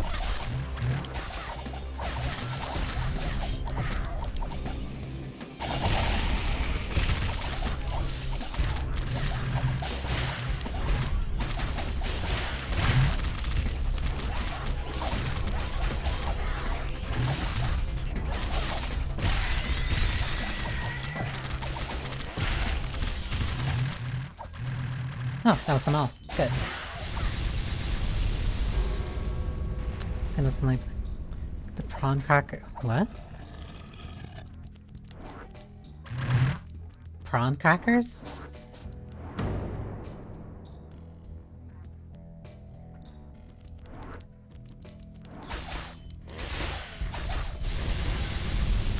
Wait, it might not be squid. I might be thinking of, like, shrimp.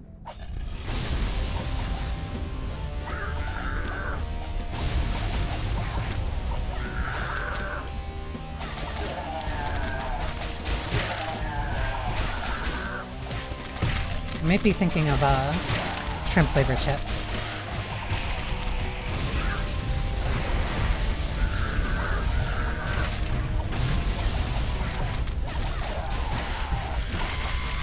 This dude in this tight room, I think, is the reason why I remember that jump attack. because you have no room to move.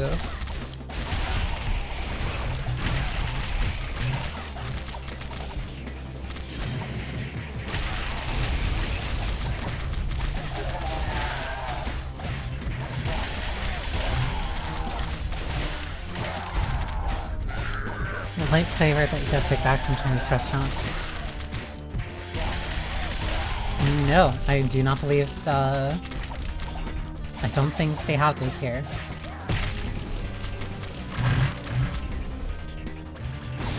You've gotta be. Prelude and Violet, I see you again. Not...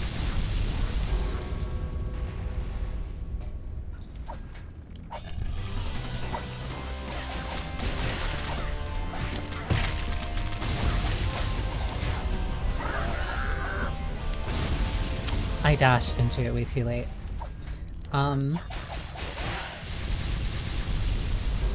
This one might just be annoying. I have to deal with that. You've gotta be kidding me. Whatever.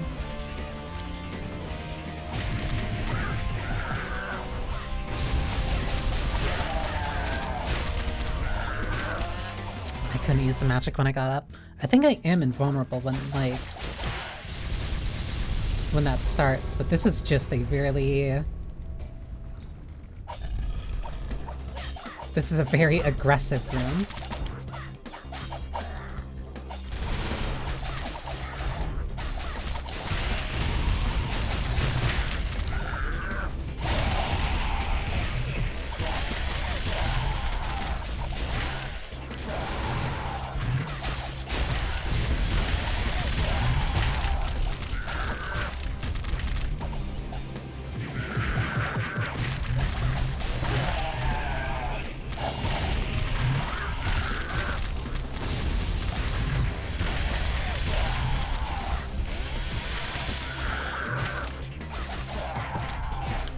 Please be enough.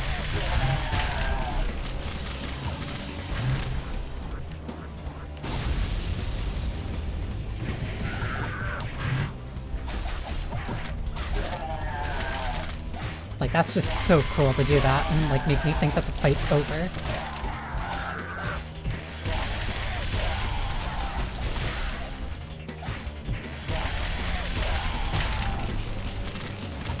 Again? Okay, no, I'm safe. No. They...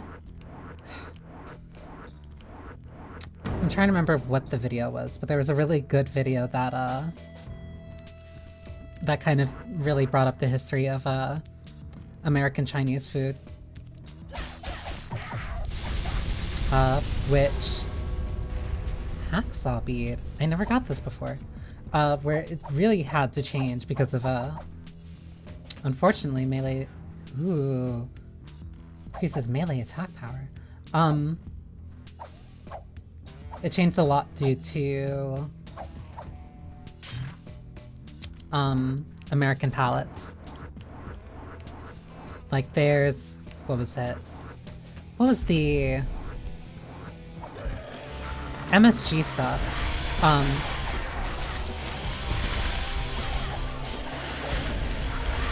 Like, a lot of that, I think it was, well, I want to remember it correctly because that was such a very, because like, that's still a very big misconception thing, where it's just like, where Chinese food like has so much SMGs in it, but the reason why they had so much SMGs put into it is because of, American palettes. Like, they tried selling the food without it, and Americans didn't like it.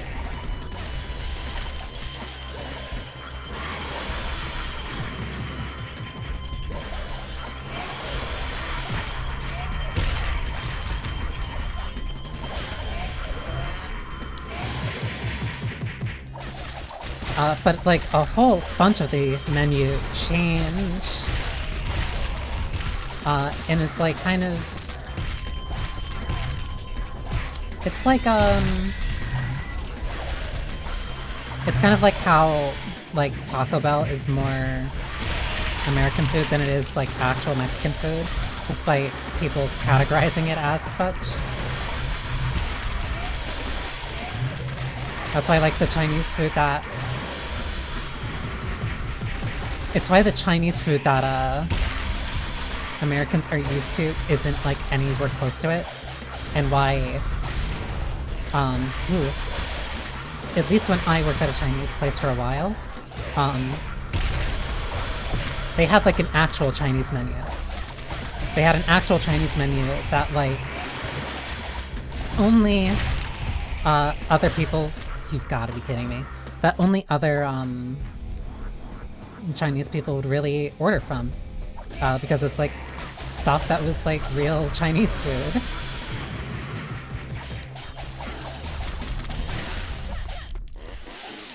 I need these chainsaw guys dead.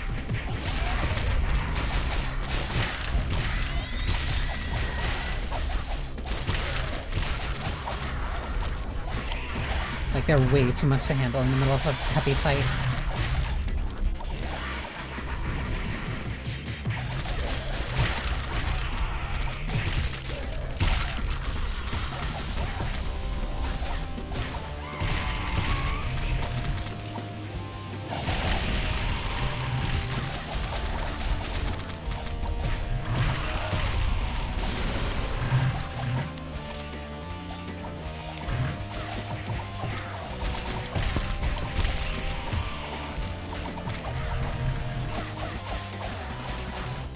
Got ya.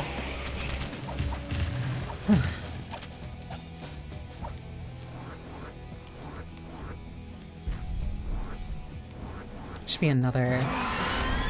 The Murder Fly! Genuinely a gorgeous boss.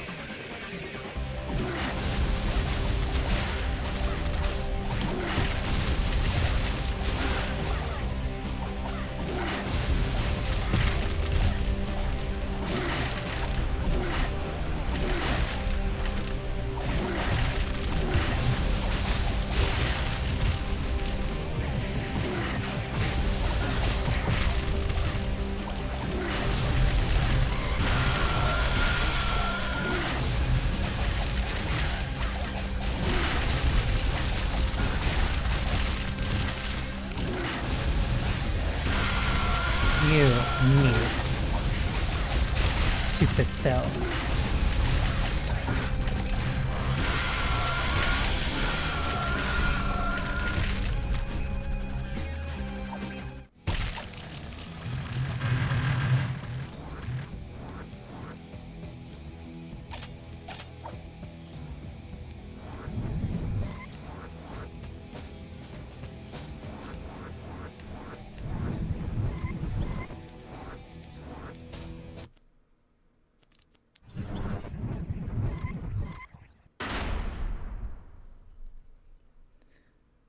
If I remember, I think this one's automatic.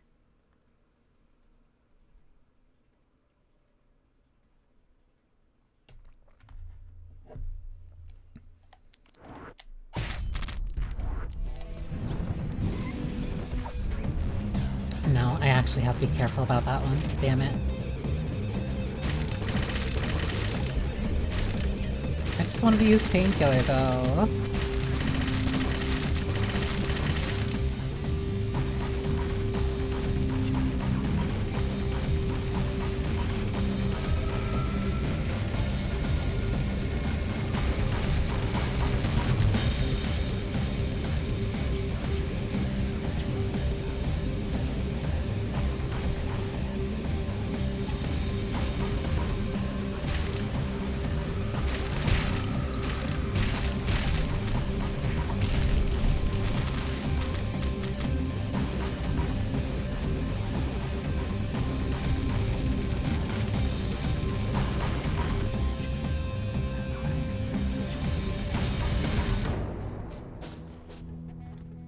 Grim Tower.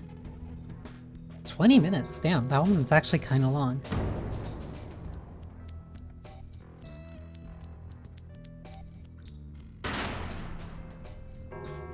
Though this is getting close to the end of the game. The demon is dead, my soul is mine.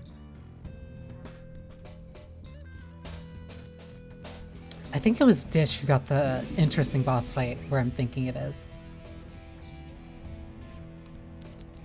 Like, I like playing as Yuki more. I kind of want to upgrade my health. I like playing as Yuki more. But I think Dish very easily gets, like, the better... Gets some of the better boss fights.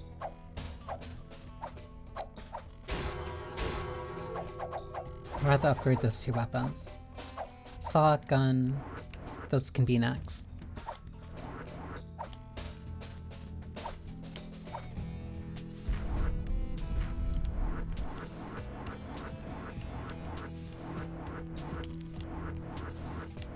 I know that there's a couple of hidden rooms.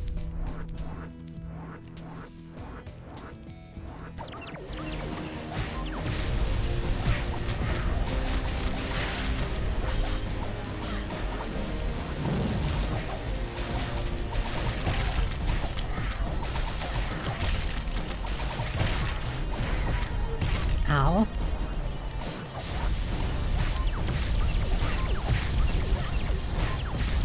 I have to get rid of these things.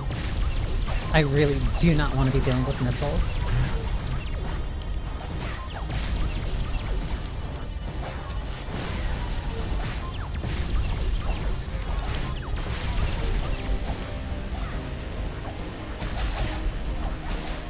I might just have to deal.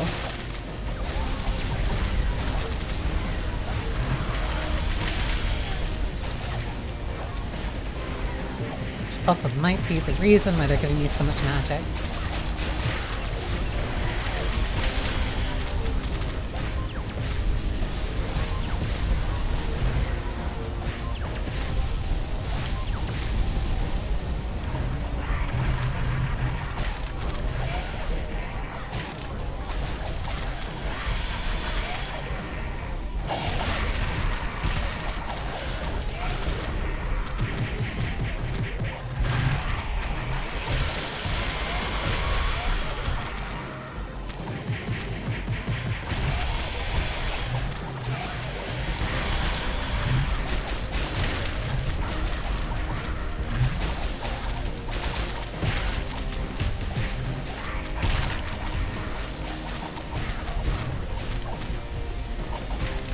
Ah, the grab on the painkiller is so slow. I think that's the main reason that I can't really use it.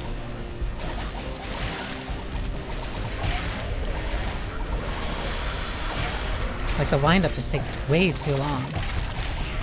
Whereas every other grab is much more snappy.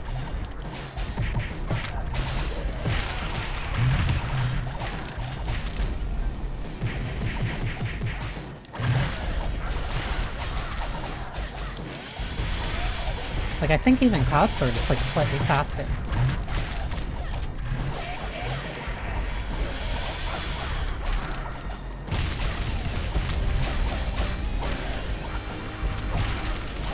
It is, like, slightly. The running enemy. Whatever. Whatever. Whatever. Not mad.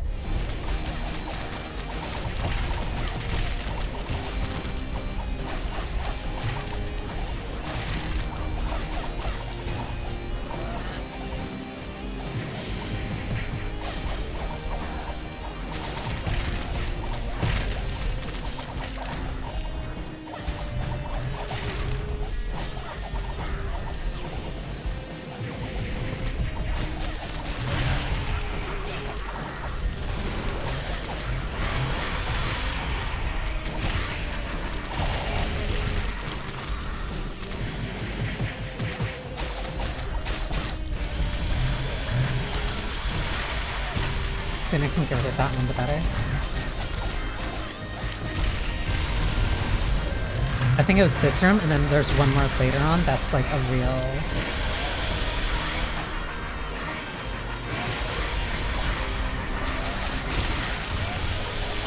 I don't want to say slog, but definitely a trudge.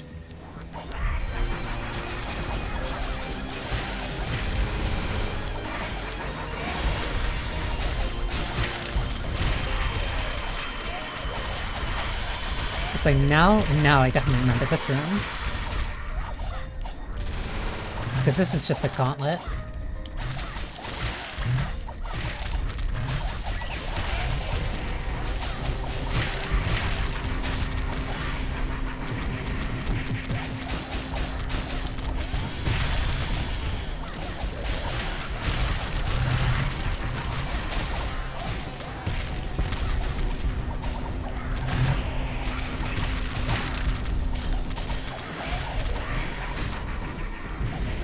I got scared.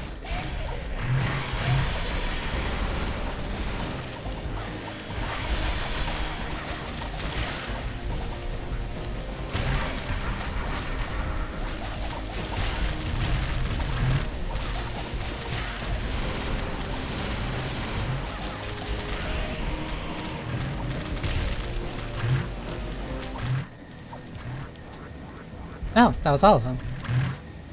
I thought there was gonna be more.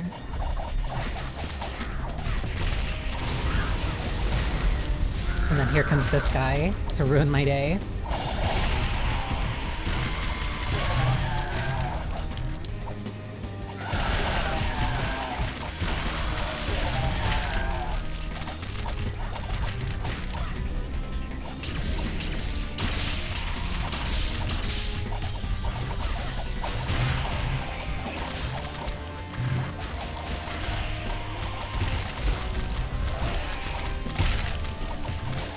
I jumped. I thought I had magic. I was trying to use the heal siphon.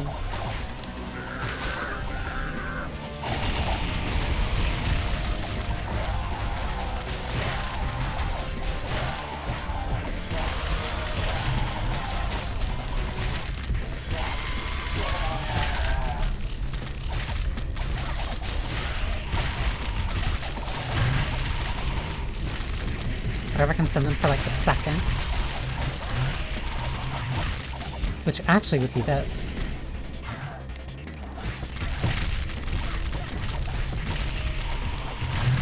Because I don't think I ever really used the... I don't think I ever really used the stun magic. But I also never really been in situations where I needed it. I guess there's a first time for everything.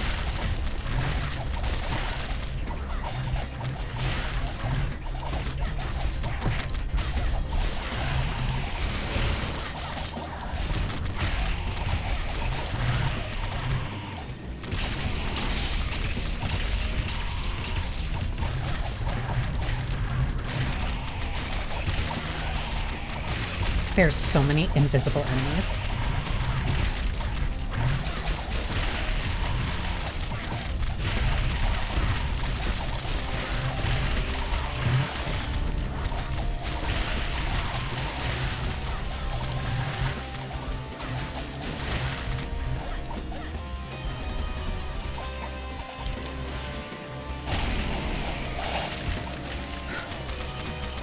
Don't you dare tell me that that wasn't enough. Died right as the clock hit 0. I should have just grabbed whatever.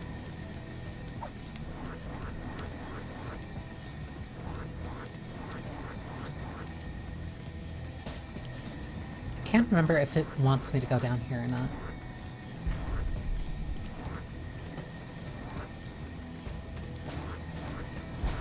I think there's a bead there, but I got that before.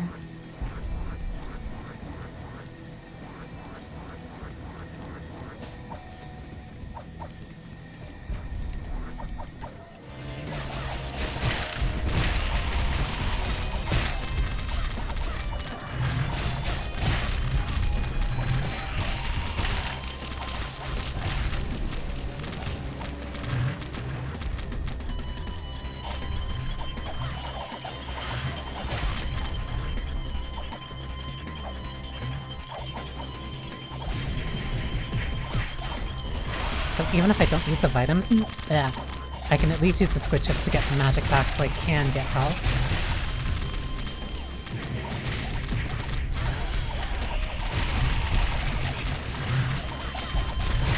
Probably not as much as the vitamins, but still, it's something instead of suffering.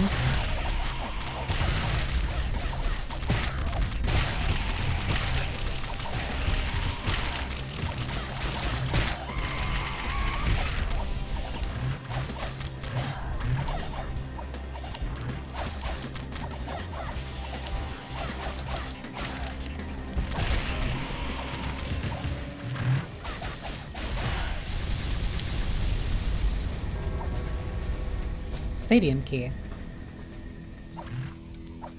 Is that where I need to go? Like down there? What's here? Nothing. Cool.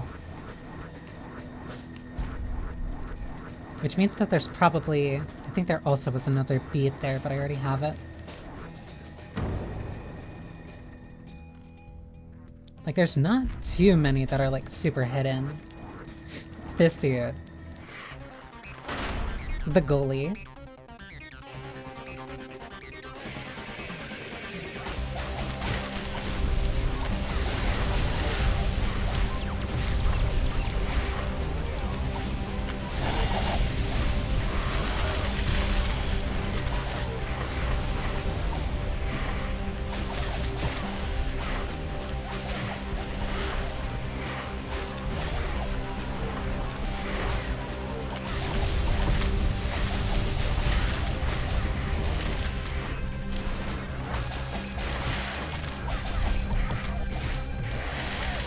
Kind of melting, though.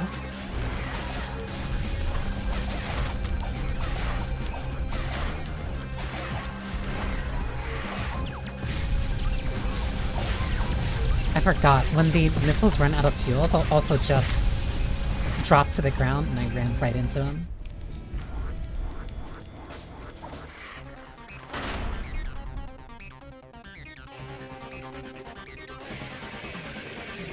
I have... You're just... That's Jason. That's different. You can't just call anyone with a hockey mask Jason.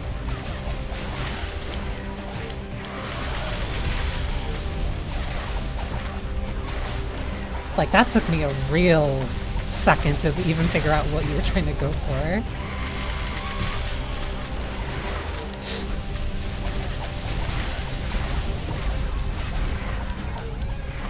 This should be enough. Not enough, but it can get him lower. Damn it. That also came out. I do have to think about that. You don't have ice hockey?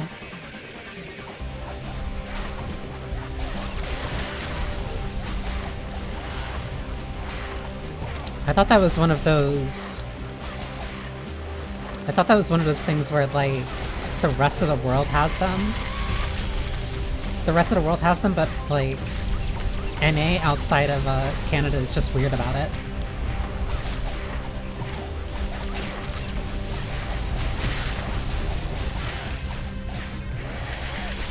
No.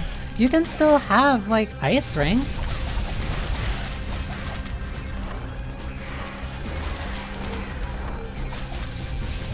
Like, it doesn't need to be outdoor.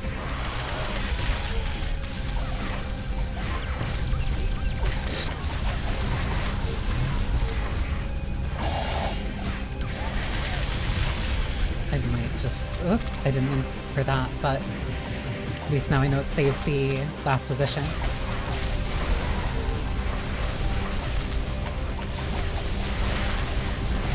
There we go.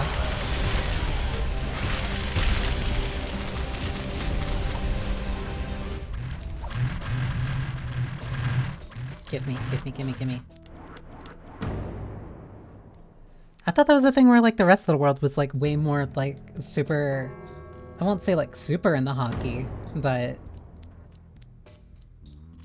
I thought that was just, like, a generally more... global thing.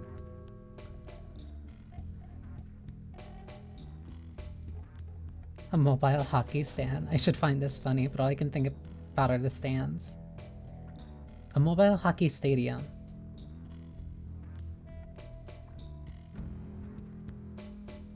These are also hard to read, mostly because, like, they're just really quick. Which means I can't really do a line read for them. They're very much, designed to be read and then just kind of passed.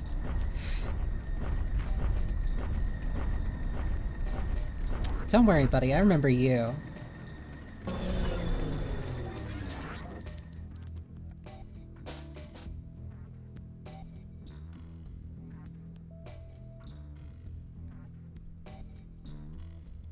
A judge. Speaking of, I need to keep my phone next to me. 500. Something for my chainsaw. I almost have all the weapon upgrades.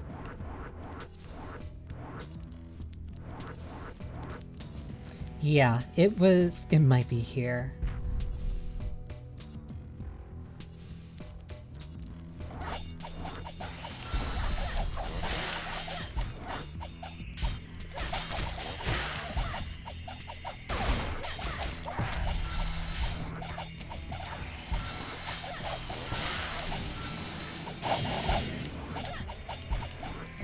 These guys also jumping makes it relatively hard to hit them with the, with that magic. It needs to be very precise.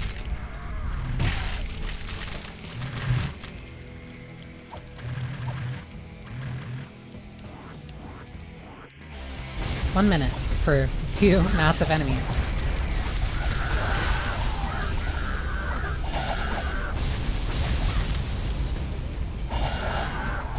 For 2 massive pains to deal with.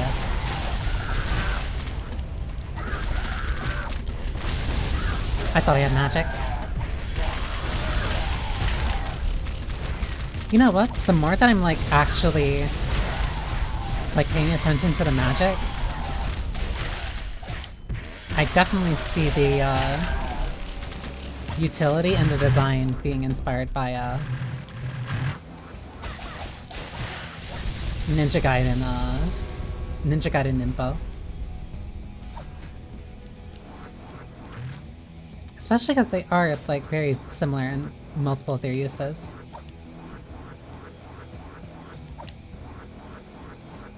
If the air grabs being Azuma drops wasn't enough of a giveaway.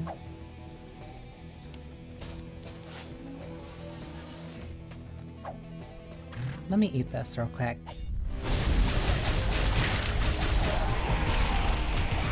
Love fights in elevators.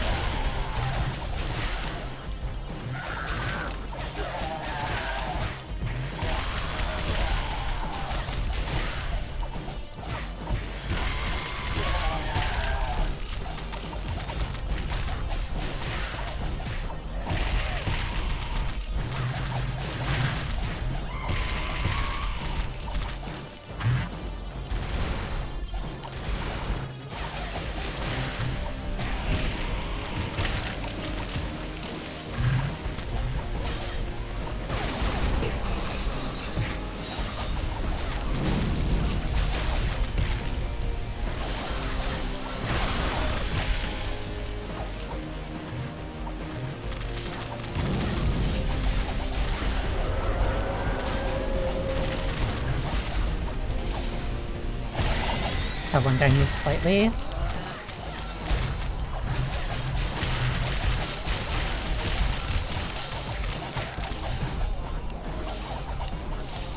I need to heal.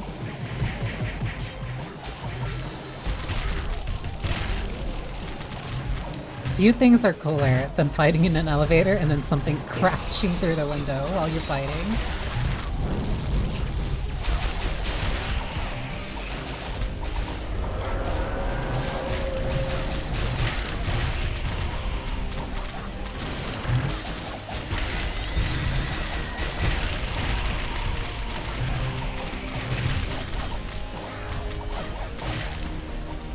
I thought I was gonna get that magic first.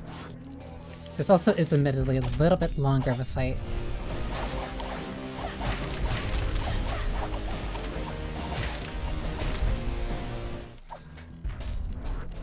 It's a little bit difficult to see who's doing the horizontal slashes. You!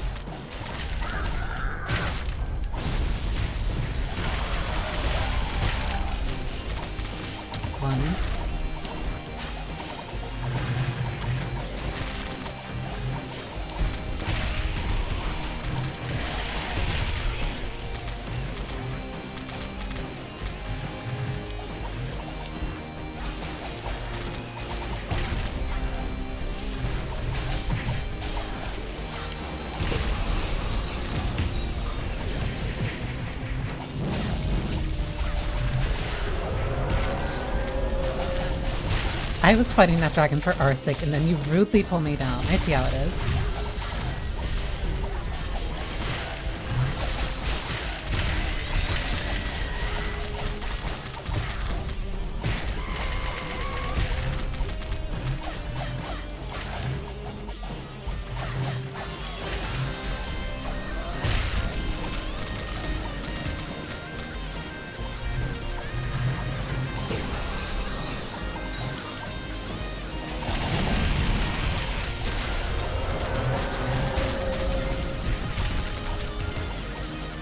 I'm sure I can heal off of this.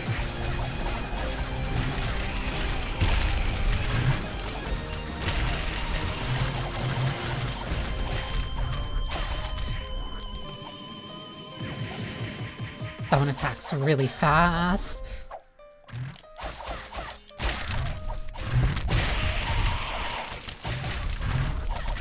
I'm getting ping ponged.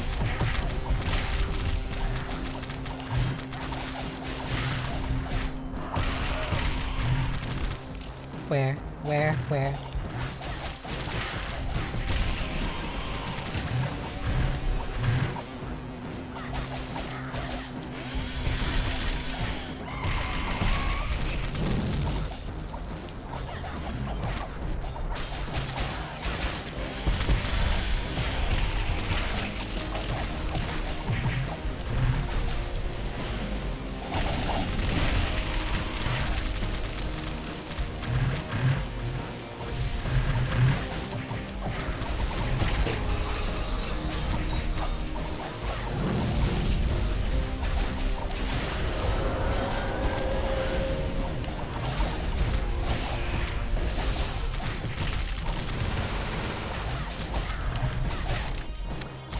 I thought I was hitting the one past him. Whatever. I forgot how long this fight is.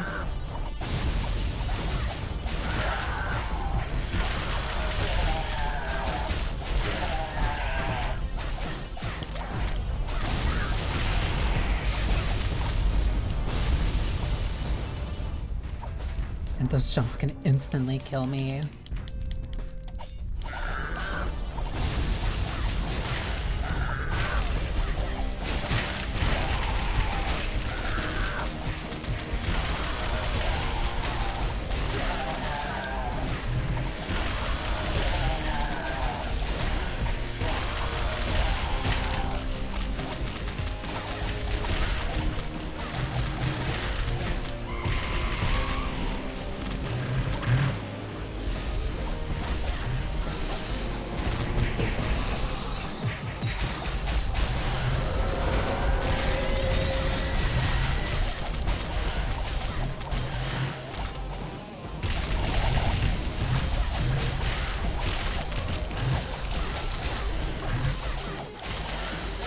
Need this dude off of me.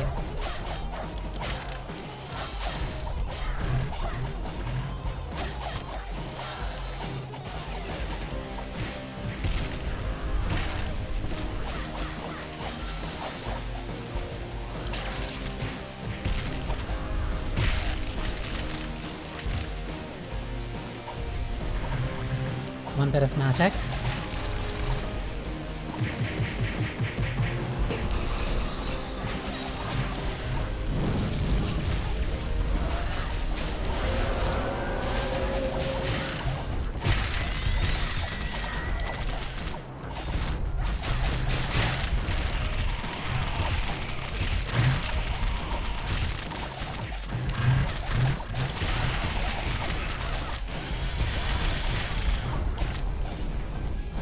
Healing, not even gonna think about it.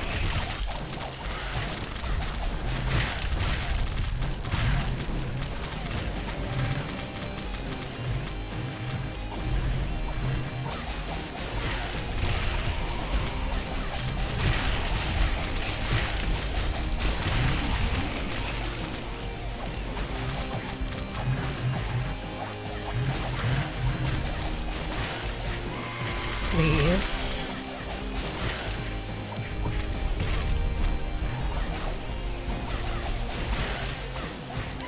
There we go.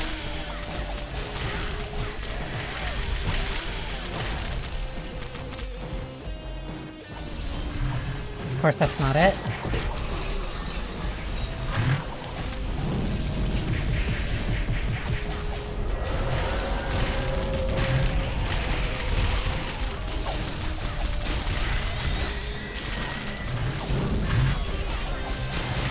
I'm really curious what the hitbox on that fire is.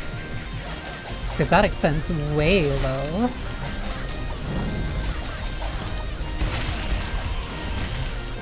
Because that's hitting people who I genuinely don't even think it should hit.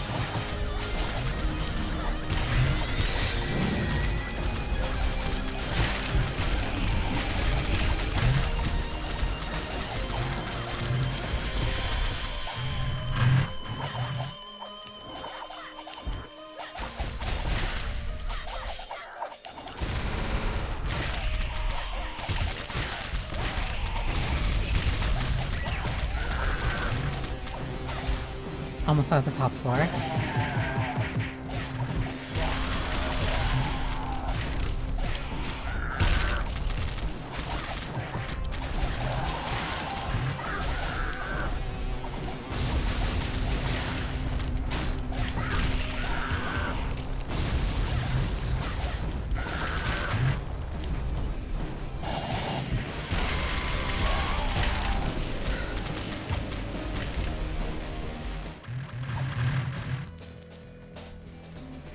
That was a fight, to say the least.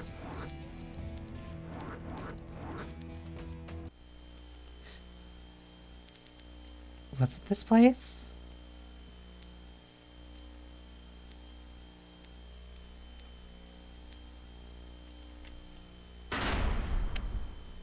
The Invalid. Vegetative Neuromancer.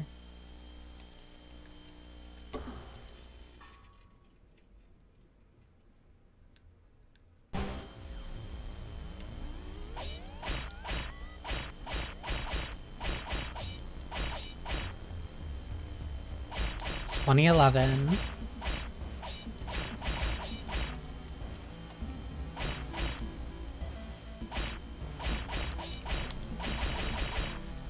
I also do not remember this section being nearly as hard.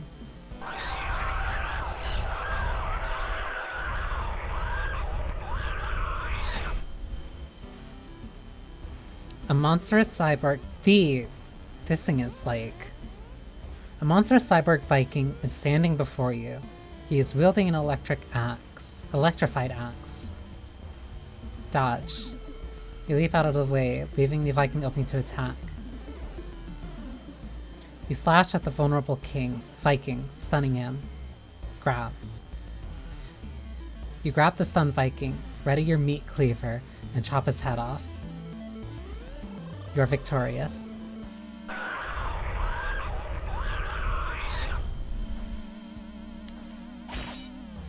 I think Dish's path to this boss is a lot faster and doesn't require you having to deal with the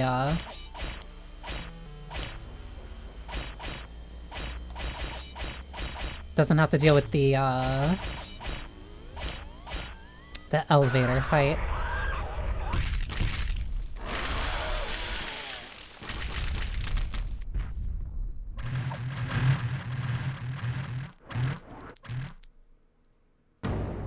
Most unique boss in the game.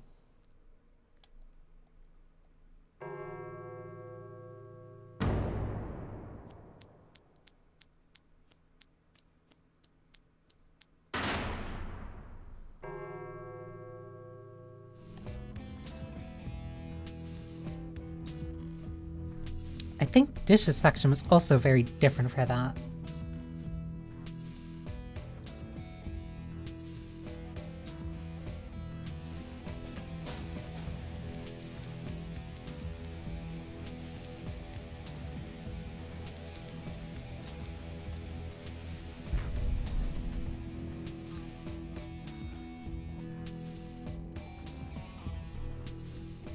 How am I 5 off? Whatever.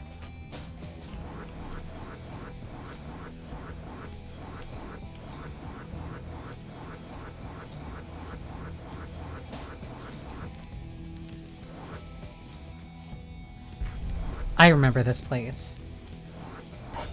I definitely remember this place.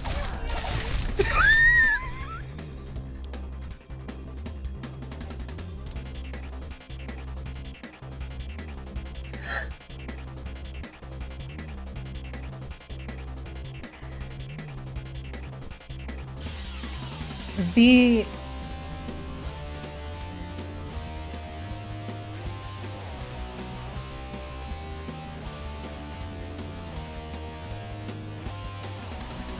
I forgot. I forgot that whenever you do an uppercut, there's a chance for that to happen.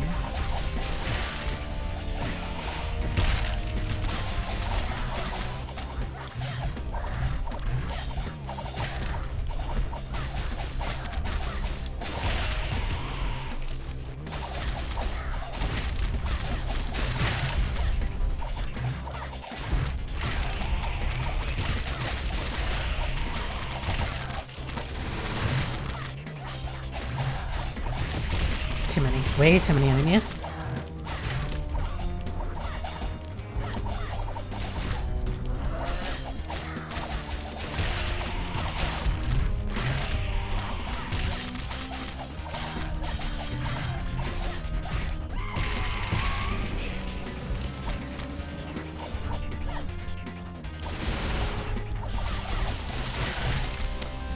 Damn.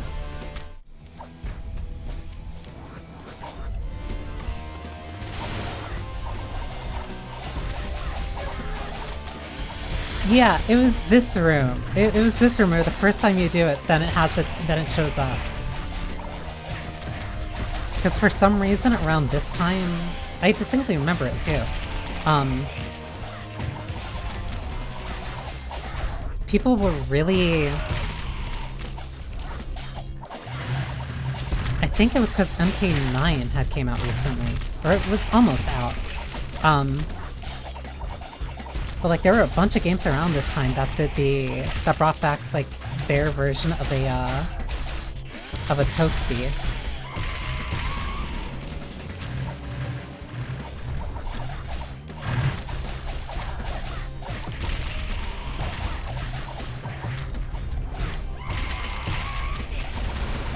Because I think by this point you're definitely used to doing like a couple attacks into an uppercut.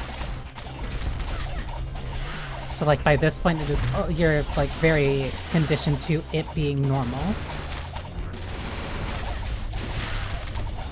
Especially when it's like very optimal for a combo.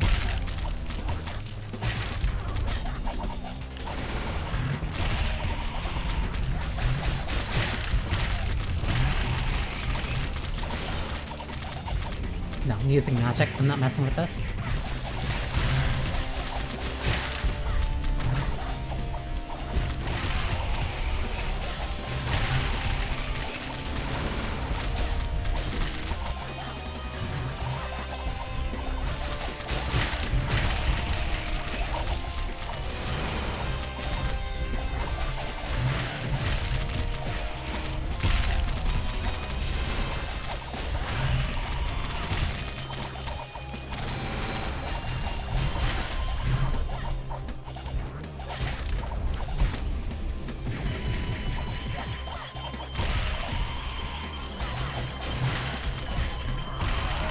Watch it because I missed it the first time it happened. It's so echoey. The game is?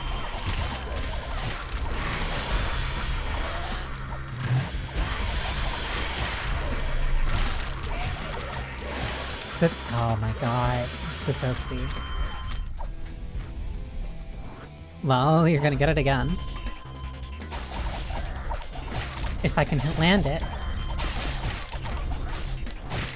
Oh my god.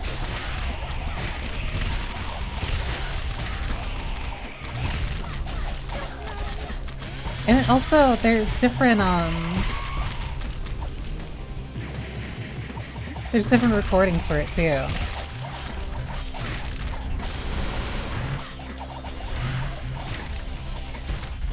These ones teleporting are, like, really messing me up. Because if they do the backflip first... the attack changes to a forward slash.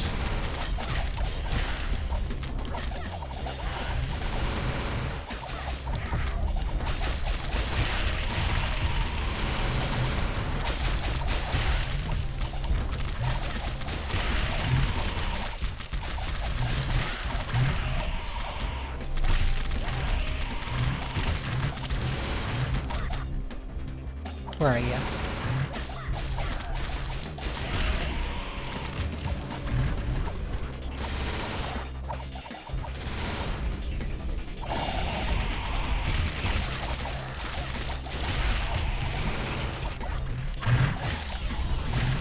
I'd rather really just not deal with these enemies.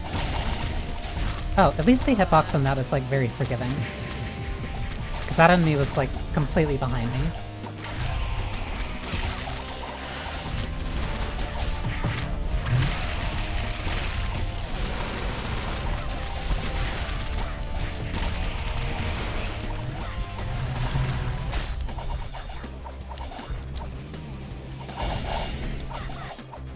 That didn't hit anything.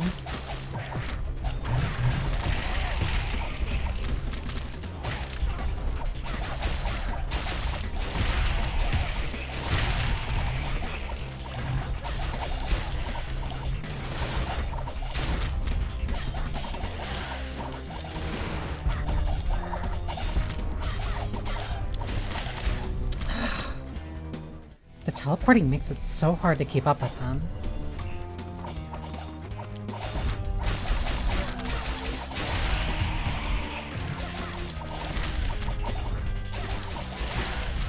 Like, I really have to keep right on top of them.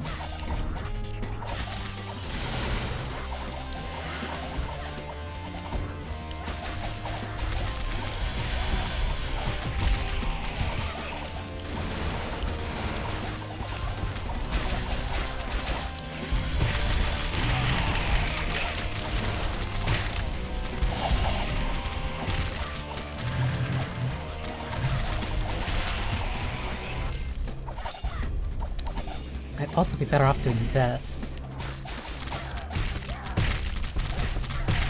Just kind of why that this, probably why this spell even exists.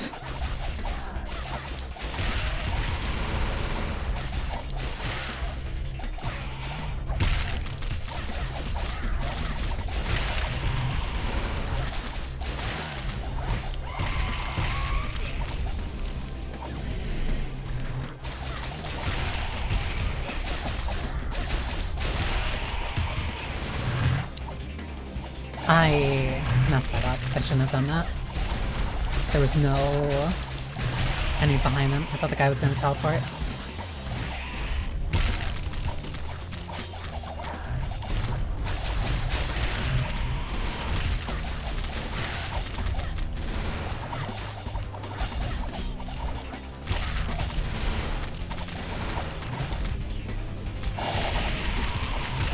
Okay, that's at least... I thought that would have been 2. Whatever.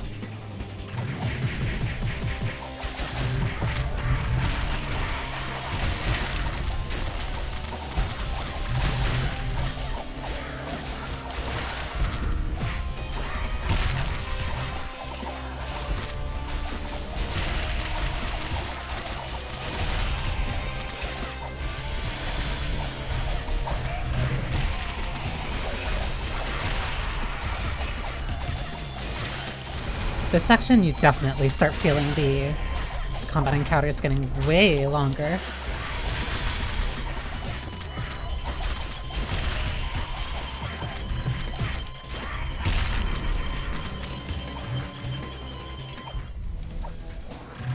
Wait, the mud's over here. Oh, I think that's the main story.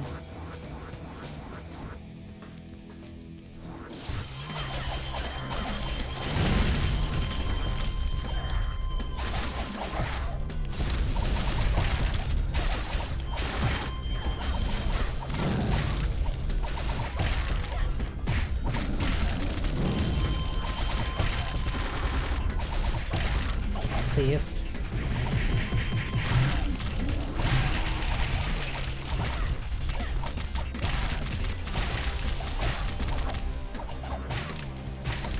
I couldn't see him. He was behind his shadow.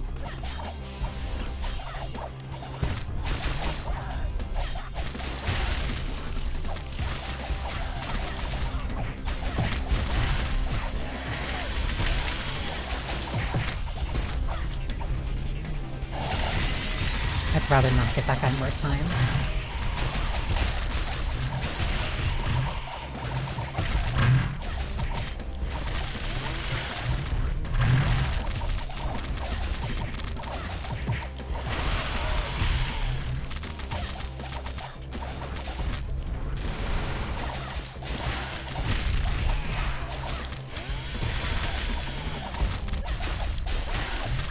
I also have to be careful because those slashes like really hit wide.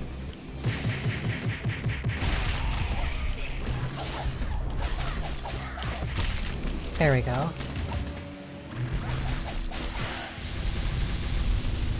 Key card? Marina key. I'm pretty certain I remember the... Yeah.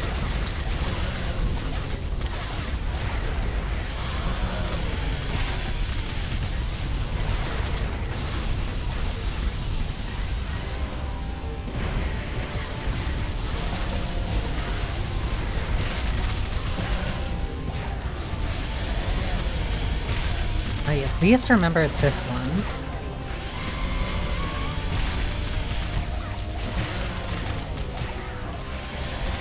I thought this was the stage boss, but I might be...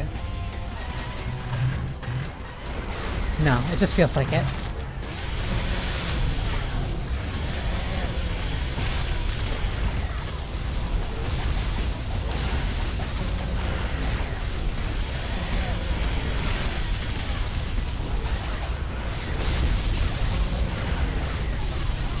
Oh my god, that's...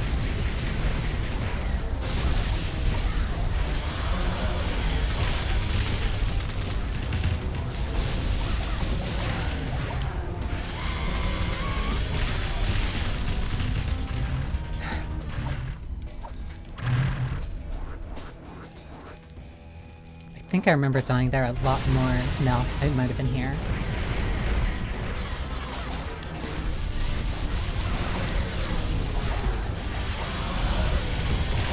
It might have been here. Because, like, these missiles do so much damage for some reason.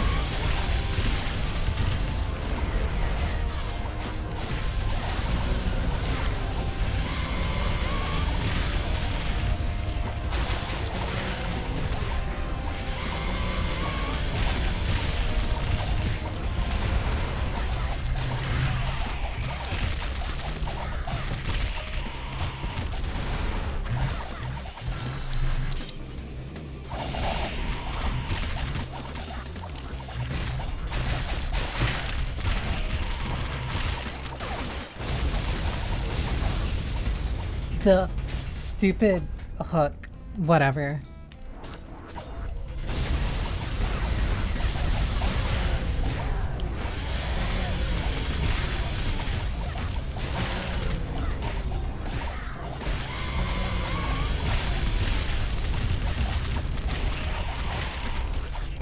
Where?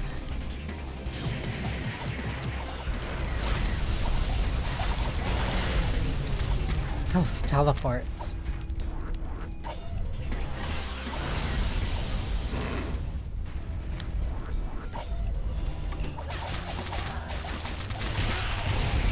You gotta be kidding me.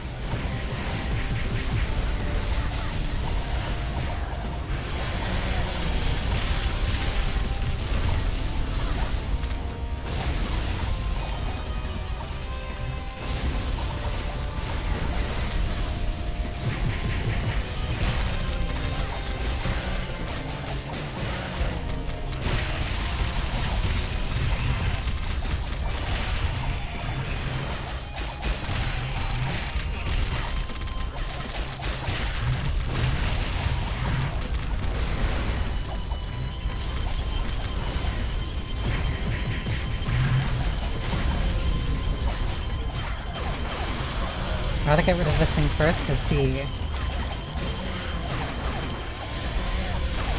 the missiles deal way too much.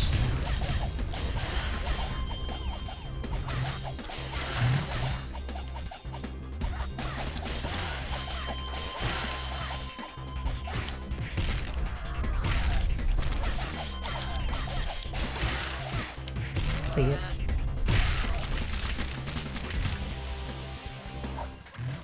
Okay, that's just barely enough. I only have health regen items right now.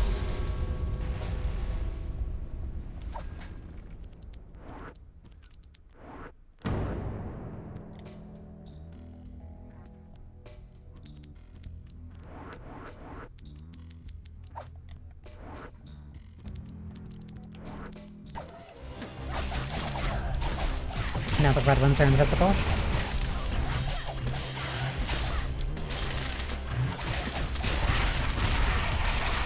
Not dealing with this.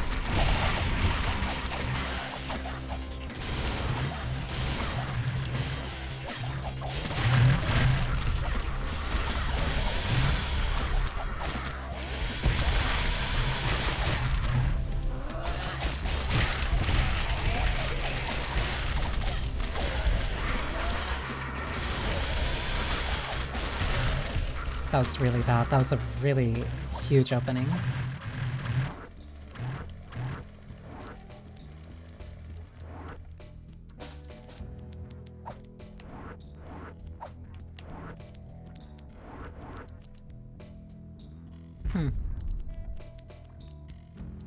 Just a guy laying there. I wonder why.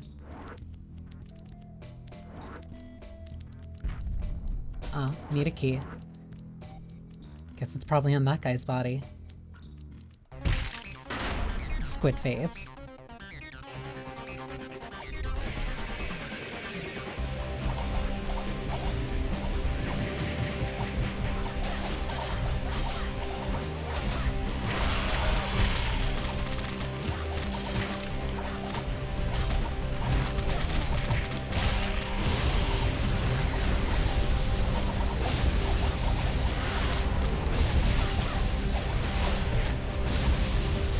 Yeah, I remember this guy.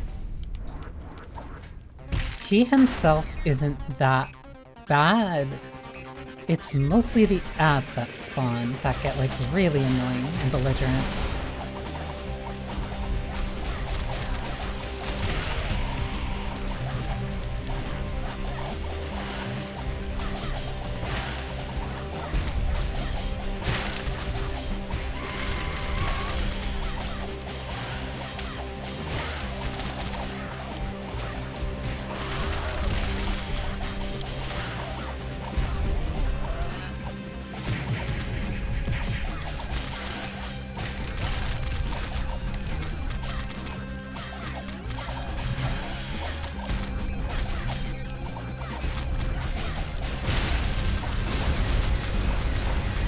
Thurs.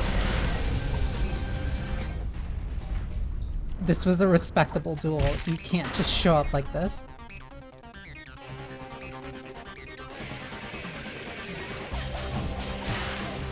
As they spawn in this time.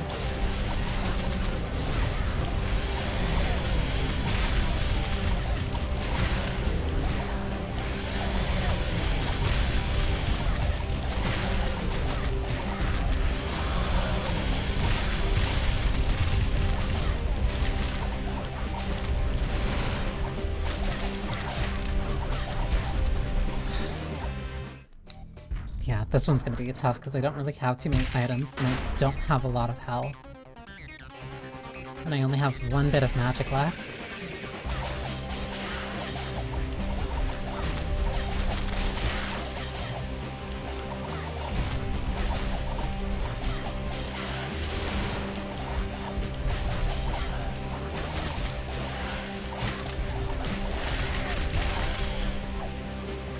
I do have one bit of squid chips done.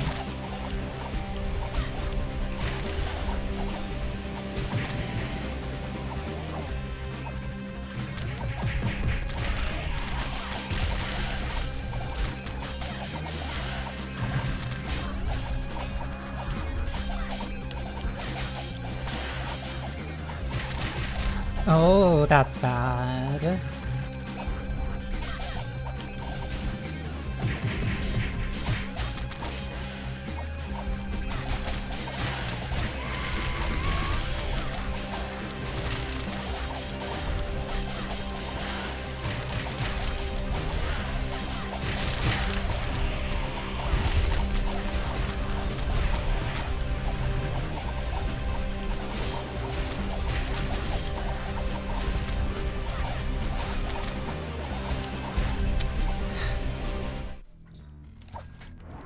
Dealing with the multiple enemies on top of him. Because he also blocks a lot too. Makes me think then.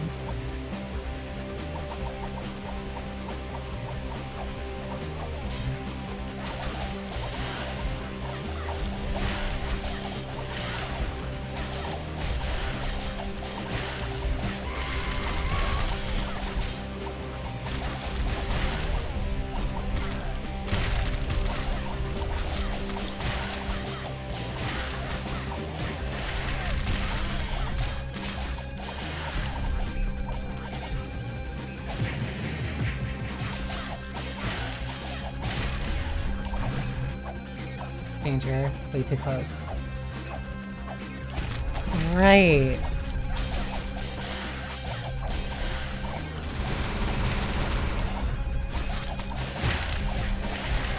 Yeah, once you use items, they're gone for good.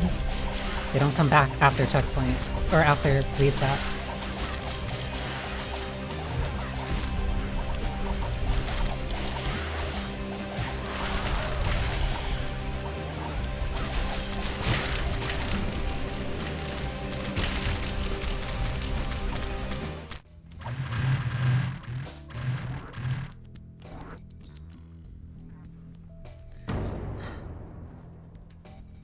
Aquamarina.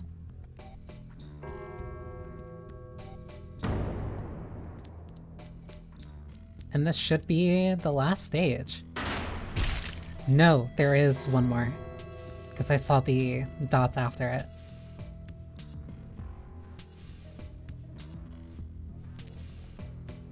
I love you, Paka.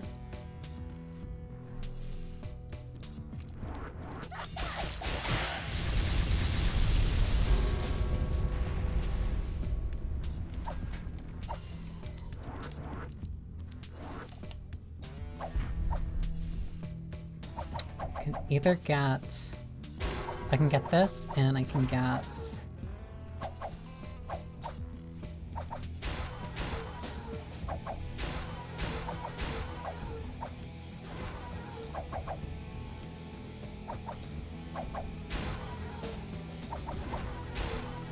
Okay, that should help.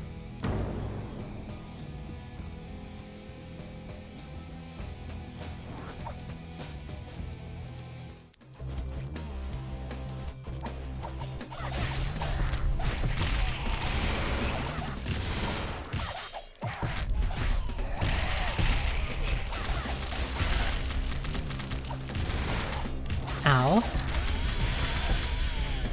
It's below me. Oh, it just fell all the way.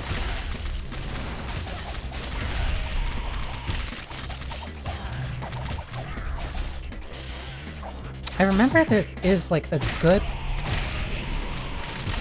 large portion of the game that you can kind of just run through, but I don't remember which rooms are that. This is the one where you can keep going up.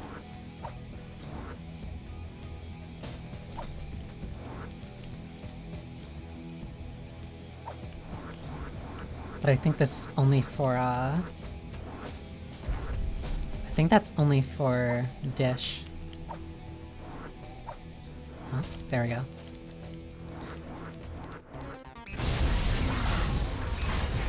Yeah, this room.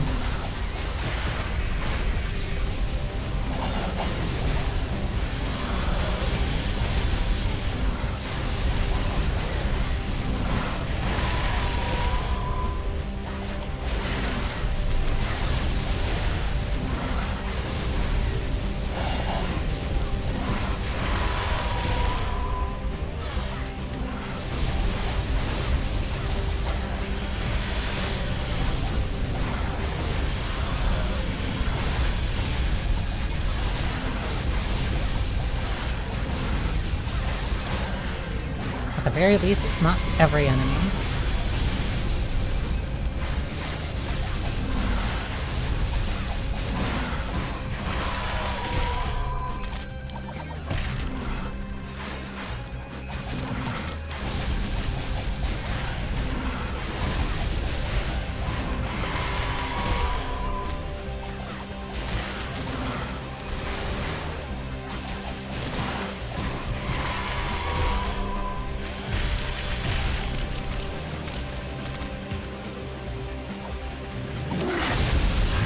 Two murder flies.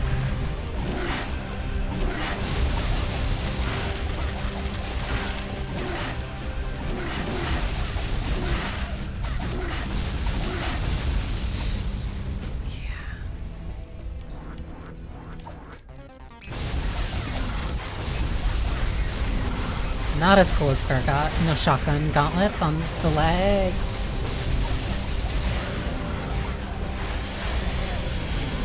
I hate these missiles so much. And enough to jumps anyway.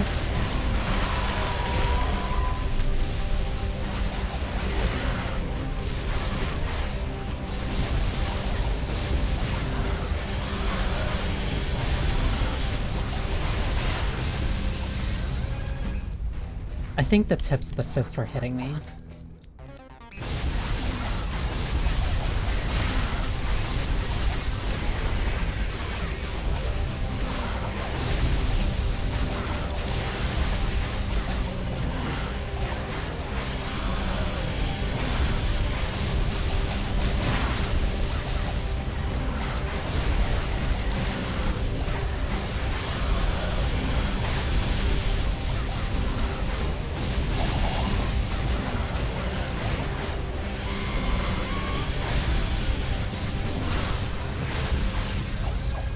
I can take off the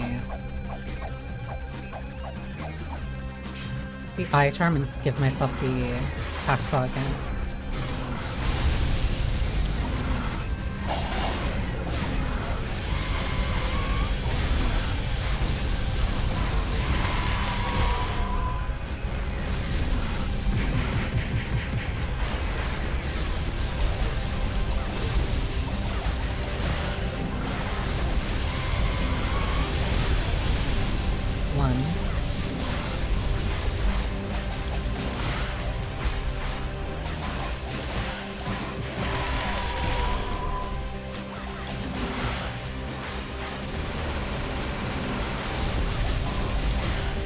There we go.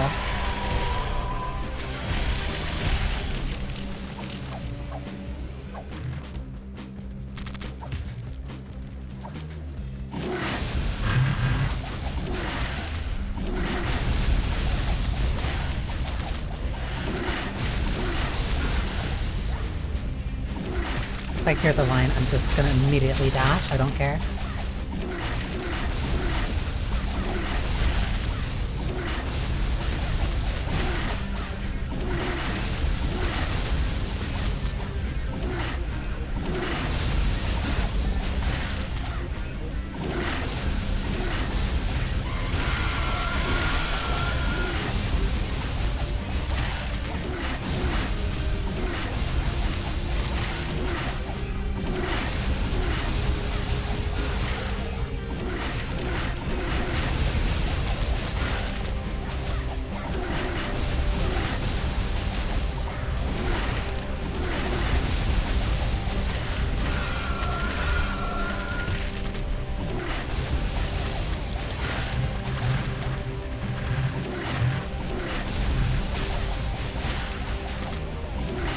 One, two.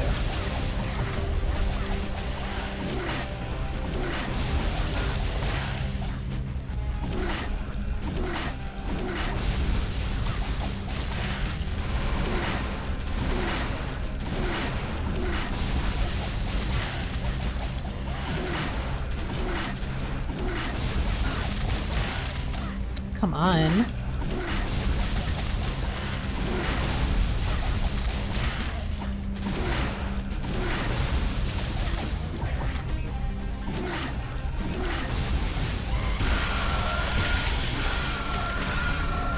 that the last one or not?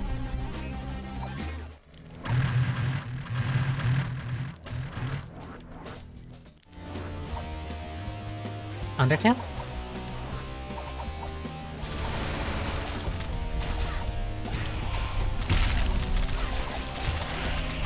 I remember this room especially because of the challenge.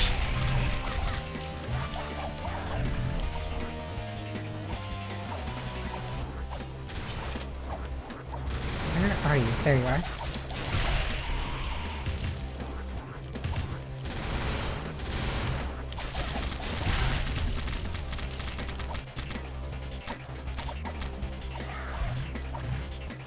I need...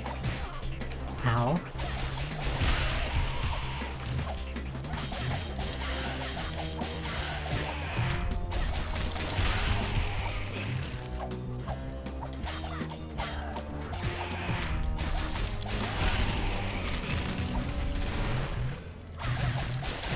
I needed this one cleared. I needed this one cleared because I literally need any type of item I can get right now.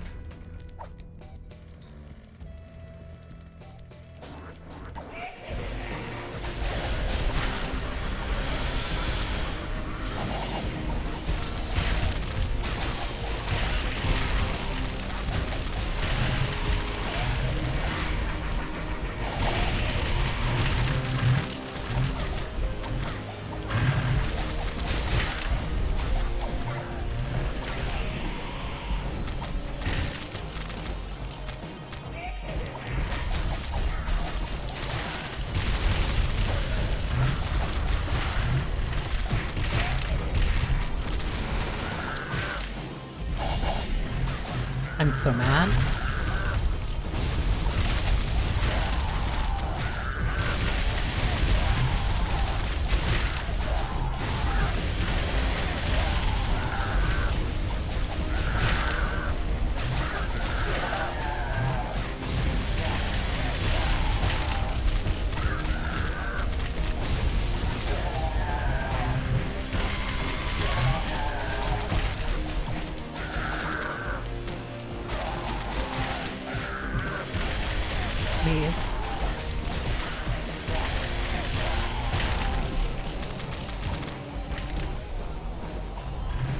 More.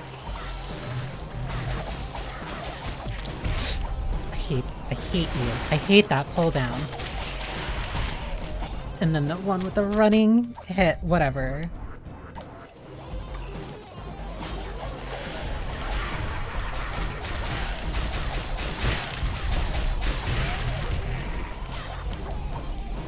I need whatever health I can get from this, and I have to remember at least 3 ways. So I can't use magic for one of them, just to make sure I have enough.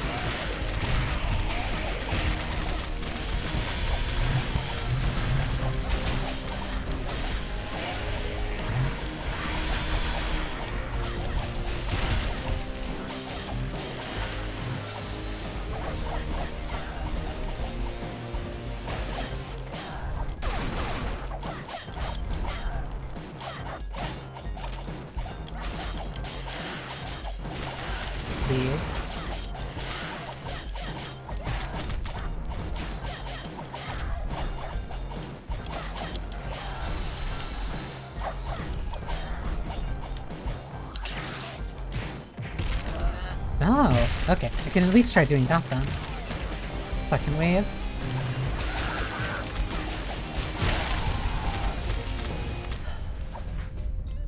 Even when through an enemy, as long as I'm within range, it will just detonate.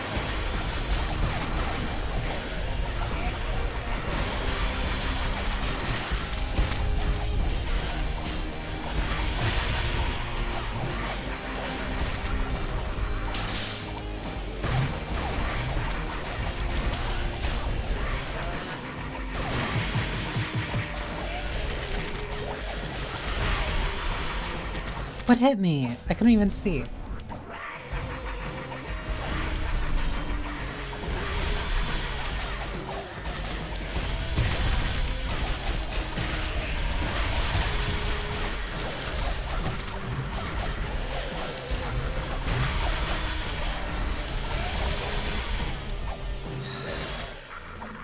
constant blocking. Yeah, okay, let's put the IB back on.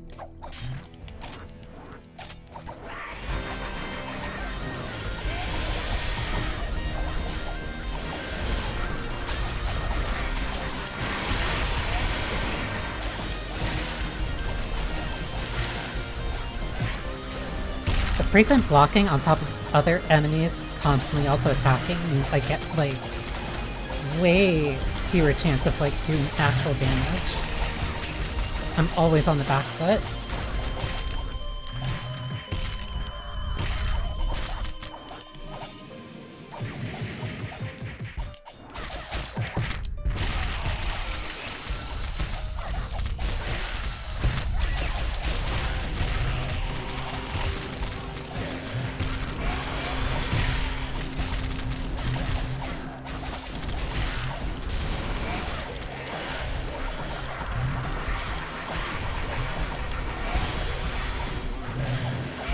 You're so annoying.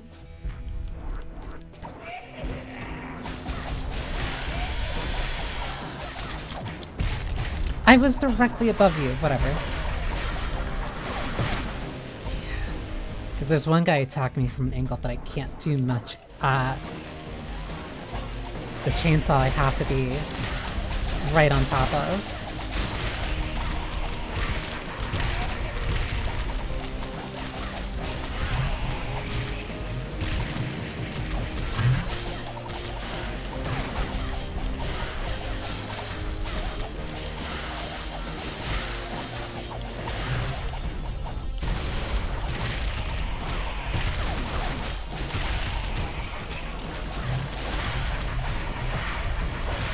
Sit still. And then he rushes right at me, so I can't run away from him.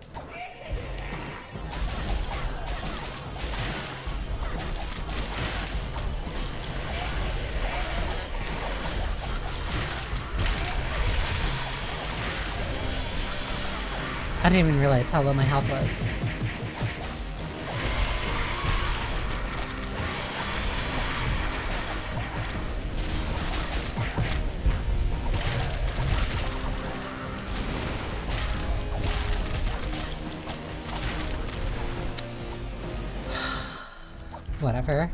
Whatever, I'm fine.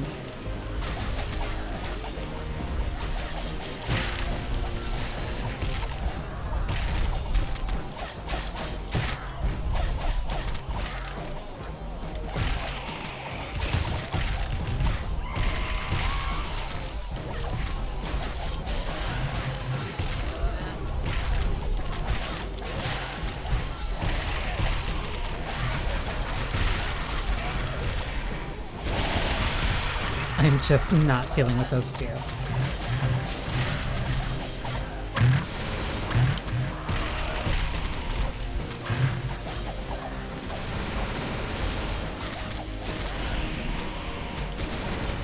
Two big guys. And these guys constantly exploding.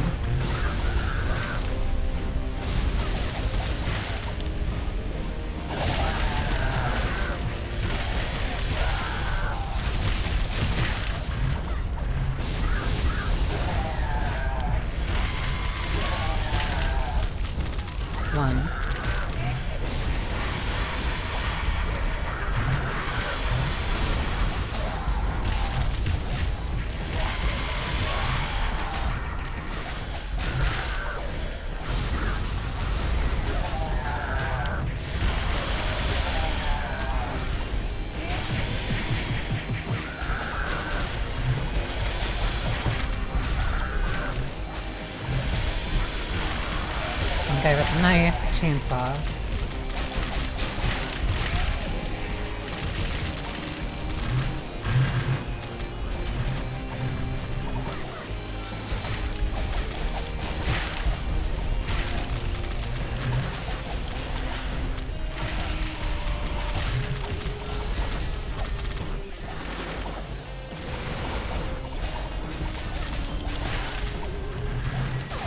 There's two, please.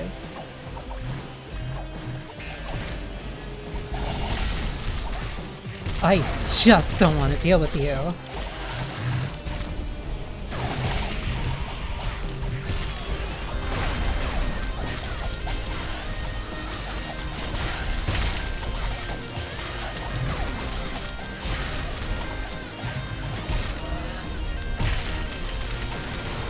Where?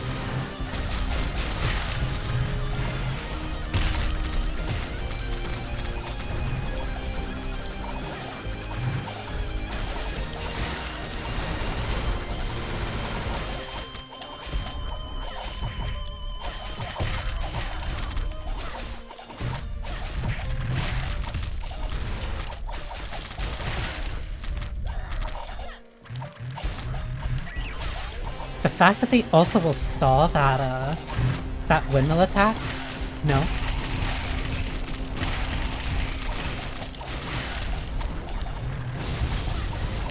No, please.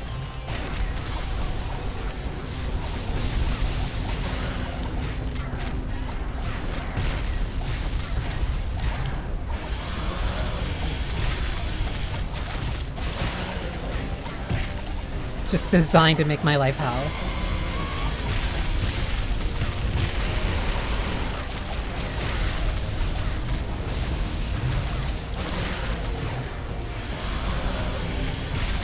Save it, don't spend it.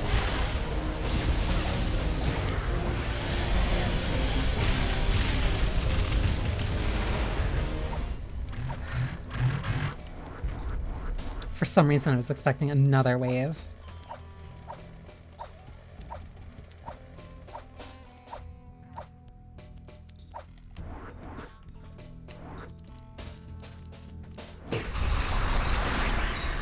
The Scourge, a giant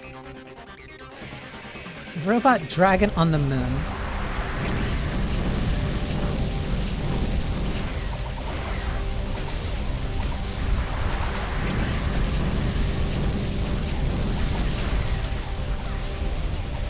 That fires missiles out of its back, too.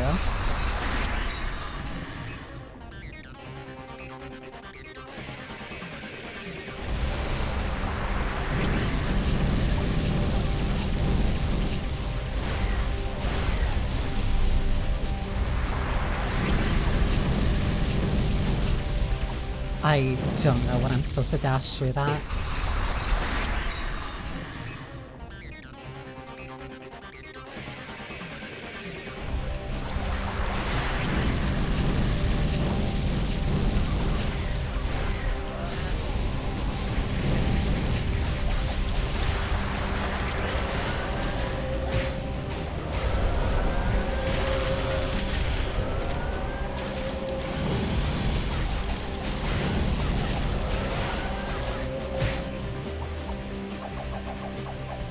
Give me that hacksaw, please.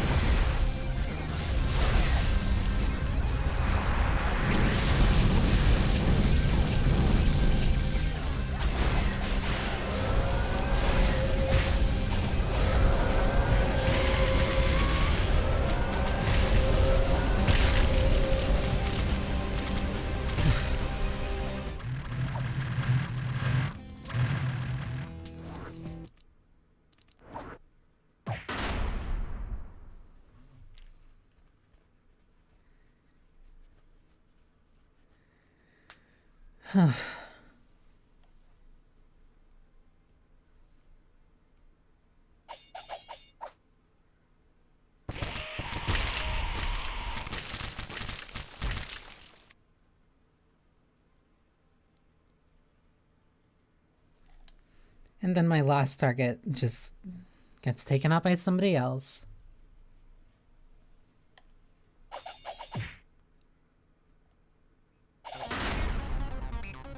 The fallen engineer.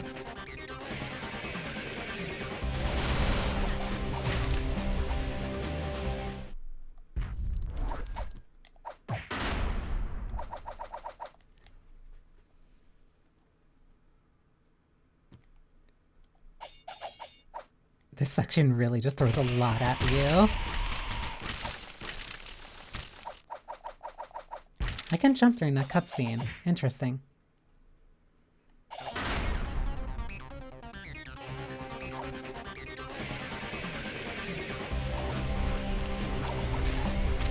I couldn't get onto the ground to cast some magic.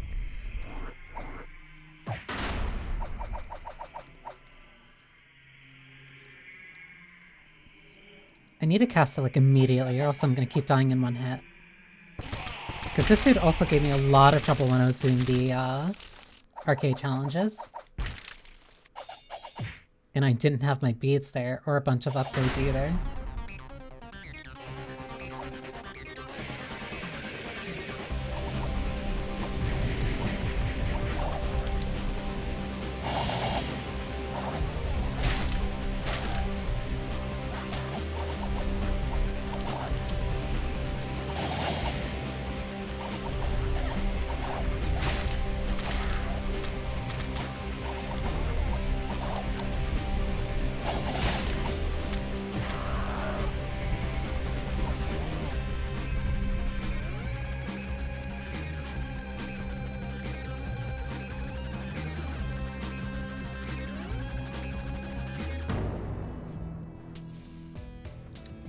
Justice Summit. That felt a little bit longer than 20 minutes, but whatever. This is the real finale.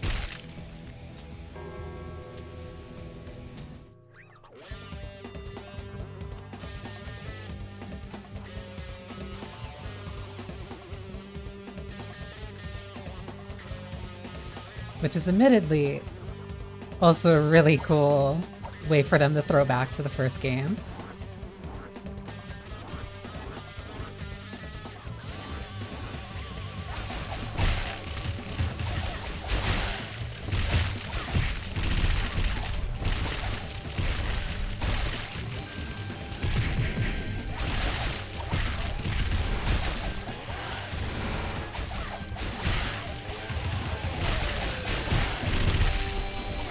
That does a lot of damage.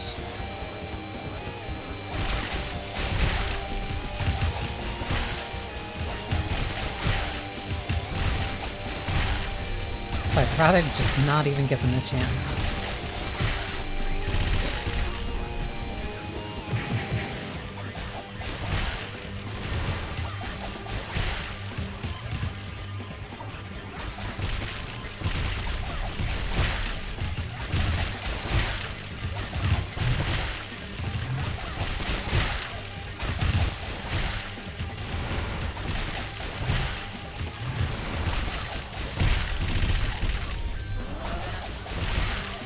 That's a crazy amount of health.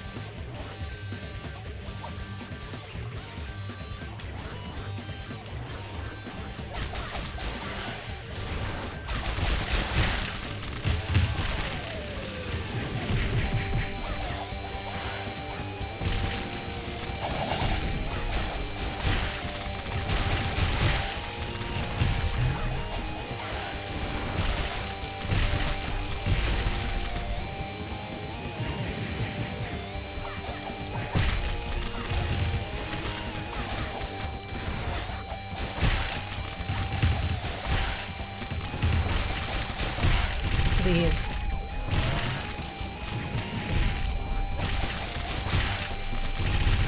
You were almost dead.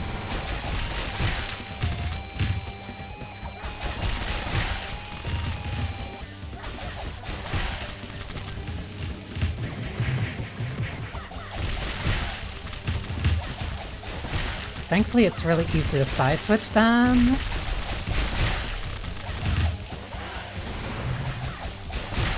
Or get really hard to avoid that tentacle grab, which does like half my health.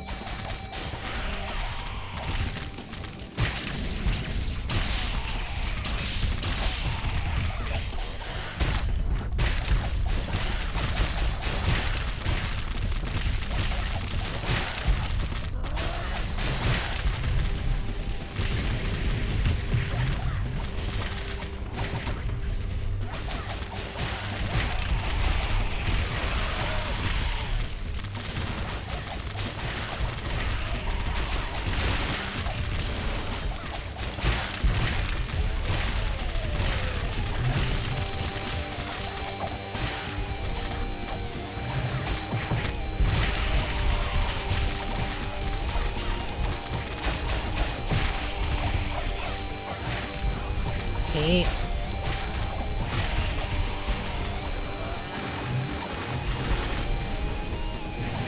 That cancel my magic?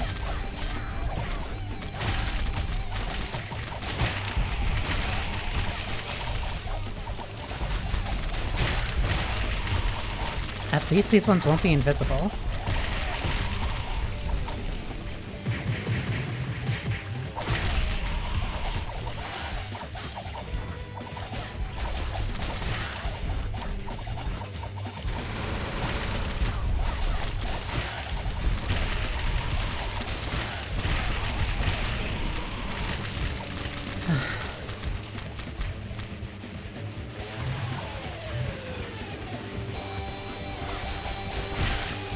The first boss.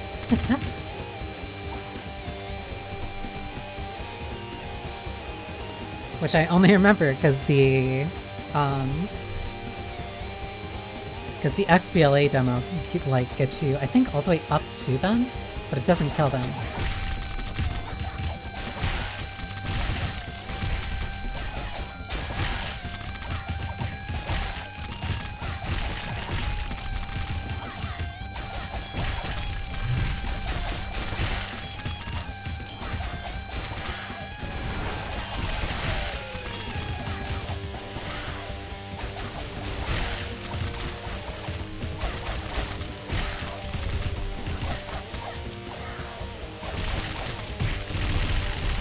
Too close.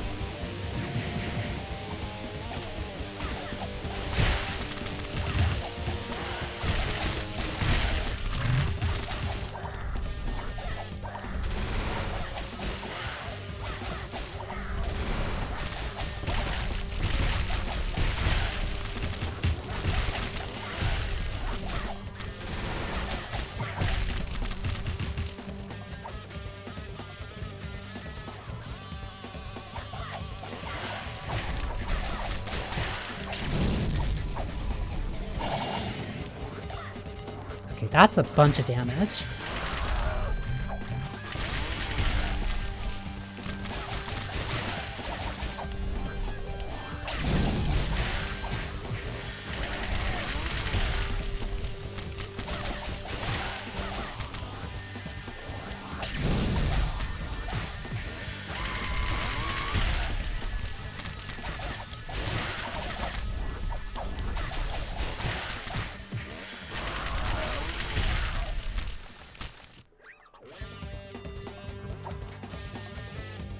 Yeah, of course that wasn't it.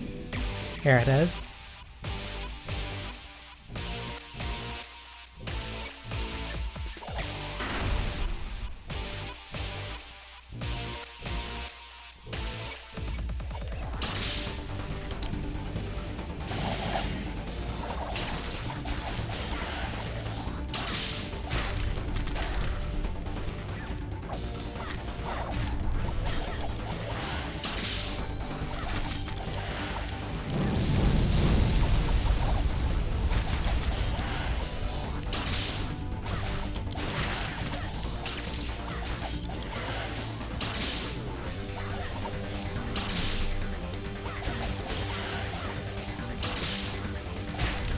Have to be very careful.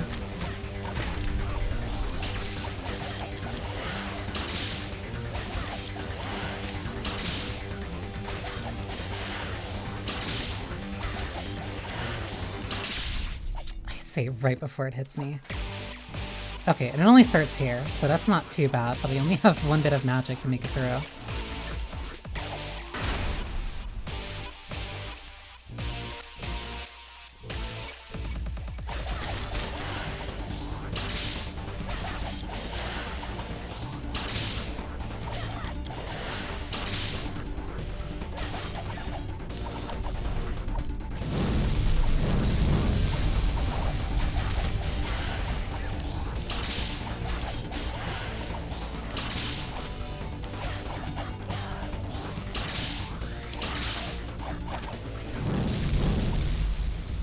This is gonna be rough.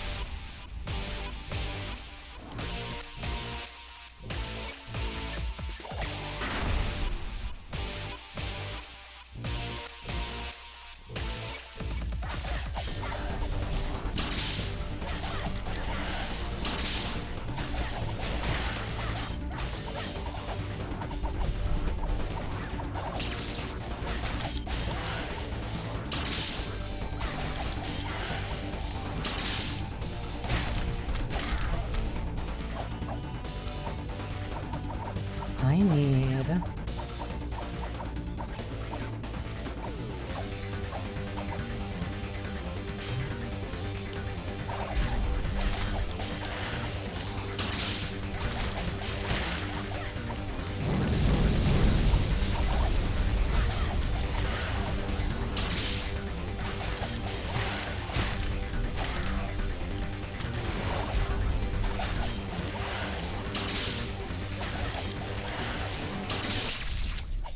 I needed to do again. That... The hitbox on that is, like, really wide.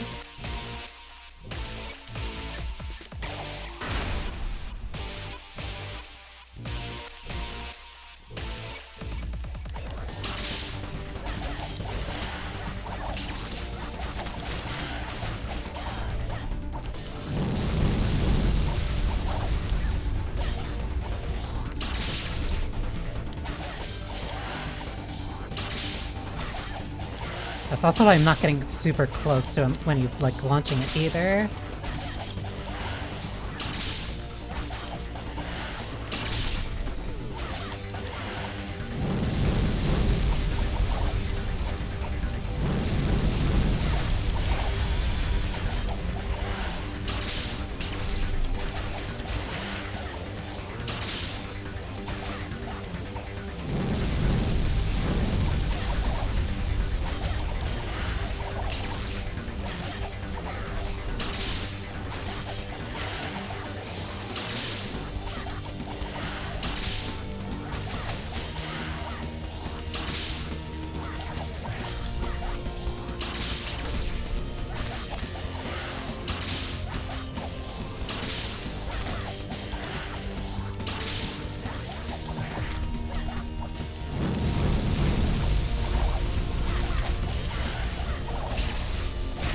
I am trying to respect his space literally as much as I can.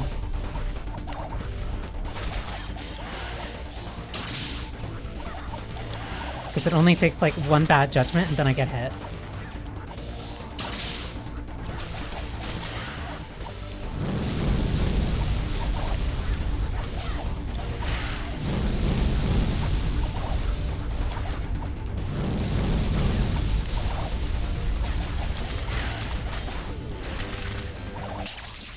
Like that. I have to be so careful.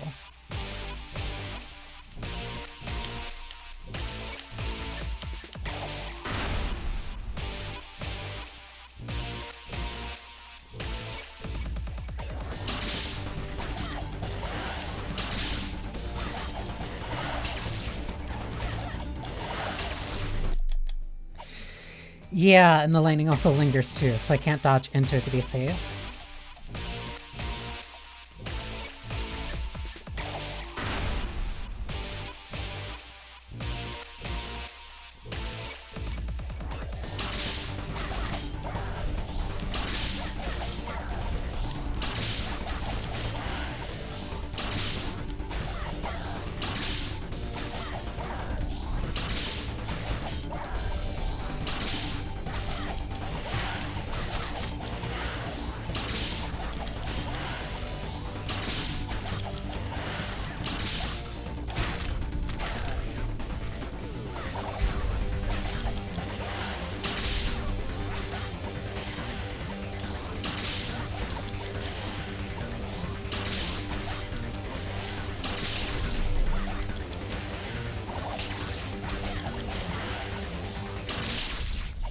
I dashed through that. I should have been safe.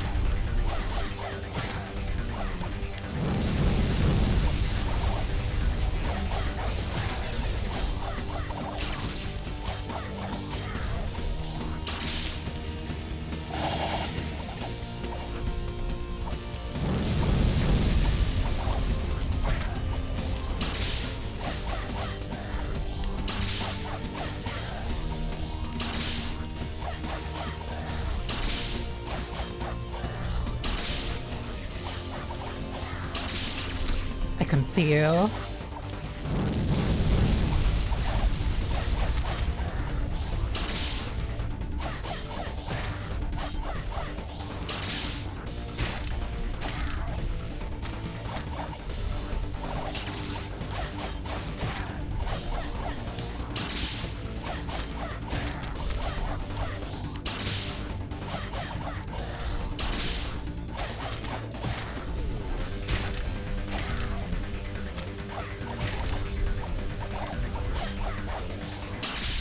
Come on.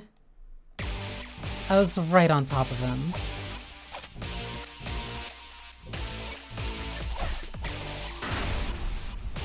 Oh, I can hit him like right as he spawns.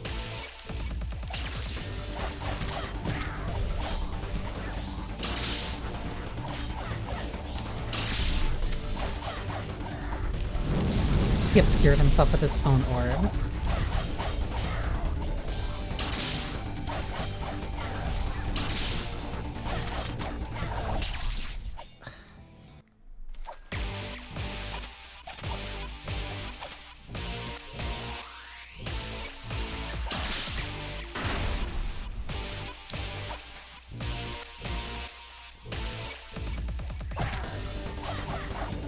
He's going for style.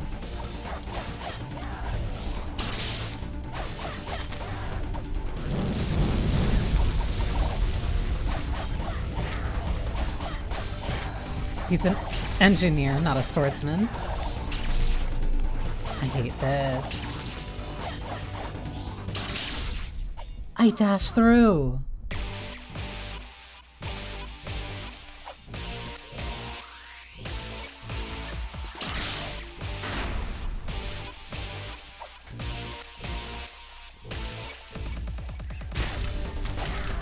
Okay, so I can actually get like a decent chunk off of his health like that.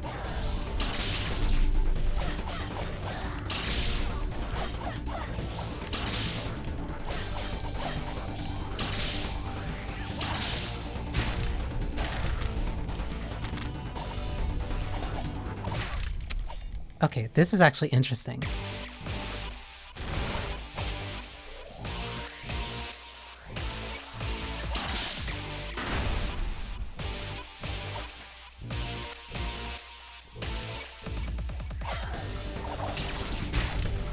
Because that chunks him, like, a lot.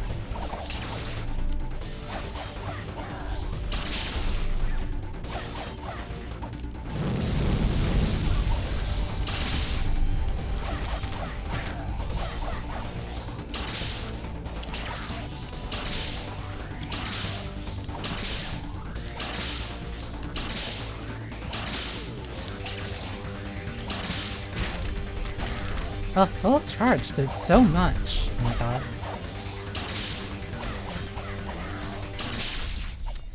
I hate that. I can't dash through that. I have to go over it.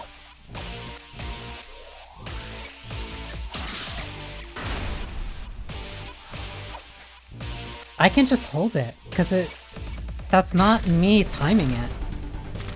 That's the game, like, taking my control away. But I guess it just releases anything that I have held.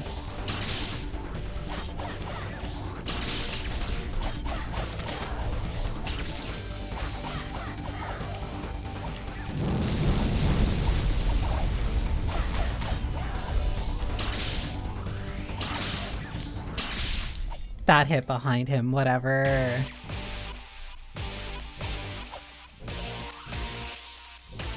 Because that's holding. I let go, and I guess it just reads that as like me releasing my buttons.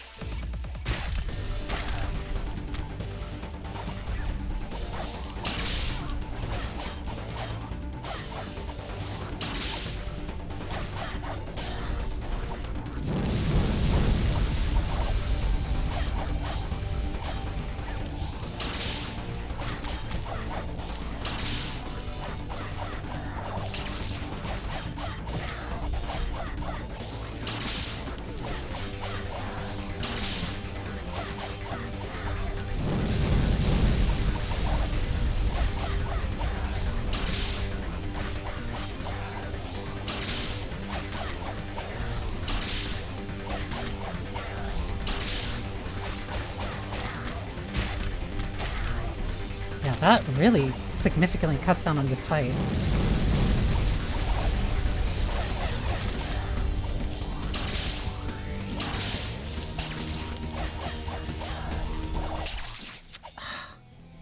But I can't take 2 hits. Whoops.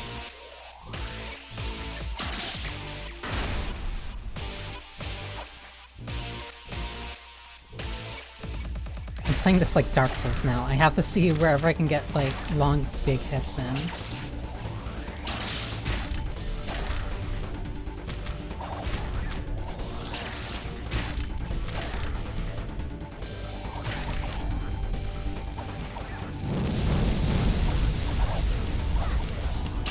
Long charges for singular big hits, because if I can do it, he's dead in like 4 hits.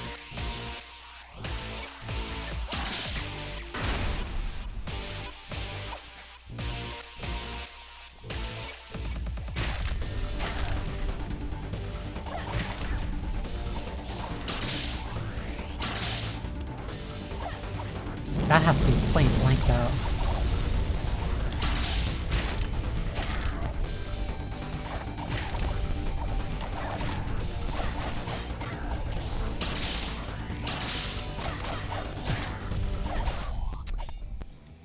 He is spawned doing this spin, whatever.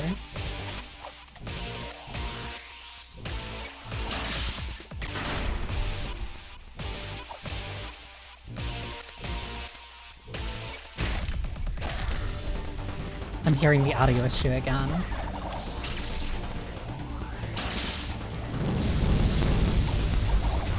Ah, there's a fly that like got right in my face.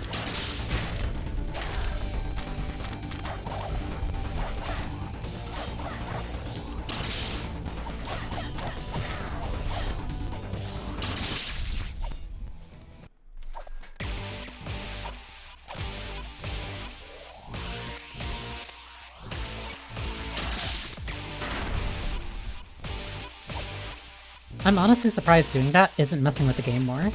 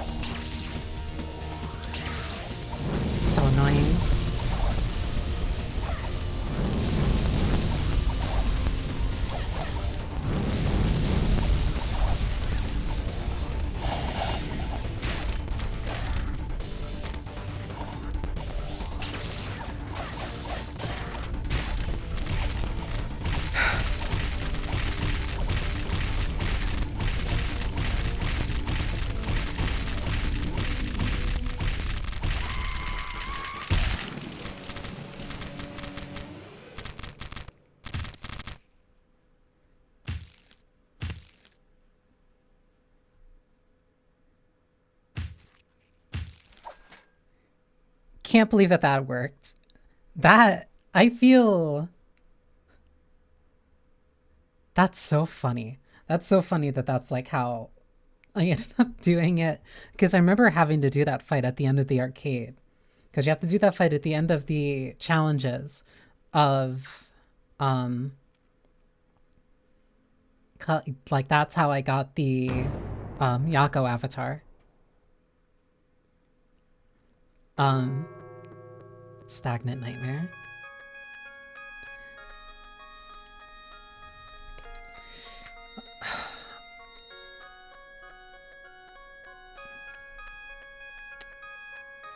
And that's Vampire Smile by James Silva.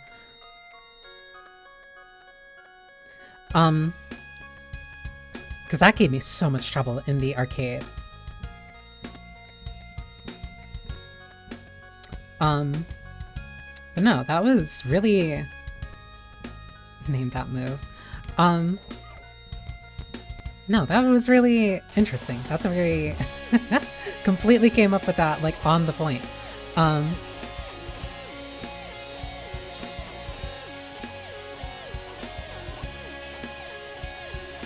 No, I remember having a lot of, like, really nice memories of playing this game. I would play it, like, every now and again, like, just, like, quickly run through it.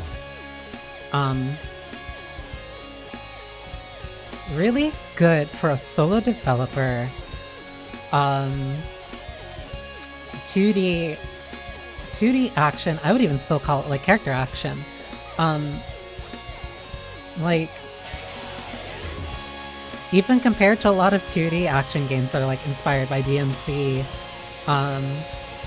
Ninja Gaiden, like, no, this feels like it still holds up, gameplay-wise, incredibly well. Enemies, at a certain point, like, at like, you can probably tell, like, around, like, the third building,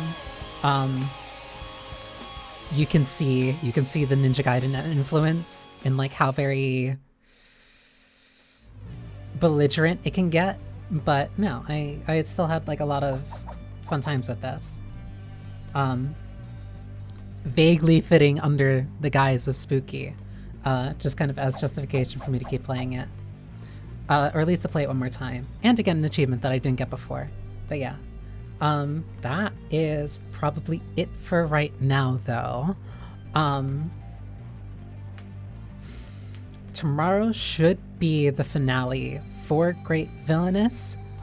I'm probably going to try to start like an hour early before it. An hour early before like when I usually stream, because I can't be going until like 3 a.m. to finish it. I probably never see it otherwise. Yeah, like no, this game is so... I don't want to say so old, but like no, it's 14, 15 years old at this point. And I have a lot of memories of it. Which is funny because I never played or finished the first one. But no, this is cool. And there's a bunch of like hidden, there's a bunch of hidden places where you can play the violin and guitar for like the rhythm game stuff again. Yeah, I also don't know what, I think the leaderboards are for like arcade. Also, it has multiplayer. Like you can do like a co-op story mode, arcade mode. There's also just a practice room to try to like practice combos and stuff. Very small in scale, but like no, there was a lot of effort and thought put into it. I probably wouldn't nearly be as into character action or action games without it. It's a very important stepping stone for me. But yeah, aside from that, thank you for spending time with me. I hope you enjoyed yourselves. Let me see. Let me see who's on to see if there's somebody I can raid.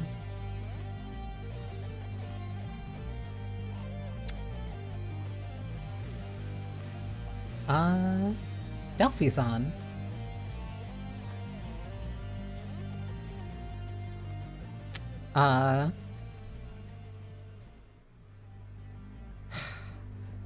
Delphi's on and I do want to raid her, but she's playing Silent Hill.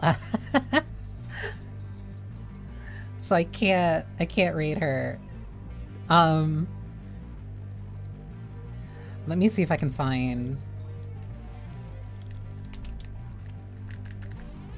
Let me see if I can find somebody who's also playing, like RE5.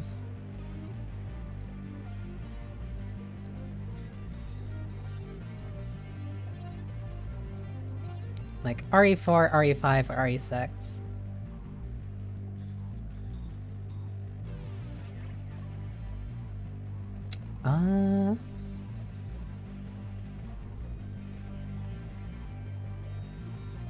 looks like...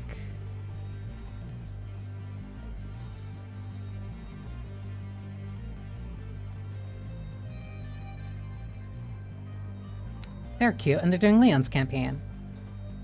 So yeah. Whoops. I keep forgetting how to, like, actually, like, read more easily.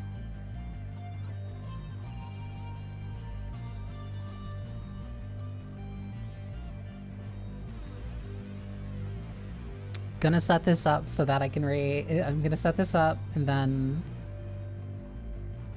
that'll be the end of the stream. Da-da-da-da-da.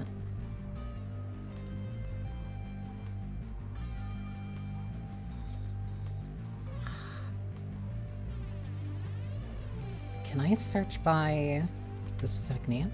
Yes, perfect.